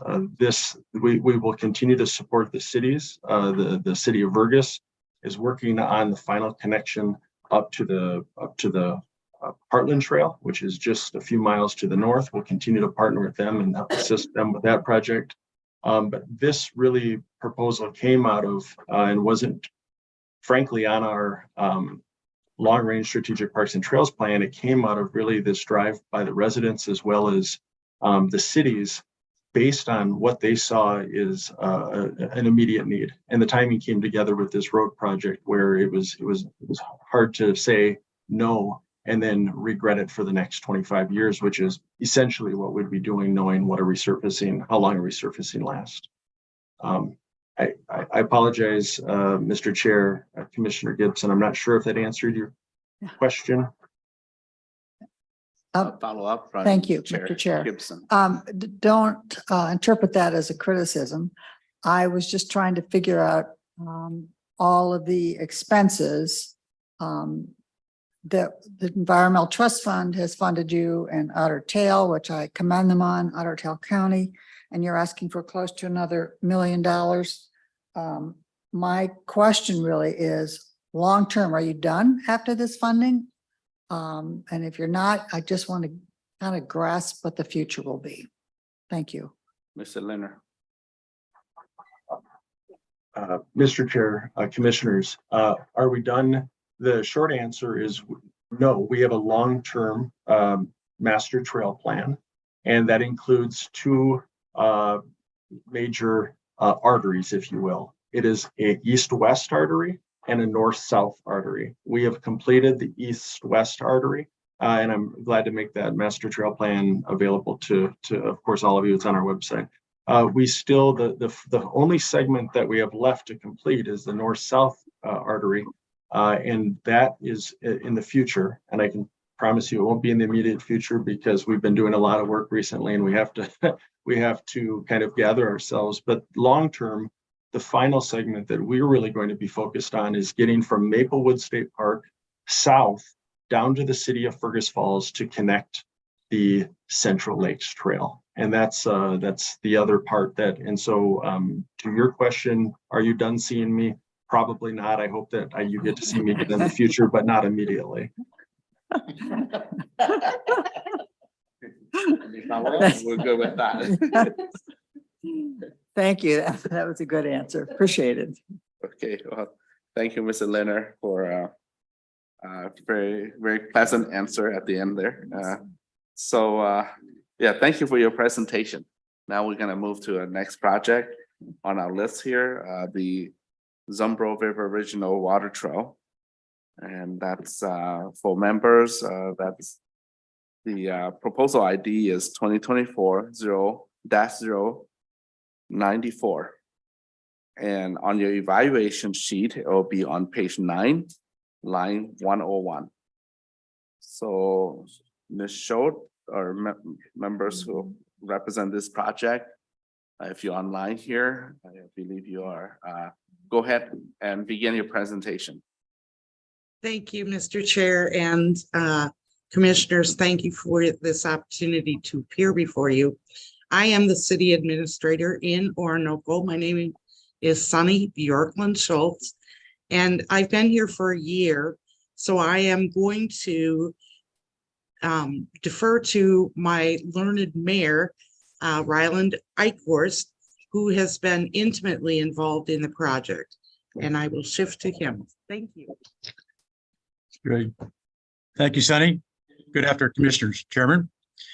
My name is Ryland Eichhorst. I'm the mayor of the city of Orinoco, population of about 1,800 people, and we're located north of Rochester, Minnesota, about 5 miles.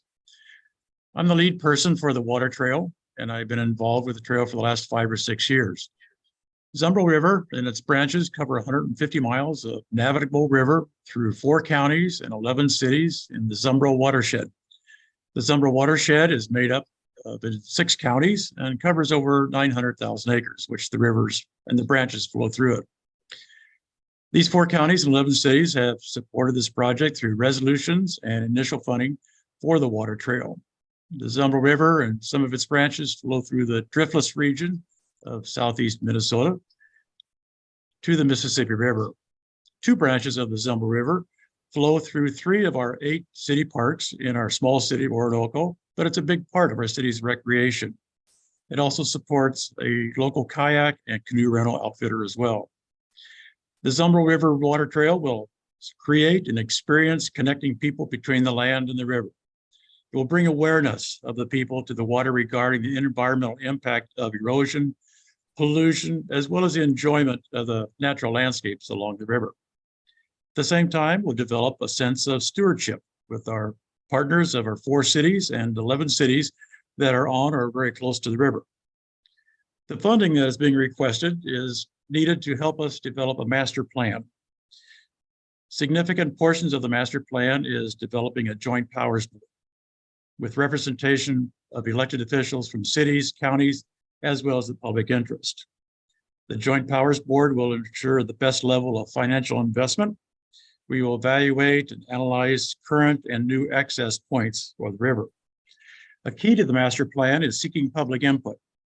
Public input, as everyone knows, is very important for regional trails to make sure that we're encompassing and collecting public input.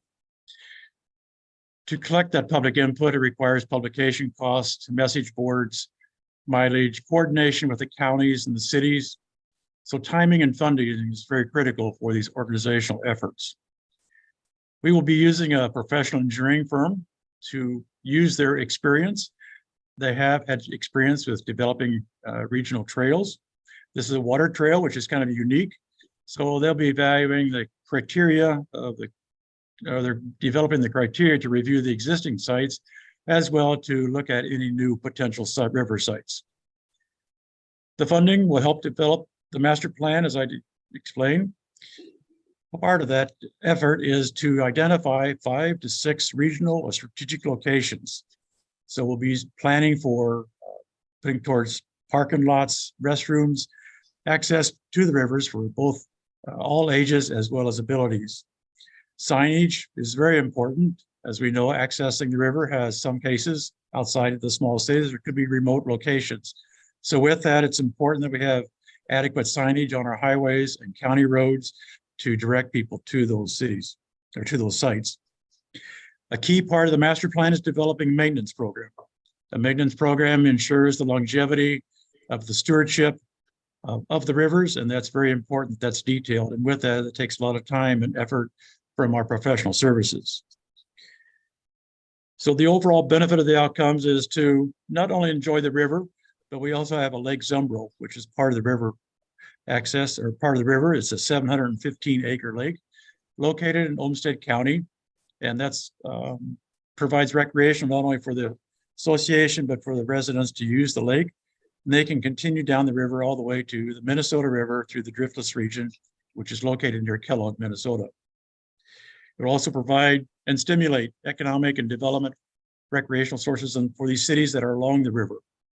But more importantly, it improves their life, quality of life for residents in southeast Minnesota. The residents of those 4 counties has a population of over 255,000. And so the water trail is a rather unique experience, and we hope that funding that's provided by the LCCMR will help us in meeting those goals and objectives. So I thank you for your time and appreciate any questions you may have. All right, member. Yes, Commissioner Pickel.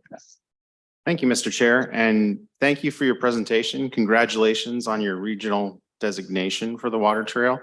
I'm wondering if you can distinguish the regional water trail sections from the state trail, water trail on the Zumbro River. Sure.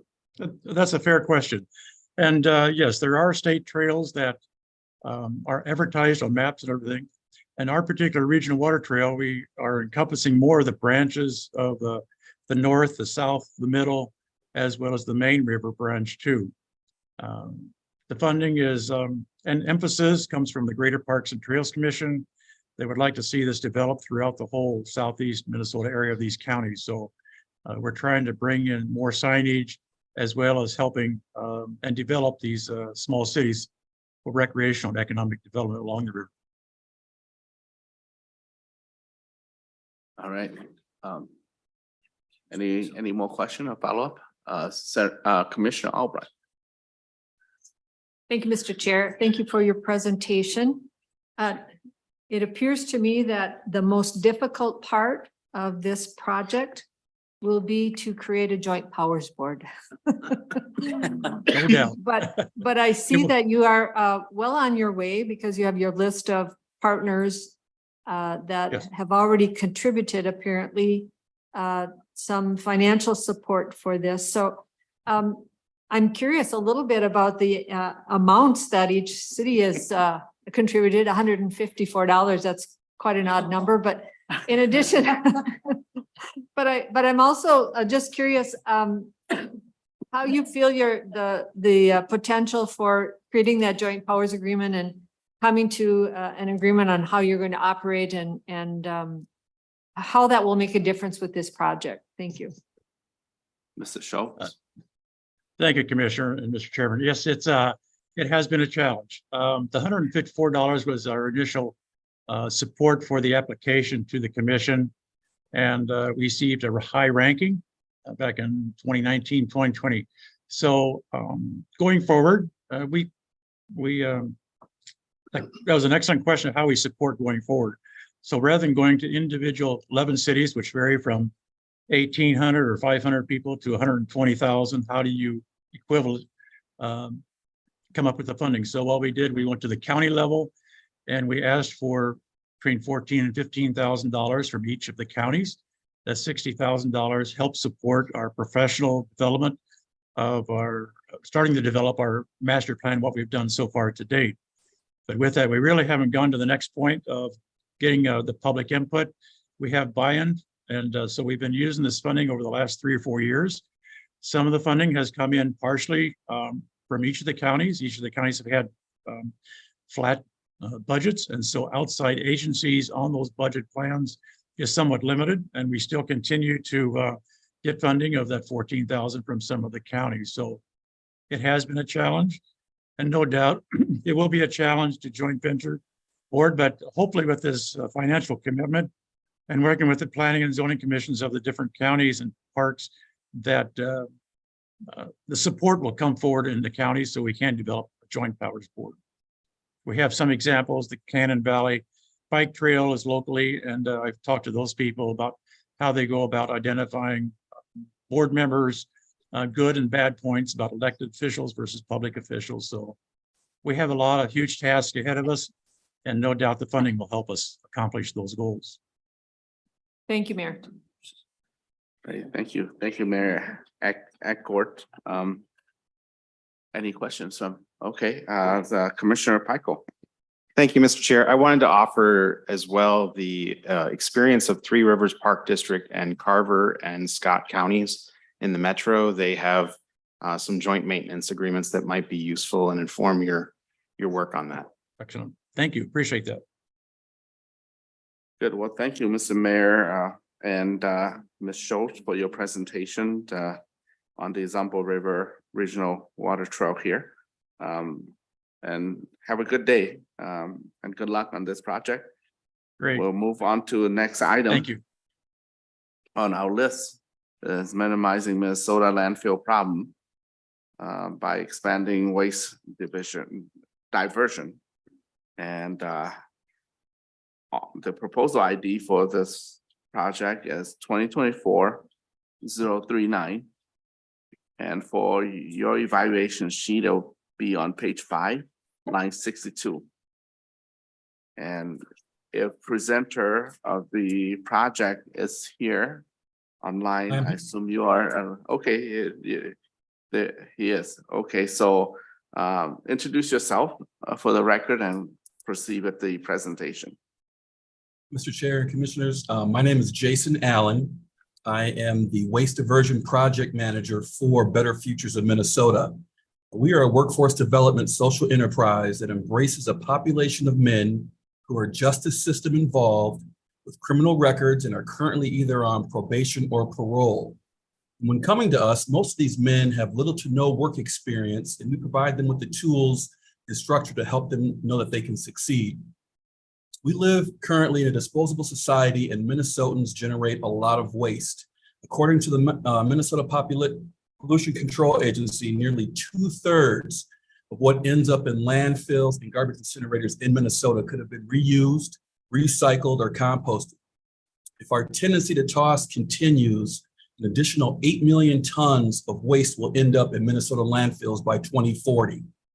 There are approximately 1.6 million tons of construction and demolition waste generated on an annual basis in Minnesota, with wood being the largest portion at 23%, which equates approximately to a little over 368 tons. If that wood had been diverted from landfills, it would represent an approximate reduction in 700,000 metric tons of CO2 emissions compared to the 1 million metric tons generated if it had been landfilled. Waste prevention is the most environmentally preferred strategy to reduce harmful environmental impacts. The focus of this project will be to advance sustainable reclamation practices and to reduce the harmful impacts of simply discarding building materials and bulky household items. Extending the useful life of these items and materials will decrease the demand for new production, further reducing environmental harm, and every piece of reclaimed and diverted material from this project will lessen the need for a new piece to be manufactured, cutting down on additional resources and the energy required to produce them. We have 4 outcomes that we are looking to achieve with this project. 1, we want to work to further promote deconstruction and waste diversion practices and have them adopted and performed in more of Minnesota's 87 counties. The work being done with our current project has happened in the following counties: Becker, Brown, Hennepin, Ramsey, Rice, Sherburne, St. Louis, and Washington counties. We currently employ 1 full-time staff person in Becker County at their transfer station who runs our reuse sales program. And we're looking to hire another full-time staffer to start mattress recycling in that area. We recently signed a partnership agreement with Dodge County to help them create a reuse sales program similar to the one in Becker County, and we're currently interviewing candidates for that position. Our work with the City of Bloomington was just awarded a Sustainable City Award from the League of Minnesota Cities for innovative work with them for bulky curbside collection. We started this project as a pilot servicing 20% of the City of Bloomington, and we rolled it out citywide in June. And since the start of our project, we have diverted over 14 tons of material, and we look to create more partnerships with more municipalities.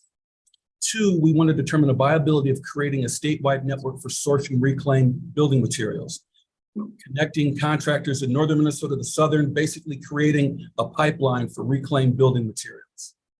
We will partner with the University of Minnesota Duluth Natural Resources Research Institute and Wood from the Hood to produce small furniture pieces from reclaimed lumber, fallen Minnesota trees, and these partnerships will allow us to expand our workforce development training and create further economic benefit. And 4, with our current project, we have developed a reporting tool that allows users to create reports and generate the environmental impact of diverting waste at the transfer stations. But based on conversations with additional stakeholders, expanding the capabilities of this application could provide greater benefit to a wider audience. And in closing, just as important as the environmental benefits is the job creation and economic development that will benefit Minnesota citizens.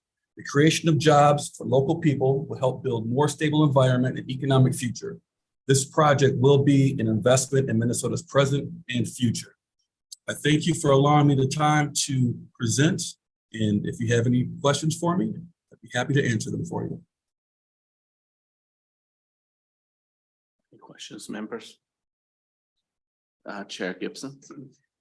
Thank you, Mr. Chair. I'm curious as to if you could walk me through how this works. Do you select a property, or are you alerted by the city on a property and then you take charge from there? Just how is it initiated? I seem to have a pretty good grasp on what the follow-up is. Thank you. Commissioner and Chair, thank you. That's a great question. So it happens in one of a couple ways. We may be contacted directly by the city, who has a city-owned property that they're looking to deconstruct, or we will be contacted by the property owner directly. We also have relationships with contractors throughout the state who also help refer people to us for deconstruction. Follow. Okay, follow up from Chair Gibson. Thank you, Mr. Chair. So to be clear, are these properties condemned, or are they being repurposed? Could new development be coming in? I'm just trying to figure out the properties, and would you assess them and saying, well, no, there really isn't anything recyclable here. It doesn't fit our criteria. So are there times you have to turn it down? That's a great question. Our deconstruction projects have ranged from $100,000 tear down projects to multi-million-dollar homes. In a multi-million-dollar home, there have been times where people wanted to build anew and they did not want the materials to end up in a landfill. Whether it's a $100,000 tear down or a multi-million-dollar home, we are able to reclaim 80 to 90% of those building materials. Even if a home is in disrepair, the bones of that house are still good. Hardwood flooring, doors, windows, we were able to reclaim 80 to 90% of the building materials. Chair Gibson. Yes. Thank you. So I appreciate your work. I'm just trying to figure out, so this person owns $1 million home. Do they know to contact you, or does the city know? I mean, how does that work? Does the city come to you and say, oh, here's an opportunity for you? And then do these homeowners get a tax write-off? Great question. Great question, Commissioner. So again, it's one of a few ways that we are introduced to the homeowners. Hennepin County has done a great job of promoting deconstruction. There are incentives for Hennepin County residents to deconstruct. We've been doing deconstruction for a number of years, and we are in the forefront. So there may be a city that contacts us on behalf of the property owner.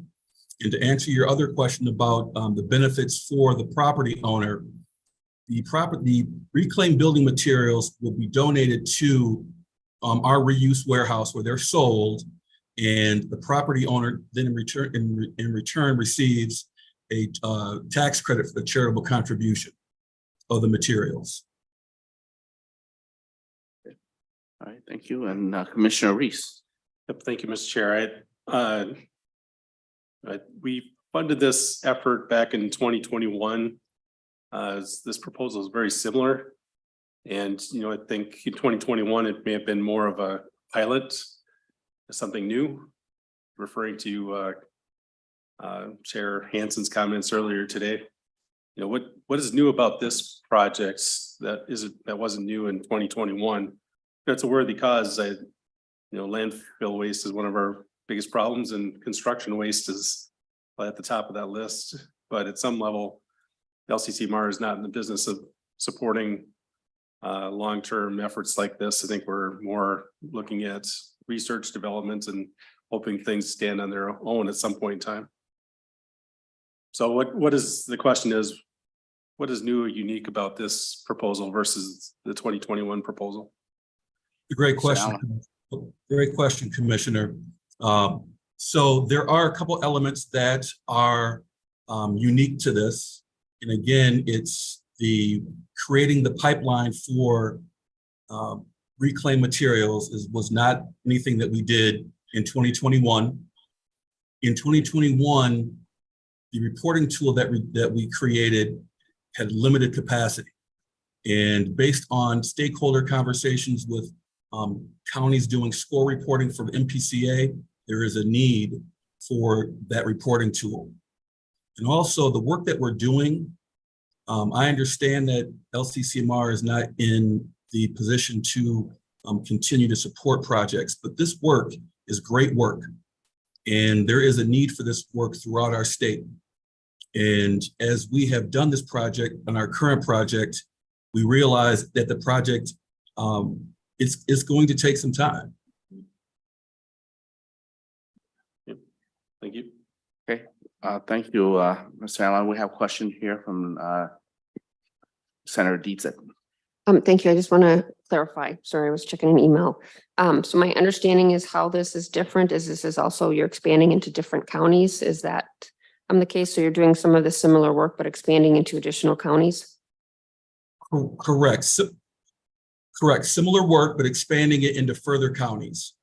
We have created more relationships and have gotten more visibility through our current project that's allowing us to do this expansion work.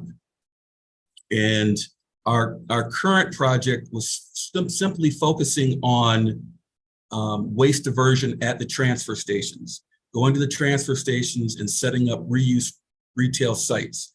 Our current project was not focusing on deconstruction as a main component of this waste diversion, but what we've seen is they're all encompassing. Any follow-up? No. Okay. Thank you. Commissioner Pipel. Thank you, Mr. Chair. I would also suggest that activity 4 might be the enhancement on the previous project as well, looking at finished goods markets and potentially finding end use economic results for these products once they are recovered. Would that be correct? Mr. Allen. Commissioner, correct. That is exactly how that could be interpreted, because that was another thing that we hadn't really looked at. We looked at that as an idea, but now we know that there is an appetite for reclaimed material. And also by working on creating these products, it will also again help give the men in our program an opportunity to enhance their skill sets. Okay, Commissioner Albright. Thank you, Mr. Chair. Thank you for your presentation. It might be hidden in this proposal somewhere, but I missed it. I'm just curious, how many people are you employing right now under your current programming that you are doing? Mr. Allen. Commissioner, great question. So our stated goal with our current project was to create 13 full-time jobs. With this current project, we are actually closer to 19 full-time employees. One of our stated goals was to create curbside collection services. We've created that department, and the revenue from that project is supporting those positions. So those are actually not being funded by the current LCCMR project. So if you include those, we're actually closer to 21, 22 employees. Anyone follow-up? Follow-up. Thank you. I noticed that on this proposal, you got a request for some equipment, namely storage containers and whatnot, but I'm assuming you already have vehicles or trucks that you use to do the work or to move materials from one place to another, and that's why you've not asked for that. Is that correct? Correct, correct. I'm sorry, correct, Commissioner. So in our last request, there was a unique ask for a vehicle. We're not asking for any vehicles with this proposal. The reason why we have the storage containers there is if we're doing a project outstate Minnesota, we may have to temporarily store the materials until we can do one of two things. Get them sold at that site or transfer them from that location to our warehouse in Minneapolis. So those are just for temporary storage during projects. And then one final question. Yep, one more question. As you can appreciate, we have a limited pot of money, and I'm always looking for ways to fund good projects, which I think this is a good project. But I'm wondering if it's scalable to a bit smaller size. Would you be open to something like that? Commissioner, as I had mentioned, this work is very important, and if we needed to look at scaling this to make it move forward, we would definitely be open to that. Thank you. Thank you, Mr. Allen. Thank you for the presentation and thank you for taking all the variety of questions from members here, and your answer is very thorough. We'll move on, and thank you and good luck with on your project. Thank you. Let me see, next on our list is the Morrison County Historical Society Stream Bank. So May I say something? When you're- yes, okay, sure. And that's proposal ID 2024-039, and on your evaluation sheet is page 5, line 62. Oh, no, that's the oh, that's the wrong one. Okay, got a little mess right here. 68. Okay, it's the Morrison County Historical Society Steam Bank. Okay, now it's page 5, 68. Okay, Shannon Weston. Okay, all right. Any question from member on the direction? Okay, we're good now. Okay, so Ms. Weston, are you there? And can I say something? Okay, Director Nash. Go ahead. Mr. Chair, members, thank you. And thank you, Shannon, for letting me just say a couple words before you start. At the beginning of this meeting, we had a new conflict of interest that was declared by Member Faber. And I just want everybody for the record to know that we did go back and double check that Member Faber had not selected this project previously. So there's no impact on that conflict of interest on the selection of this project moving forward. Okay, all right. Good. Pat on the back. All right, so we'll go ahead with the presentation. Let's see, looks like our presenter is here. Go ahead, introduce your name for the record and then go for your presentation. Good afternoon, Mr. Chairman and committee members. My name is Shannon Wetstein, and I am the district manager for the Morrison Soil and Water Conservation District based out of the Little Falls USDA Service Center. Our project is one that on paper may seem just like any other shoreline restoration, like the hundreds both our office and this council have heard and considered. I'm here today to tell you that this one is different. Due to the cultural and historical significance of the site, the urgency of the need to stabilize these soils, and the broad community support this project has already gained. This project is shovel ready and is a responsible use of taxpayer dollars and this council's support. This location is significant and unique due to it being located at the confluence of the Pike Creek and the Mississippi River, two significant systems running through the heart of Morrison County, just outside of Little Falls in central Minnesota. The property is also within the statutory boundary of the Charles A. Lindbergh State Park. The property, there is knowledge of Native American pre-settlement at this site, as it is a point on the river where there's great visibility due to the high bank overlooking the Mississippi River. It was later a fort site for early exploration, fur traders, and settlers of the region. But 3 years ago, the Little Falls area had a severe storm event that some reported to receive 14 inches of rain in 3 hours. At that dramatic event, the slope on the Morrison County Historical Society sloughed into the river, losing over 50 dump truck loads of soil into the Mississippi River at that one event. The scarred slope is 400 feet long and 30 feet high, and now has exposed sand across most of this area.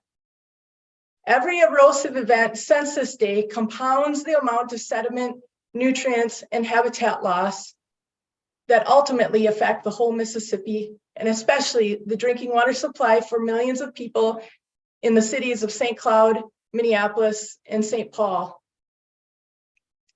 In collaboration with our local DNR fisheries and water staff, the Historical Society Board, and Ultag Engineering, we have not a rock solid plan, but a root solid plan to stabilize the site and provide long-term habitat and water quality benefits. The design uses flex MSE soil bags, willow wattles, root wads, stream barbs, natural vegetation, and live cuttings to ensure the site is protected from multiple erosive factors of the current, waves, and overland flow, while ensuring this stretch of the river remains natural, resilient, and welcoming to area wildlife and fisheries. This final design regarded other alternatives and cost. So even though a retaining wall might have been 10 to 15% less expensive, it is something that all of us partners could not get behind. And especially the Morrison County Historical Society, they felt strongly about the bioengineering design with incorporated habitat components and the native vegetation. They strongly oppose the concrete retaining wall and excessive hardscaping, as this section of the Mississippi is one of the most pristine along the whole river system, with this location being less than 5 miles from the underdeveloped stretches of the river, the 18 miles that flow through Camp Ripley, and within the first 400 miles, which the Mississippi Headwaters Board was established to protect. The design work has been paid for already through the support of the City of Little Falls, Morrison County, and private donations. This summer, a phase 1 archaeological survey will be completed, and we'll have the Mille Lacs Tribal Historic Preservation Officer representative on site during that survey. So in short, the project proposed today are funds that will cover the cost of construction and construction inspection. Everything else is complete. I've been so impressed by the determination of the Morrison County Historical Society in getting to this point of the project. The site was established for public use and will continue to do so long into the future. The society was established back in 1936, which makes it much older than my soil and water. In the unlikely case the society was dissolved and had to divest of this property, the board has made it very clear the intent will be that it always remain for public use. All of the properties surrounding this one are publicly owned already. Our Soil and Water Office is committed to seeing a successful execution of the construction and future maintenance of the site. If after the project is completed, there's an issue on site, such as a plant establishment not being successful due to drought or some unforeseen circumstances, we will work with the society through technical and financial assistance outside of LCCMR to establish the site as designed. Please help us reach our goal of doing the right and proper thing for this site. Artifacts have most likely already been lost. Fish spawning areas have partially been filled in with sediment. Morrison County Historical Society members are here in the room with me, as is our engineering technician, and we're available for any questions the council might have, Mr. Chair. Thank you again for your time and support and for the special invitation to present. We are honored to be part of your process. Thank you. Commissioner Reese. Thank you, Mr. Chair. I'll just go back to some original comments I made at a previous project. I wonder if there's kind of a inflection point here, because in the past, I don't believe that the LCCMR Commission Environmental Natural Resource Trust Fund has funded cultural preservation. Could be wrong in some cases, as the director has mentioned, but I think this is a potentially precedent setting. So I just want to raise the question again. Is it constitutional for the LCCMR and Environmental Natural Resource Trust Fund to be used for preserving cultural versus natural resources in the environment? And so I think it's, again, that we're very worthy, but is it really in the purview of LCCMR and Environmental Natural Resource Trust Fund to be doing that effort? Thank you. Okay. Director, actually, one. Okay. Commissioner Gibson or Chair Gibson. Thank you, and that's a good question. In the past, we used to fund historical projects. And once the legacy funding came in, they tended to go in a different direction. So it isn't that, you're looking at me, Becca, did I say that?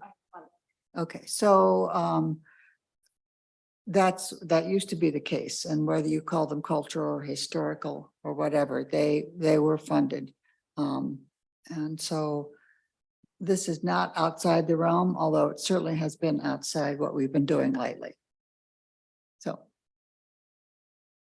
Director Nash. Mr. Chair and members, and thank you, Member Gibson, for reminding me of that. And we can go back and double check. I just also recall that we, the LCCMR, in addition to the Environment and Natural Resources Trust Fund, the LCCMR used to make recommendations on funding from the Future Resources Fund. So it could be that those previous historic projects were actually coming from a different source of fund with a different constitutional, it didn't have a constitutional purpose aligned with it. So I can go back and double check, but that may be some of those projects that we used to fund. Yeah, Mr. Chair, I don't recall them being divided up that way, but you're probably right. But I do remember hearing a lot more historical projects. I remember the Historical Society being here, and I remember touring over there. So we have had some relationship with them in the past. Okay. Any other questions and question directed to Ms. Weston here regarding the Morrison County Historical Society? All right, it looks like this might be a good project. Looks like, but thank you, Chair Gibson and Director Nash, and even Commissioner Rizzo posting the question as a new member to this committee and also a fresh chair. That's very helpful, very informative. So good. All right, so and so thank you, Miss Weston. Look like you're good to go. And so we're gonna move on to the next project here. Can increase tree diversity, increase community diversity.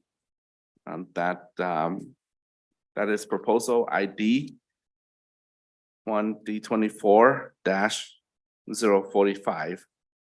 And the evaluation page is P5, line 69. So presenter, if you are on board, go ahead. Yes. Take it on. Thank you, Mr. Chair, and thank you, LCCMR committee. I am extremely grateful for you all being here on a Friday afternoon. So I am Dr. Marcella Wimmuller-Campioni. I'm in the Department of Forest Resources. Next to me in the room, as we move into question, you'll also see Dr. John Zobel, who is also with the University of Minnesota, and Mike Reinekainen with the Minnesota Division of Forestry. Again, thank you for taking this time today and through the next few days and as you convene. I want to take 20 seconds on this afternoon to maybe transport us from Zoom space or the meeting room to northern Minnesota, where it's hopefully much cooler with lake breeze coming off of one of our 10,000 lakes as we're sitting or standing in one of our major forest types in Minnesota, our aspen forest type. We have two main species, big tooth and trembling aspen. And so if we're in this mature aspen forest, you'll notice it's a lot of just aspen.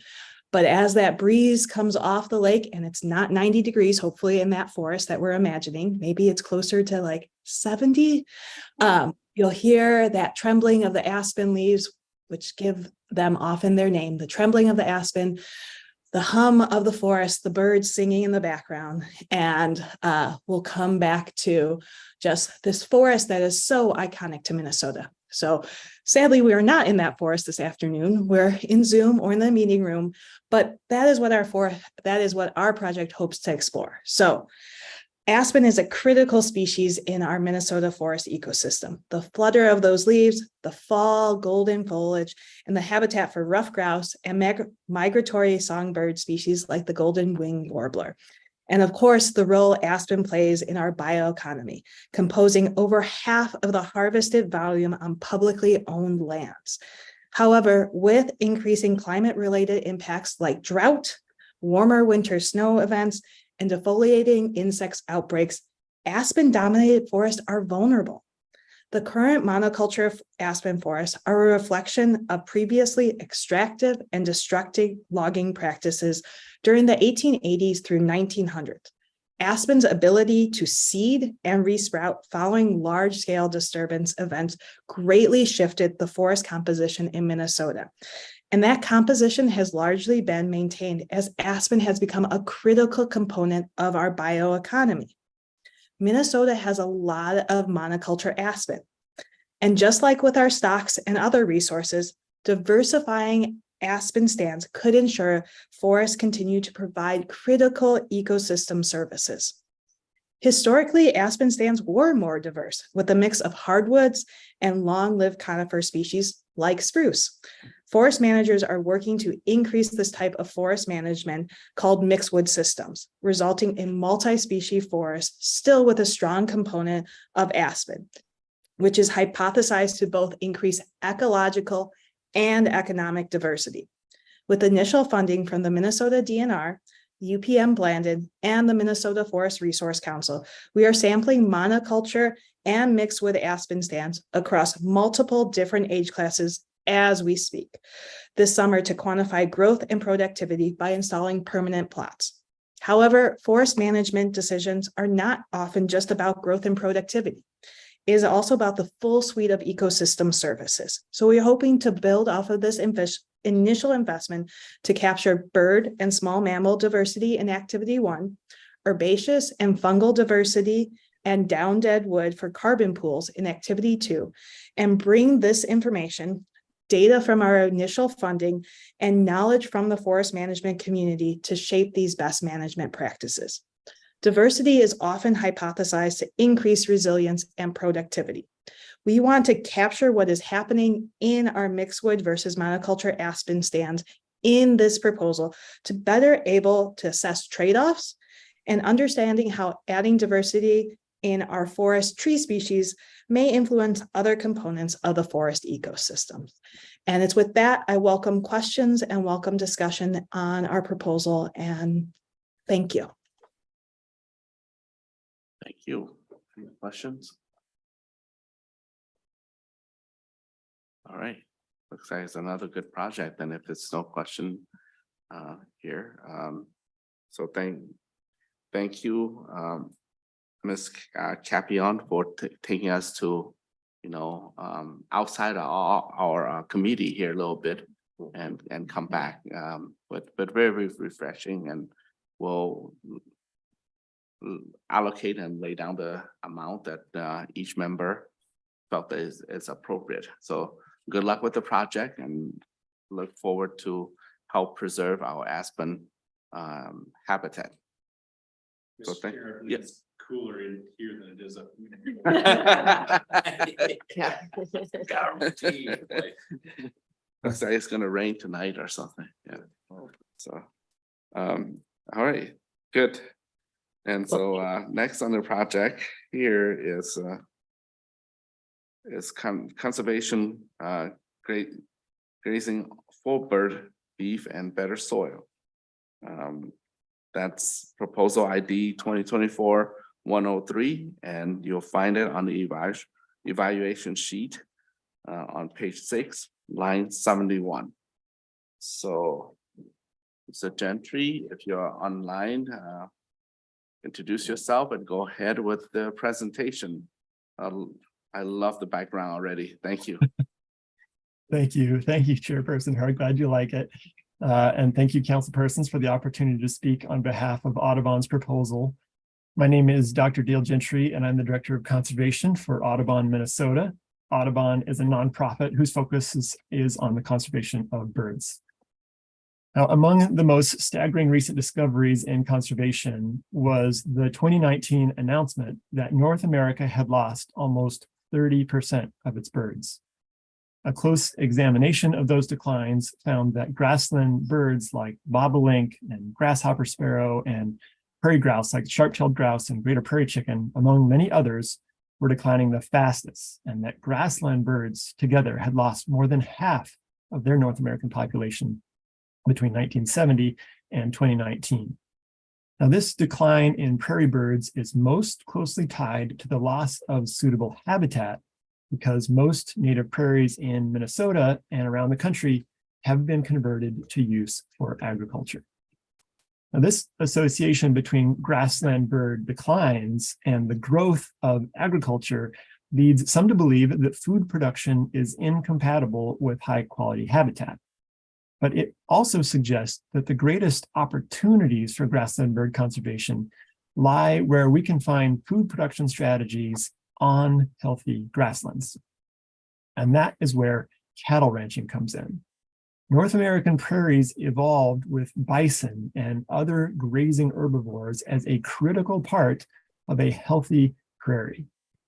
Audubon's Conservation Ranching Initiative is certifying as bird-friendly cattle ranches that use a regenerative grazing practice that improves grassland ecosystem health, similar to how bison grazed, and yields more and better habitat for grassland birds.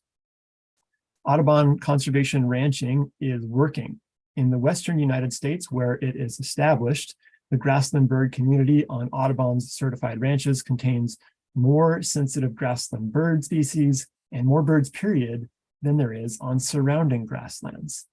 And consequently, it's also working for ranchers. There's a backlog of ranches waiting to be certified so that they can use the Audubon certified bird-friendly beef seal in their packaging and marketing. But our protocols are designed with birds in mind. And elsewhere, regenerative grazing practices exist to benefit soil health and others for native prairie plants. Now, there's overlap in all of these grazing strategies, but they're not the same.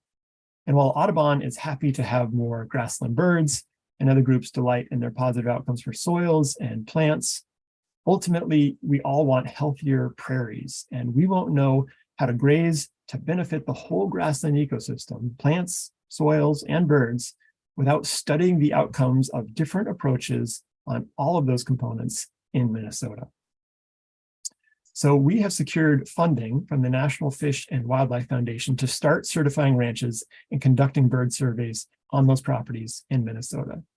And with that award as match, we are requesting support from the Minnesota Environment and Natural Resources Trust Fund to conduct an adaptive management study on how different approaches to bird-friendly grazing influence soil health, including a 1 meter deep soil carbon survey that will lead to future conclusions about carbon sequestration and the plant community, and thus the whole grassland ecosystem, or at least the majority of it.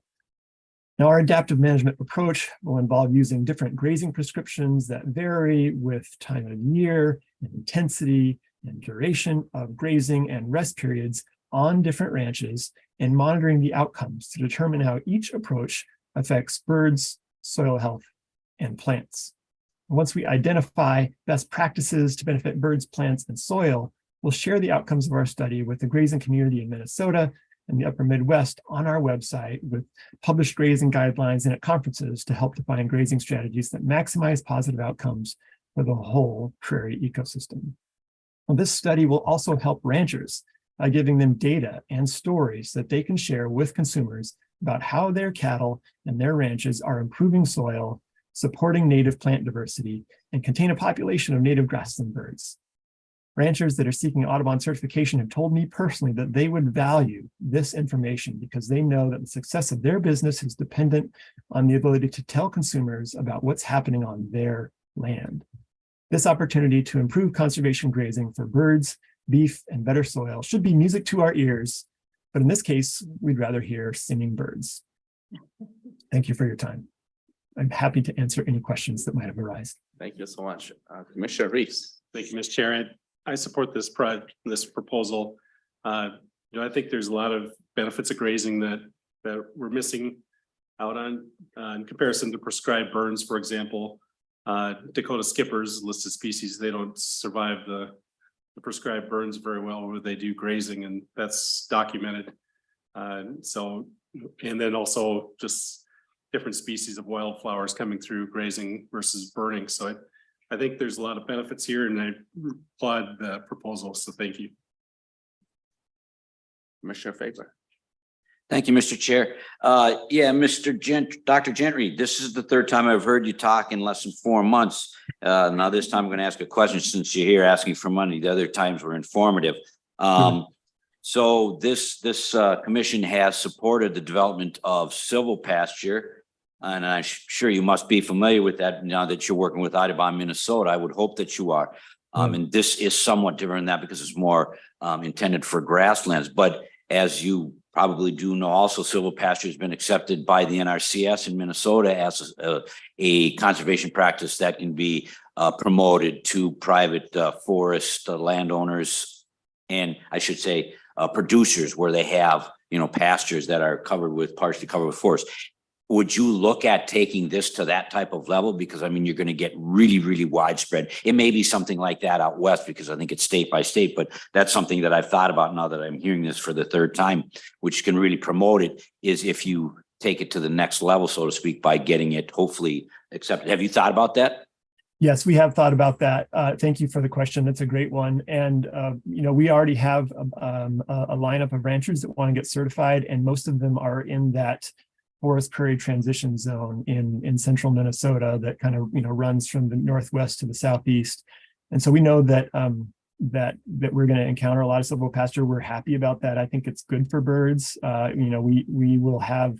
I was just out on Tuesday morning doing a bird survey at our first certified ranch, and I saw grassland birds like bobolinks and Hensel sparrow in the more grassland dominated areas. And then other regions had a more of a mix of birds that like woodlands. And so this project will include ranches that are in that more sort of silvopasture type habitat. And I think that will be a component of this is thinking about how to manage those for the benefit of the whole suite of birds that are in those areas. And so, that will include things like managing cedar and where there's encroachment, but we don't want to manage all the trees. We want especially oak savanna to thrive where it is. So I hope that answers your question. Yeah, it does. Thank you, Dale. Quick follow-up. I'd be remiss if I didn't mention the reason the bird that particularly touches my bird lover person would be the red-headed woodpecker, which is not a grassland bird. It's an oak savanna species. And as you should know, 90% decline in the last 40 years in Minnesota and Wisconsin. So that's why I'm glad that this type of stuff is coming. Thank you. Yeah, this should absolutely benefit red-headed woodpeckers. They're my favorite bird too. Studied woodpeckers in grad school. Love them. I'll go with the order of the list first of all. Commissioner Lanza. Thank you, Mr. Chair.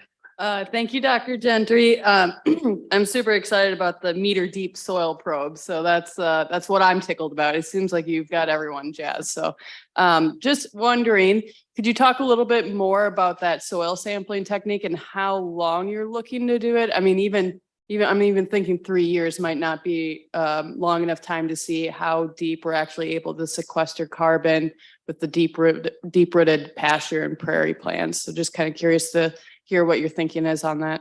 Yeah, that's a very good question. And you're right, 3 years is not enough time to determine changes in carbon sequestration with grazing. Most guidelines say 10 to 15 years is what it will take to see a statistically significant change in carbon sequestration. So if you probably didn't take that fine a detailed notes, but I talked about an initial carbon survey because it would need to be followed up in 10 to 15 years with a future project to see how that's changed and to be scientifically rigorous. So we're interested in carbon, but we're really interested in soil health from a larger perspective. And so we plan to use the Haney test as a good broad spectrum approach to soil health.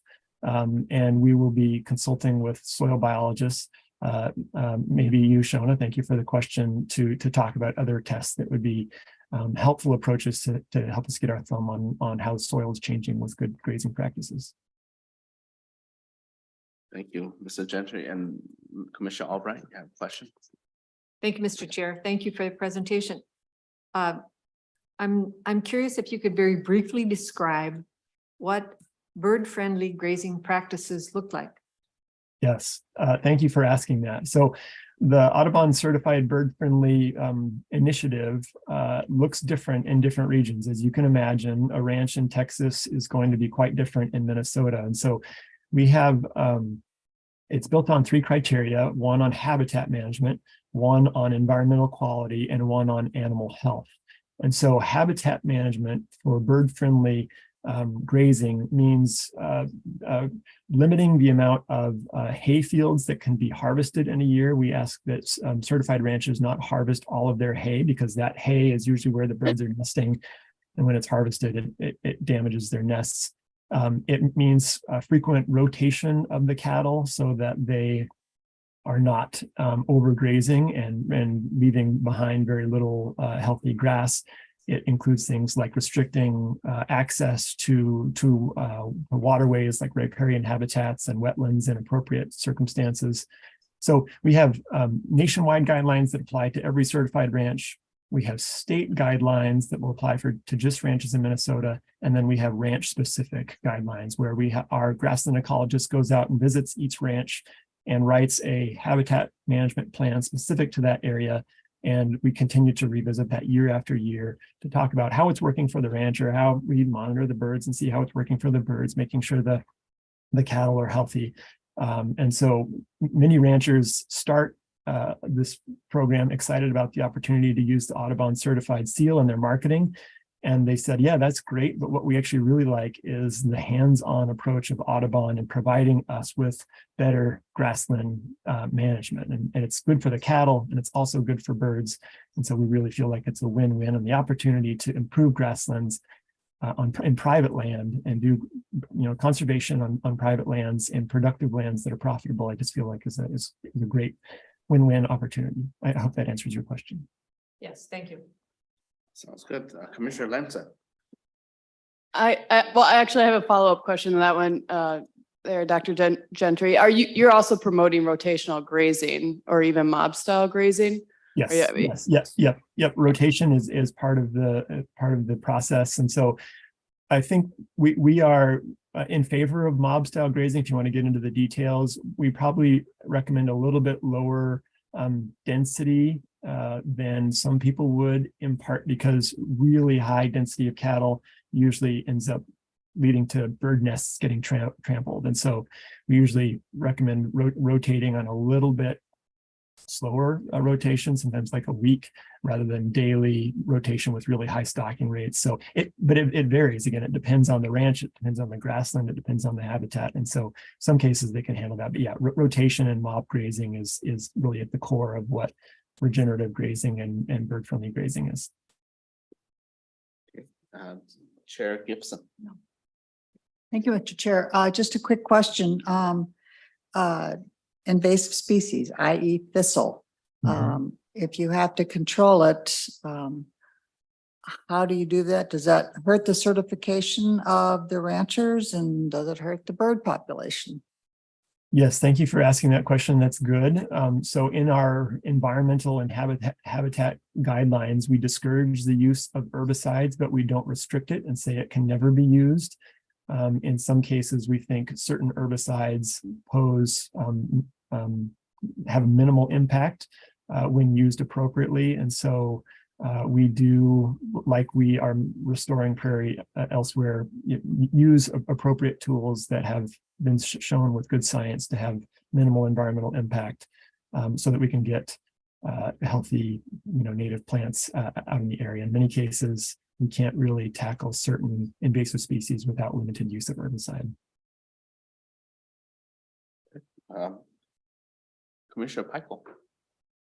Thank you, Mr. Chair. I'm wondering if there's been any interest expressed by folks you've connected with already about extending this soil carbon examination to perhaps qualify these ranchers for another revenue stream with carbon markets that are emerging. We have, yes, there's great interest in that from ranchers, and Audubon has been exploring that, and we will be actively pursuing that to support Again, the Audubon certified seal is designed to lift up ranchers that are just doing an amazing job caring for their land and for their cattle. And so if we can help them with carbon markets, in addition to our seal, we are doing that. So what that looks like, I think, is challenging because carbon markets are so in flux and kind of, have not yet settled out about how to best do that. But we're absolutely supportive of carbon markets. Okay, well, thank you, Dr. Gentry, for your presentation. I learned a lot from it too. I love, as a person who love nature and birds. So wonderful. Well, thank you for the opportunity to talk. Yep. So next on our list of agenda is the Minnesota Micro for Enhanced Biodegradation of Microplastic. And this is proposal ID 2024-108. You can find for your evaluation sheet on page 6, line 72, just below the previous one. So Mr. Barney, are you there? I'm here. Can you hear me? Yes. Okay, go ahead with your presentation. Yeah, thank you. Good afternoon, Mr. Chair and LCCMR committee members and staff. My name is Brett Barney, and I'm a professor at the University of Minnesota. I want to thank you for the opportunity to present today. The goal of our project is to harness the potential of natural plastic degrading microbes isolated from Minnesota in environmental applications to remove microplastics.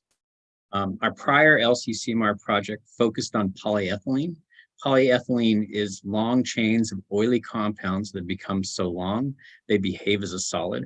While there has been some progress identifying microbes that can degrade plastics such as polyesters found in soda bottles, there are far less reports of microbes degrading polyethylene. And in many cases, the reported degradation is very slow, occurring over the course of many months or years.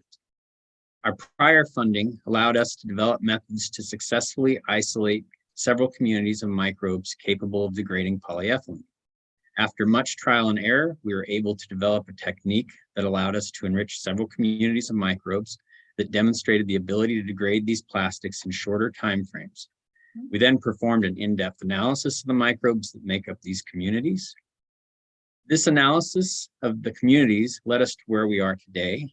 We realized that while a variety of microbes were present in the communities, there were several key microbes that were prominent. Using this information, we were able to formulate methods to isolate a variety of individual microbes that are able to degrade plastic compounds. We've already identified and sequenced a number of these isolated microbes, providing a template of how nature attacks and utilizes these plastics as a source of food. Having these isolated microbes in hand, we are now ideally positioned to perform specific biochemical tests that will identify what specifically enables these microbes in the task of degrading polyethylene. These strains will serve as a model for these studies and should identify key enzymes or features that will assist in characterizing how nature is biodegrading problem plastics in the environment. Importantly, these individual microbes and various combinations of these should allow us to develop inoculums of native Minnesota microbes that can be scaled up for various applications to enhance the rate of biodegradation of these plastics in the environment. Our project has 3 pillars with varying goals. Our first pillar is to identify the machinery within the natural microbes we have already collected that are able to degrade polyethylene and share this with the scientific community to enable further applications. Understanding how these microbes are able to degrade polyethylene will allow us to better optimize these microbes in downstream applications and identify other microbes that might be added to the mix. In the second pillar of our project, we will use a similar approach to what we used previously to isolate additional microbial communities that can degrade polystyrene, a separate class of plastic that is especially difficult in the environment due to the nature of styrofoam. The third pillar relates to developing reactor systems that can be applied in aquatic systems to capture and treat various microplastics to target their removal. Important to our project, all of these strains are natural strains that were isolated from sites across Minnesota. The approaches we will examine can be scaled and will not require the addition of any foreign chemicals or fancy equipment to deploy. We are working with other engineers and are seeking further industry collaborations to further broaden the utility of these microbes. We hope that you are as excited about the prospects of our project as we are. We believe that there is a strong potential for this research to be transformative. The problem of microplastics is a global issue. There are a lot of people working on this issue with a lot of different disciplines and approaches, but the results of our prior work show immense promise for future application, and we hope to continue to explore this in the future with further LCCMR support. With that, I'll go ahead and take any questions. Thank you for your time. Any question, members? Oh, Commissioner Reese. Thank you, Professor Barney. I had a question related to where your technology fits in the big scale of things. As you said, there's a lot of different technologies. This looks promising, but where does the biological control fit in the realm, in the whole realm of options? I'm Mr. sure. Barney? Yeah, thank you, Mr. Chair and Commissioner Reese. So most of what we are trying to do is identify microbes, make sure that they're microbes that can be safely administered in other applications. The reactor design that we're looking for is the third pillar of our project, would be places where we would look to apply that, but at the same time, having a clear understanding of that, should it help to develop new processes and develop the technology and get it out into application. So, I envision this as something that's scalable. So if you have a significantly contaminated site, you can add these inoculums. We're not doing any type of modification to any of these organisms. We're just trying to capture and identify them and characterize them and stockpile them, so that they can then be used in these downstream applications. Hope that answers your question. Yes, thank you. Oh, right here. Commissioner Lance. Little Thank you, blind Ms. spot here on both sides. Thank you, Mr. Chair. Really curious about this project. It seems like there's a lot of potential here. I was wondering, could you talk a little bit about your previous studies and the microbes that you had identified and where they're at now, and also if there's any byproducts that are produced that are problematic? Just kind of curious where this could potentially go if you already have some microbes en route and out in industrial use right now. Mr. Barney. Yeah, thank you, Mr. Chair and Commissioners. So we do have quite a bit of progress that has been made. We're in the process of writing some of that up right now. I have a graduate student who's working on some of their defense materials, and so that has slowed getting the paper out. We do have strains. The final product of these strains, when they're done, is carbon dioxide. So it's just like any other carbon source that these things utilize. So nothing, no negative byproducts that we're believe are coming out of the project.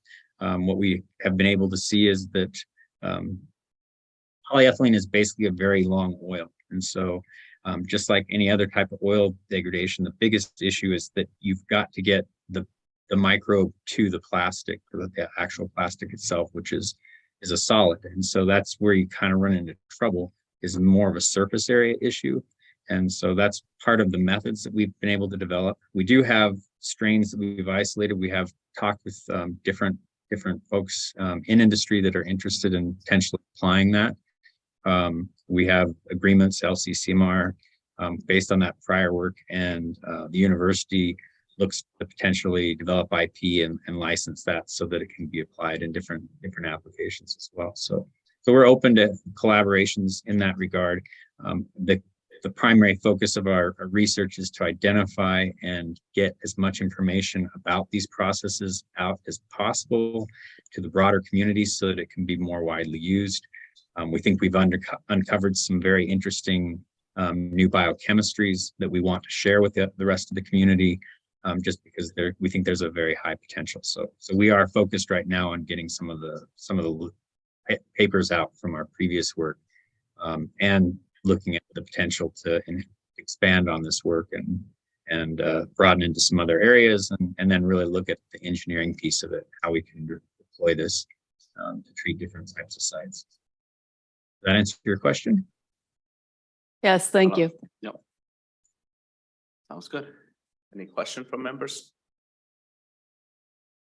Thank you very much, Mr. Barney, for your presentation, and good luck to you.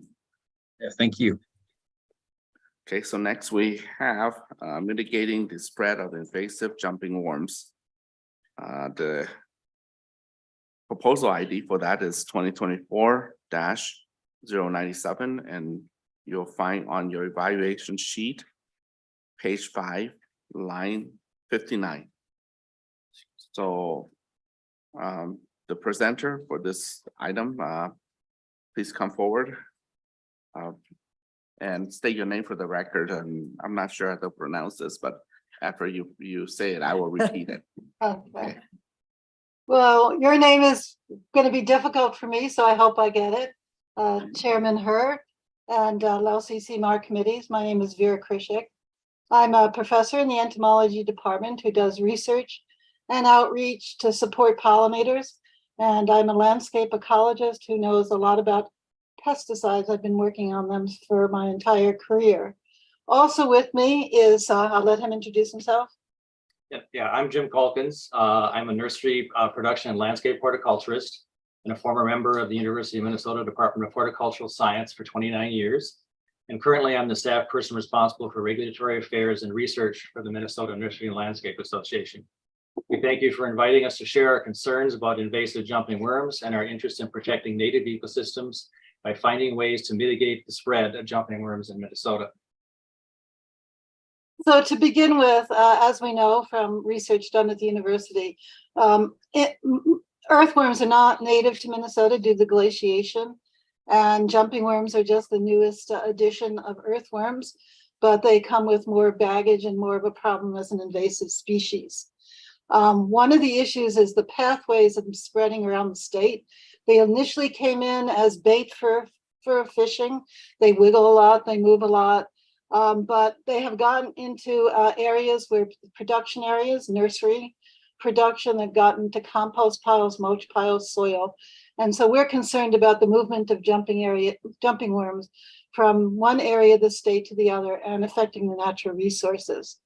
To date, jumping worms have been documented in North America and southeastern Canada, in 34 states in the US, mainly in East, and some in the Midwest and in the Pacific Northwest. In contrast to Japanese beetle or gypsy moth or emerald ash borer, there aren't any federal or state quarantines yet for jumping worms. The Minnesota DNR is, however, considering regulating jumping worms as a prohibitive invasive species, which would have a significant impact on Minnesota green industries, other industries, and the economy. The existing jumping beetle quarantine program is a the existing Japanese beetle, for instance, has a state federal quarantine program that prevents its spread. And a similar program should be developed for jumping worms to remove its spread to other states. Also, gypsy moth has something called Slow the Spread, which again, it's outreach to make people aware of gypsy moth, how it moves, and the consequences of having gypsy moth in forests. So why are jumping worms an issue? Unlike European earthworms, jumping worms live in the top layer of the litter, and they feed voraciously, and they remove soil organic matter, they change the soil structure and chemistry, they damage roots, and most disturbingly at all is they remove new seedlings. So the reforestation of areas is reduced because the seedlings are dying. Jumping worm populations also increase very rapidly because they can reproduce parthenogenically.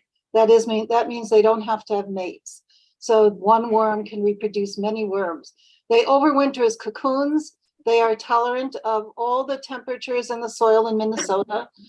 So they can reproduce down here or in the northern part of the state. And the cocoons overwinter, and then around in May, they hatch out and the worms start. Although adult and juvenile jumping worms do not survive Minnesota winters, the species overwinters, and when they hatch out in the spring, there are many, many individuals in the top layer of soil. So one of the differences between them and the other earthworms is jumping worms live in the top layer of the soil. They don't go down to subsoil levels, so they don't mix the nutrients and the soils, which is important for earthworms. Instead, they just stay on the top and they affect seedling survival and reduce the nutrients and the porosity of the top layer of the soils. There are very few options for managing jumping worms besides heating the soil to 104 degrees, which would kill plant roots. And the other option is using a mustard drench to bring them to the surface. But there are no pesticides registered for jumping worm control, which is a serious problem and which is the focus of our project. In the past, a compost tea from China called Chinese tea seed meal was used in European American golf courses to manage any earthworms on the greens. However, that is not registered as a pesticide in the United States, and so it can't be used as a pesticide. So nobody can recommend it to each other for jumping worm control. Myself and Jim have had meetings with a bioinsectary firm and 2 meetings with the USDA EPA on gypsy moth, on jumping worm, trying to get some chemicals managed for their control. So our research is to look at biocontrols options using chemicals that are friendly to pollinators or other ground nesting insects, friendly to plant roots, and try to find chemicals that we can use to manage jumping worms, like TC meal, chemicals that, like I say, we call them biorationals. They're friendly to non-targets. So the ultimate goal of the proposal is to find effective controls and get them registered in Minnesota and other places, so jumping worms can be managed. To this end, getting jumping worm added to the labels of existing products would be the fastest way to go. So for instance, for this TC meal, to get jumping worms registered for managing it. We also propose a large outreach component to talk with the different segments, the nursery and landscape industry, and the public about the spread of jumping worms via landscape plants, mulch, compost, and soil. The proposal is similar to the Slow the Spread Management Program, as we talked about for gypsy spongy moth is the new name. In spring of 2022, last year, we submitted a MITPIC proposal on some of this research, and we got some reviews back. They mainly focused on an error in the budget when it went online. We got some proper suggestions, and we put those into this proposal as well. MITPIC does not fund outreach, and since this proposal has a very high outreach component, it was deemed not acceptable for MITPIC funding, and that's why we've come to you directly, because we really want to educate those in the chain that move soils and plants on how to identify jumping worms, a way to manage them so they don't move further around Minnesota. So we've done some preliminary collaborative work with people at the Arboretum and Forestry and Soil Sciences, with some members of the landscape industry. We have 9 letters of support from the DNR, the MNLA, Nursery Production Group, landscape firm, and local and national mulch compost soil commodity groups. Jumping worm is a serious threat to forest ecosystems, and there should be ways to mitigate its spread. So without a doubt, methods of managing jumping worm are sorely needed. So thank you for listening to us and reviewing our proposal, and I would love to answer some questions. Yes, we do have a question here from Commissioner Lamsack. Thank you, Mr. Chair. Thank you for the presentation. I have been in favor of this study, but you're kind of naming some things that's got me a little bit worried.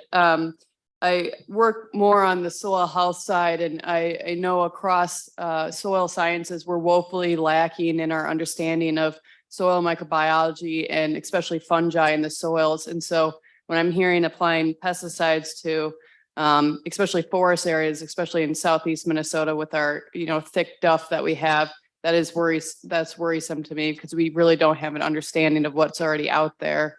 Can you just tell me a little bit more about what you're thinking in terms of the pesticide and what the potential, what study you're going to do to make sure that it's not going to have larger ramifications on our soils? Yeah, Thank so you. I think your concern is very valid, and I would also have that concern. So we're not at this point talking about using any of these chemicals in naturalized forested areas. This is just chemicals that are biorational. They're natural chemicals that we're going to do tests on to make sure they don't have non-target effects. There are things that have been labeled by the EPA for use in managed landscapes. So we're really talking about here is preventing the movement from managed landscapes to forests. And I agree with you, this would not be appropriate for large scale use in forests. We're just trying to mitigate the spread of jumping worms around the state. And right now, everybody identifies the method of transportation are potted nursery plants or the movement of soil compost and mulch. And so we're going to completely deal in this proposal with those issues of it coming from landscape into naturalized areas.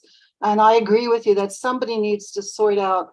There was just a recent master's thesis over in soil science with Reed Freilich's help from forestry that's kind of getting at how jumping worms alter soil profiles. And that's a whole separate research, and I think it's very valid as well.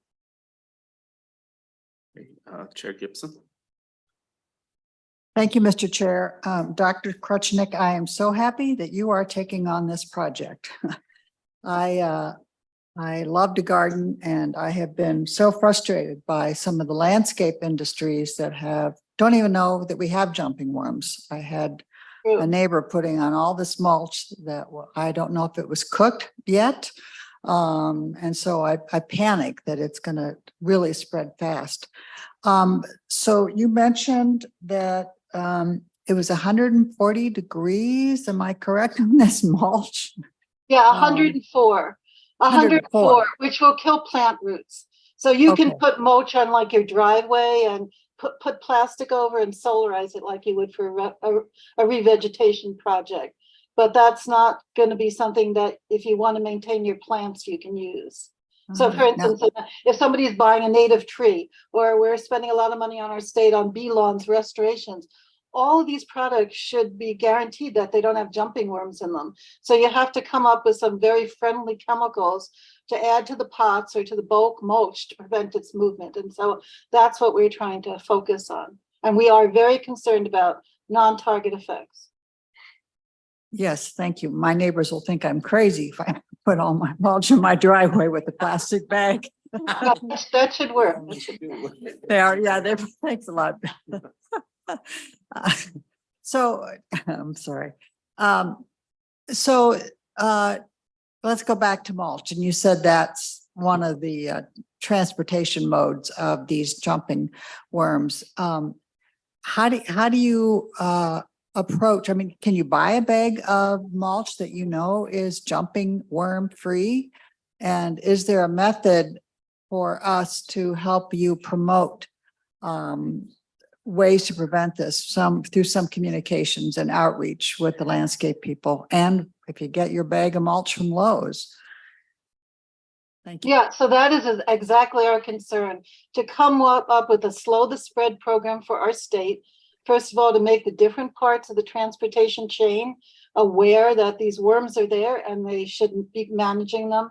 To make sure, for exactly as you say, when people purchase products, they're not purchasing jumping worms. So that's why this has a huge outreach to work with the DNR, the MDA, MNLA. That's why Jim is here. Growers, we have growers already who are very worried about moving jumping worms. So we would have to come up with a way, a program that they could some way guarantee their product was had been studied for jumping worms, investigated, certified. So that is the outreach collaborative part of trying to come up with some kind of certification review process to make sure that products that move around the state are jumping worm free. The idea about interstate transport is a different issue. Eventually I would hope other states start enacting these kind of processes. And certification so that jumping rooms aren't coming to Minnesota and other products as well. And I think we as a state could be very proactive to start this. There are groups around in the Cornell has a jumping room collaborative group from different researchers in the Northeast states. There's our groups interested in trying to come up with some management, but right now there is no way to manage it. So that's the bottom line. We want to come up with some way to manage it to stop the natural resources of the state having jumping rooms put into those places. A follow-up question from Chair Gibson. Thank you. Dr. Krichnick, I read in Maine where they have done some tilling. If you go down 6 inches that you can rid yourself of jumping worms. I don't know what they do with them when they're done. But have you seen or think that that might be one alternative for smaller landowners? Yeah, so I don't know so much. I have not read that. So the issue is going to be where you have plants there and so you can't till. So if you have a perennial garden or your lawn or whatever, places that you already have plant roots, and so it's going to be hard to till. Tilling absolutely should bring them to the surface so robins can eat them, which would be great. Or, you know, your occasional raccoon or skunk in your backyard can eat them. And if we can find a chemical to, if you could till and then put some simple chemical like this tea seed meal, which doesn't really, it has a chemical in it called saponins, and saponins means soap-like. And saponins take the mucus off the worm. So it's very specific. So they don't have any, it's registered by the EPA in other products. And as I said, we've talked to the EPA and they said, well, we have registered products for nematode control. It should work for jumping worm controls because it affects the mucous membrane. And most insects, birds don't have these mucous membranes, so it shouldn't affect them. So I think tilling would be good in areas like a backyard garden where you can till the soil. But it would be nice to have something you could spread on top or solarize it to kill the jumping worms. And we could look at that, you know, that's a really valid option. But it's only one kind of landscape, you know, landscapes where plants are already established. You're going to have to come up with something else. Thank you. All right, Commissioner Pikel. Thank you, Mr. Chair. I wasn't sure if our time was up there. Go ahead, yeah. We're ahead of time. I did hear that you were very close to saying that the problem is because of Wisconsin, and that's fair. But I'll recognize that you didn't actually say that. With tea seed meal, is there a concern for transport of the saponins into freshwater bodies through storm runoff? And would that pose a threat to aquatic invertebrates? I have, you know, that's something that we need to look at. I haven't heard that it does that. I think it biodegrades pretty quickly. So I have not even heard that it's a problem on golf course ponds. This has been used for 50 years on golf courses.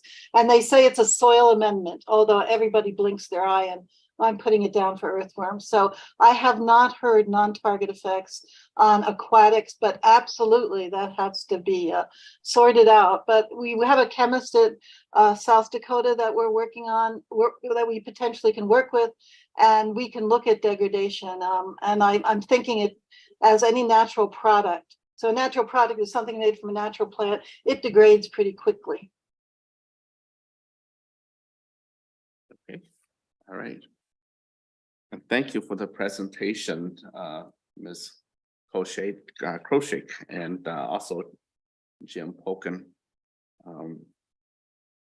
Let's see. So yeah, thank you. Thank you very much. It went over time, but it's a good conversation and good discussion. Thank you.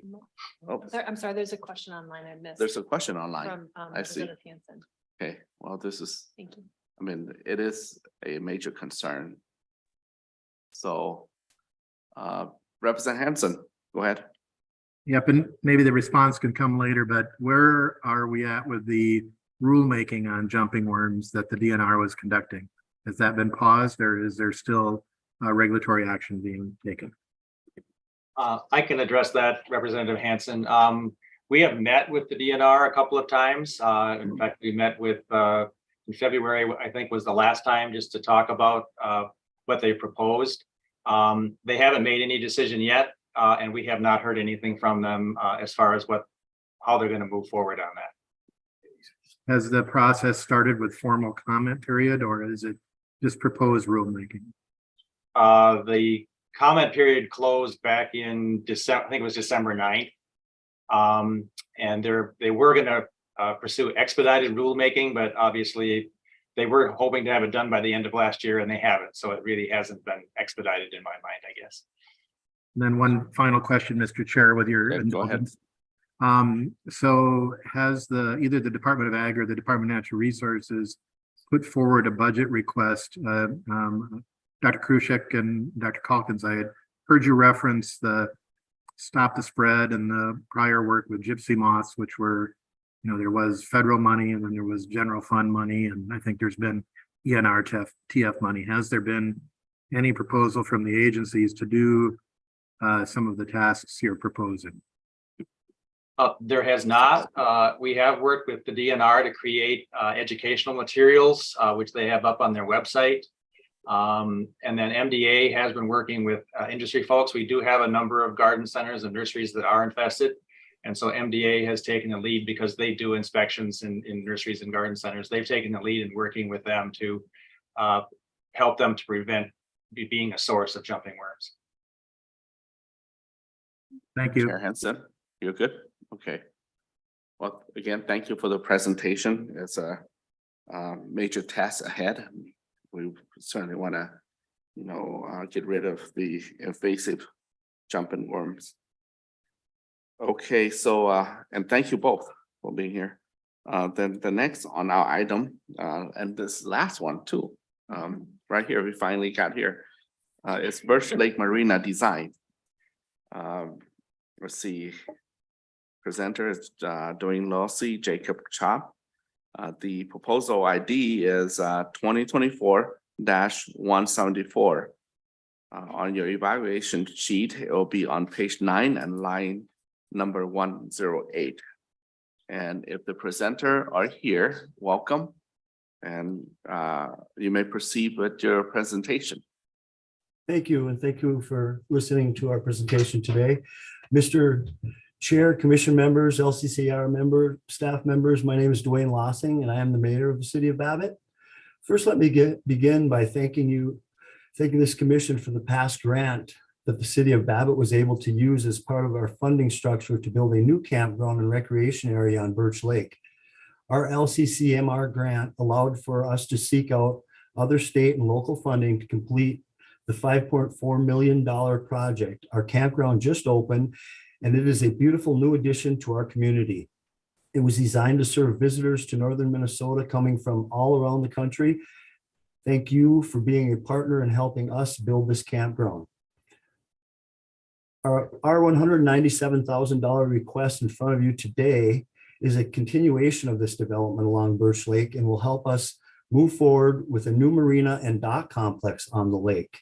This grant will help us develop plans for this exciting new project. The Birch Lake Recreation Area is located on the shores of Birch Lake, a 7,000-acre lake that is 75% undeveloped and provides a BWCA experience. The BWCA is only 2 portages away from Birch Lake. Birch Lake and Birch Lake Recreation Area serves numerous tourists from all over Minnesota, the US, and Canada.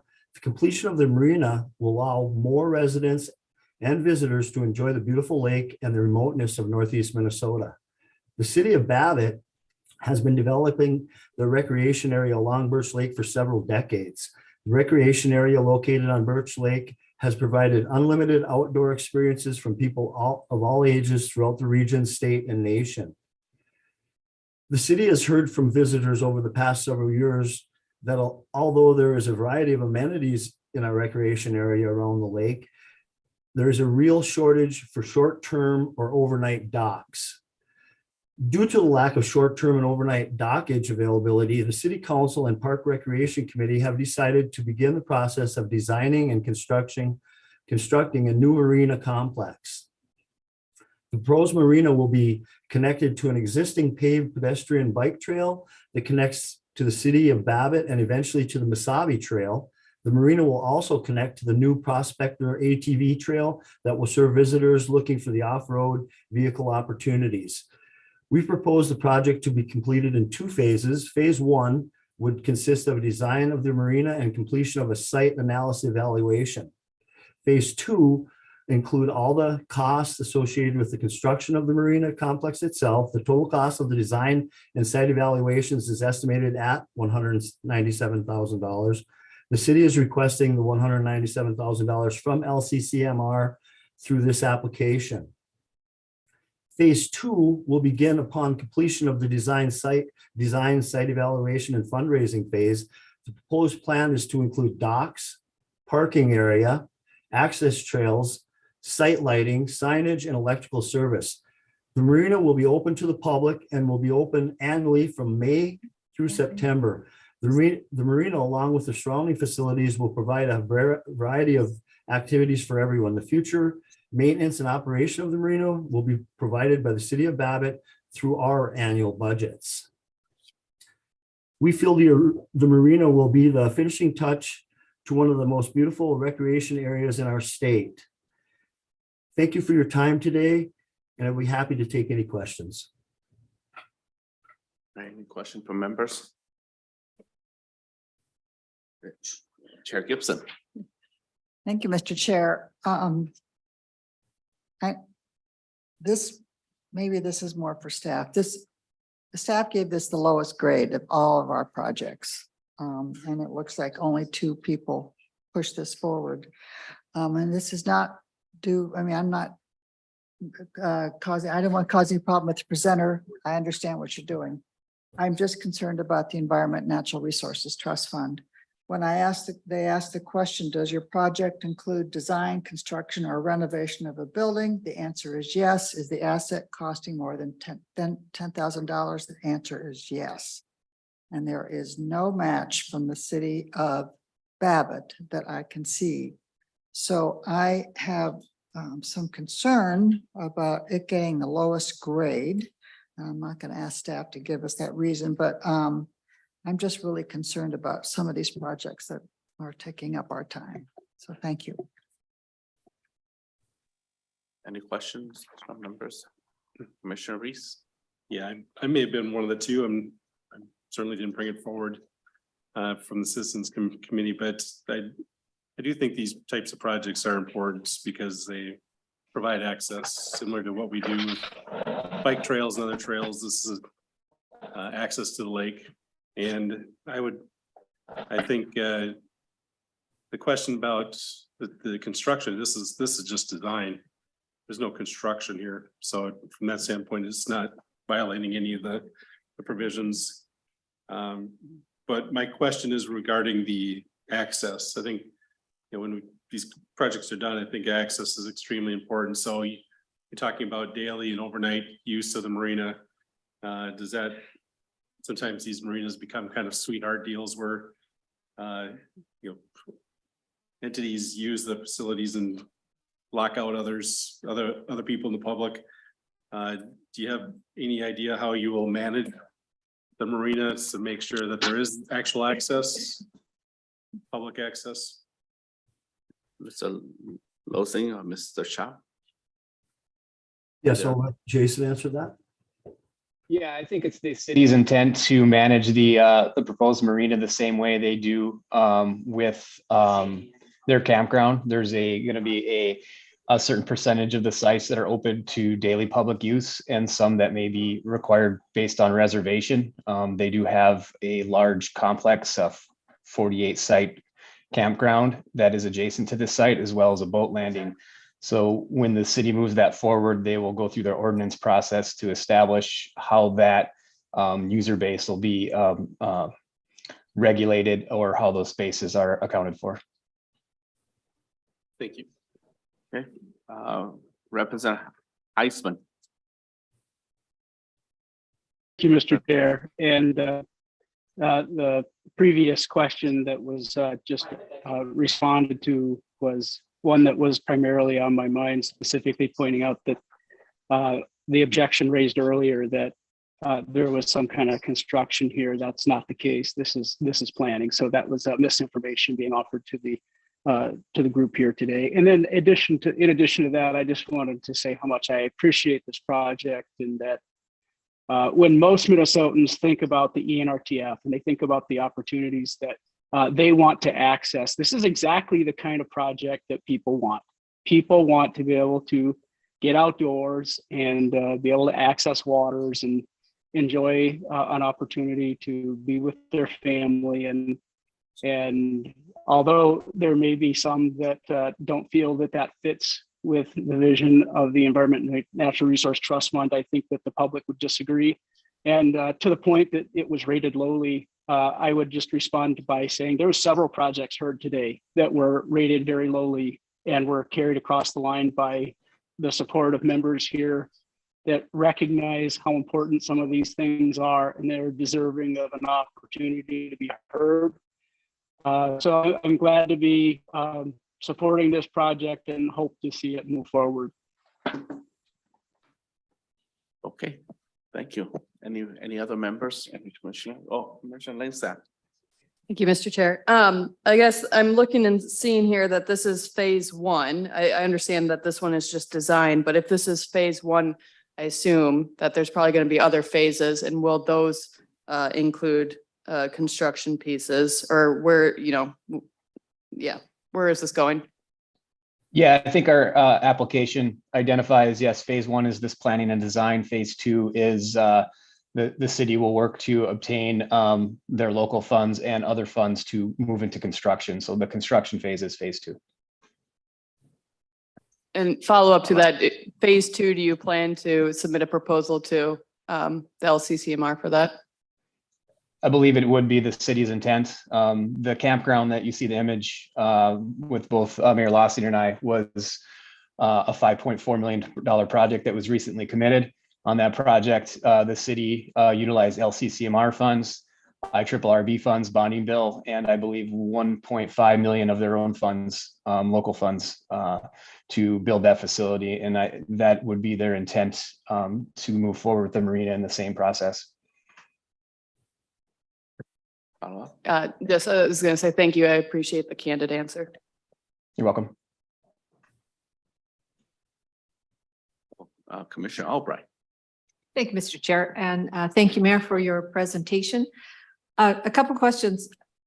One is, are most of those units, I'm looking at the Google Maps of your beautiful campground, are most of those units permanent for the summer or the season? Do they stick around most of the season?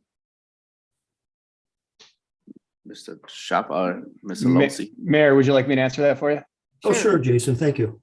Yeah, it's about 50-50, I think, or maybe 60-40. There are a portion of the sites are seasonal. And then the other half are on a daily reservation basis. Okay. And then can I have a follow-up, Mr. Chair? Yes. Thank you. You mentioned that this is within 2 portages of BWCA, and the marina that you're proposing here looks as though it's for motorized boats. I'm curious, how many people would you say on a regular basis are non-motorized boaters in this campground and put in canoes and kayaks that might go across Birch Lake into the boundary waters? Mayor Losey or Mr. Sharp? I can probably answer that. I think we see now on Birch Lake, we see a lot of people out enjoying kayaks and stuff.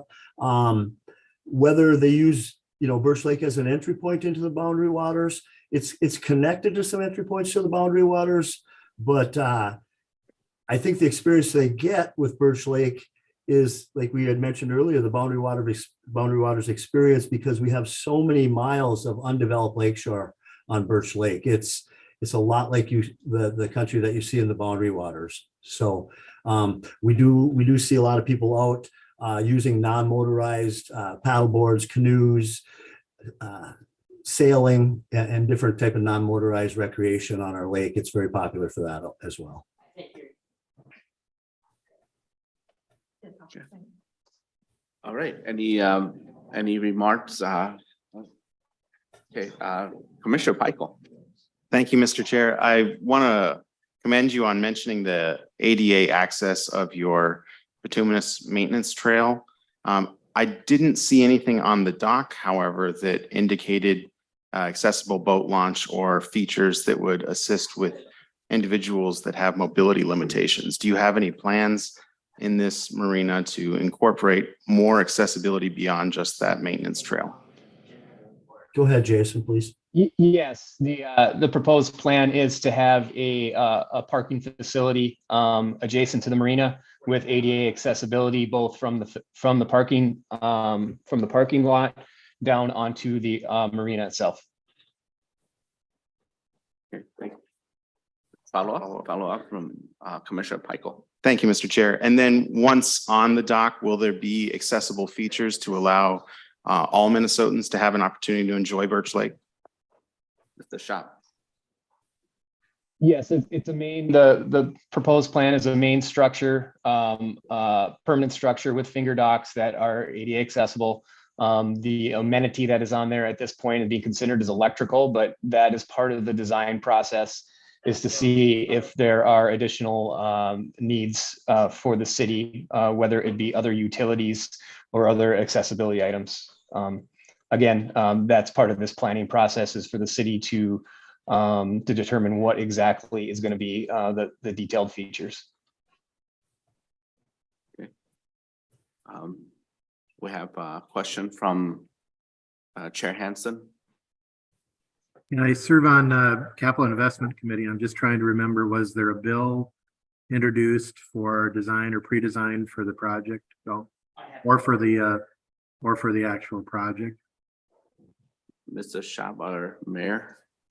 To my knowledge, I don't believe there's been any other applications made for this project. It's something that the city just started moving forward with late last year, and this is the first grant application they have submitted. Just a comment, Mr. Chair, if that's possible. Go ahead, Chair Hansen. There's a lot of undeveloped shoreline along the Mississippi River all the way down to Spring Lake Park. So if we're going to be in the business of building parking lots in one part of the state, we're going to be building parking lots in another part of the state too. Precedent is there.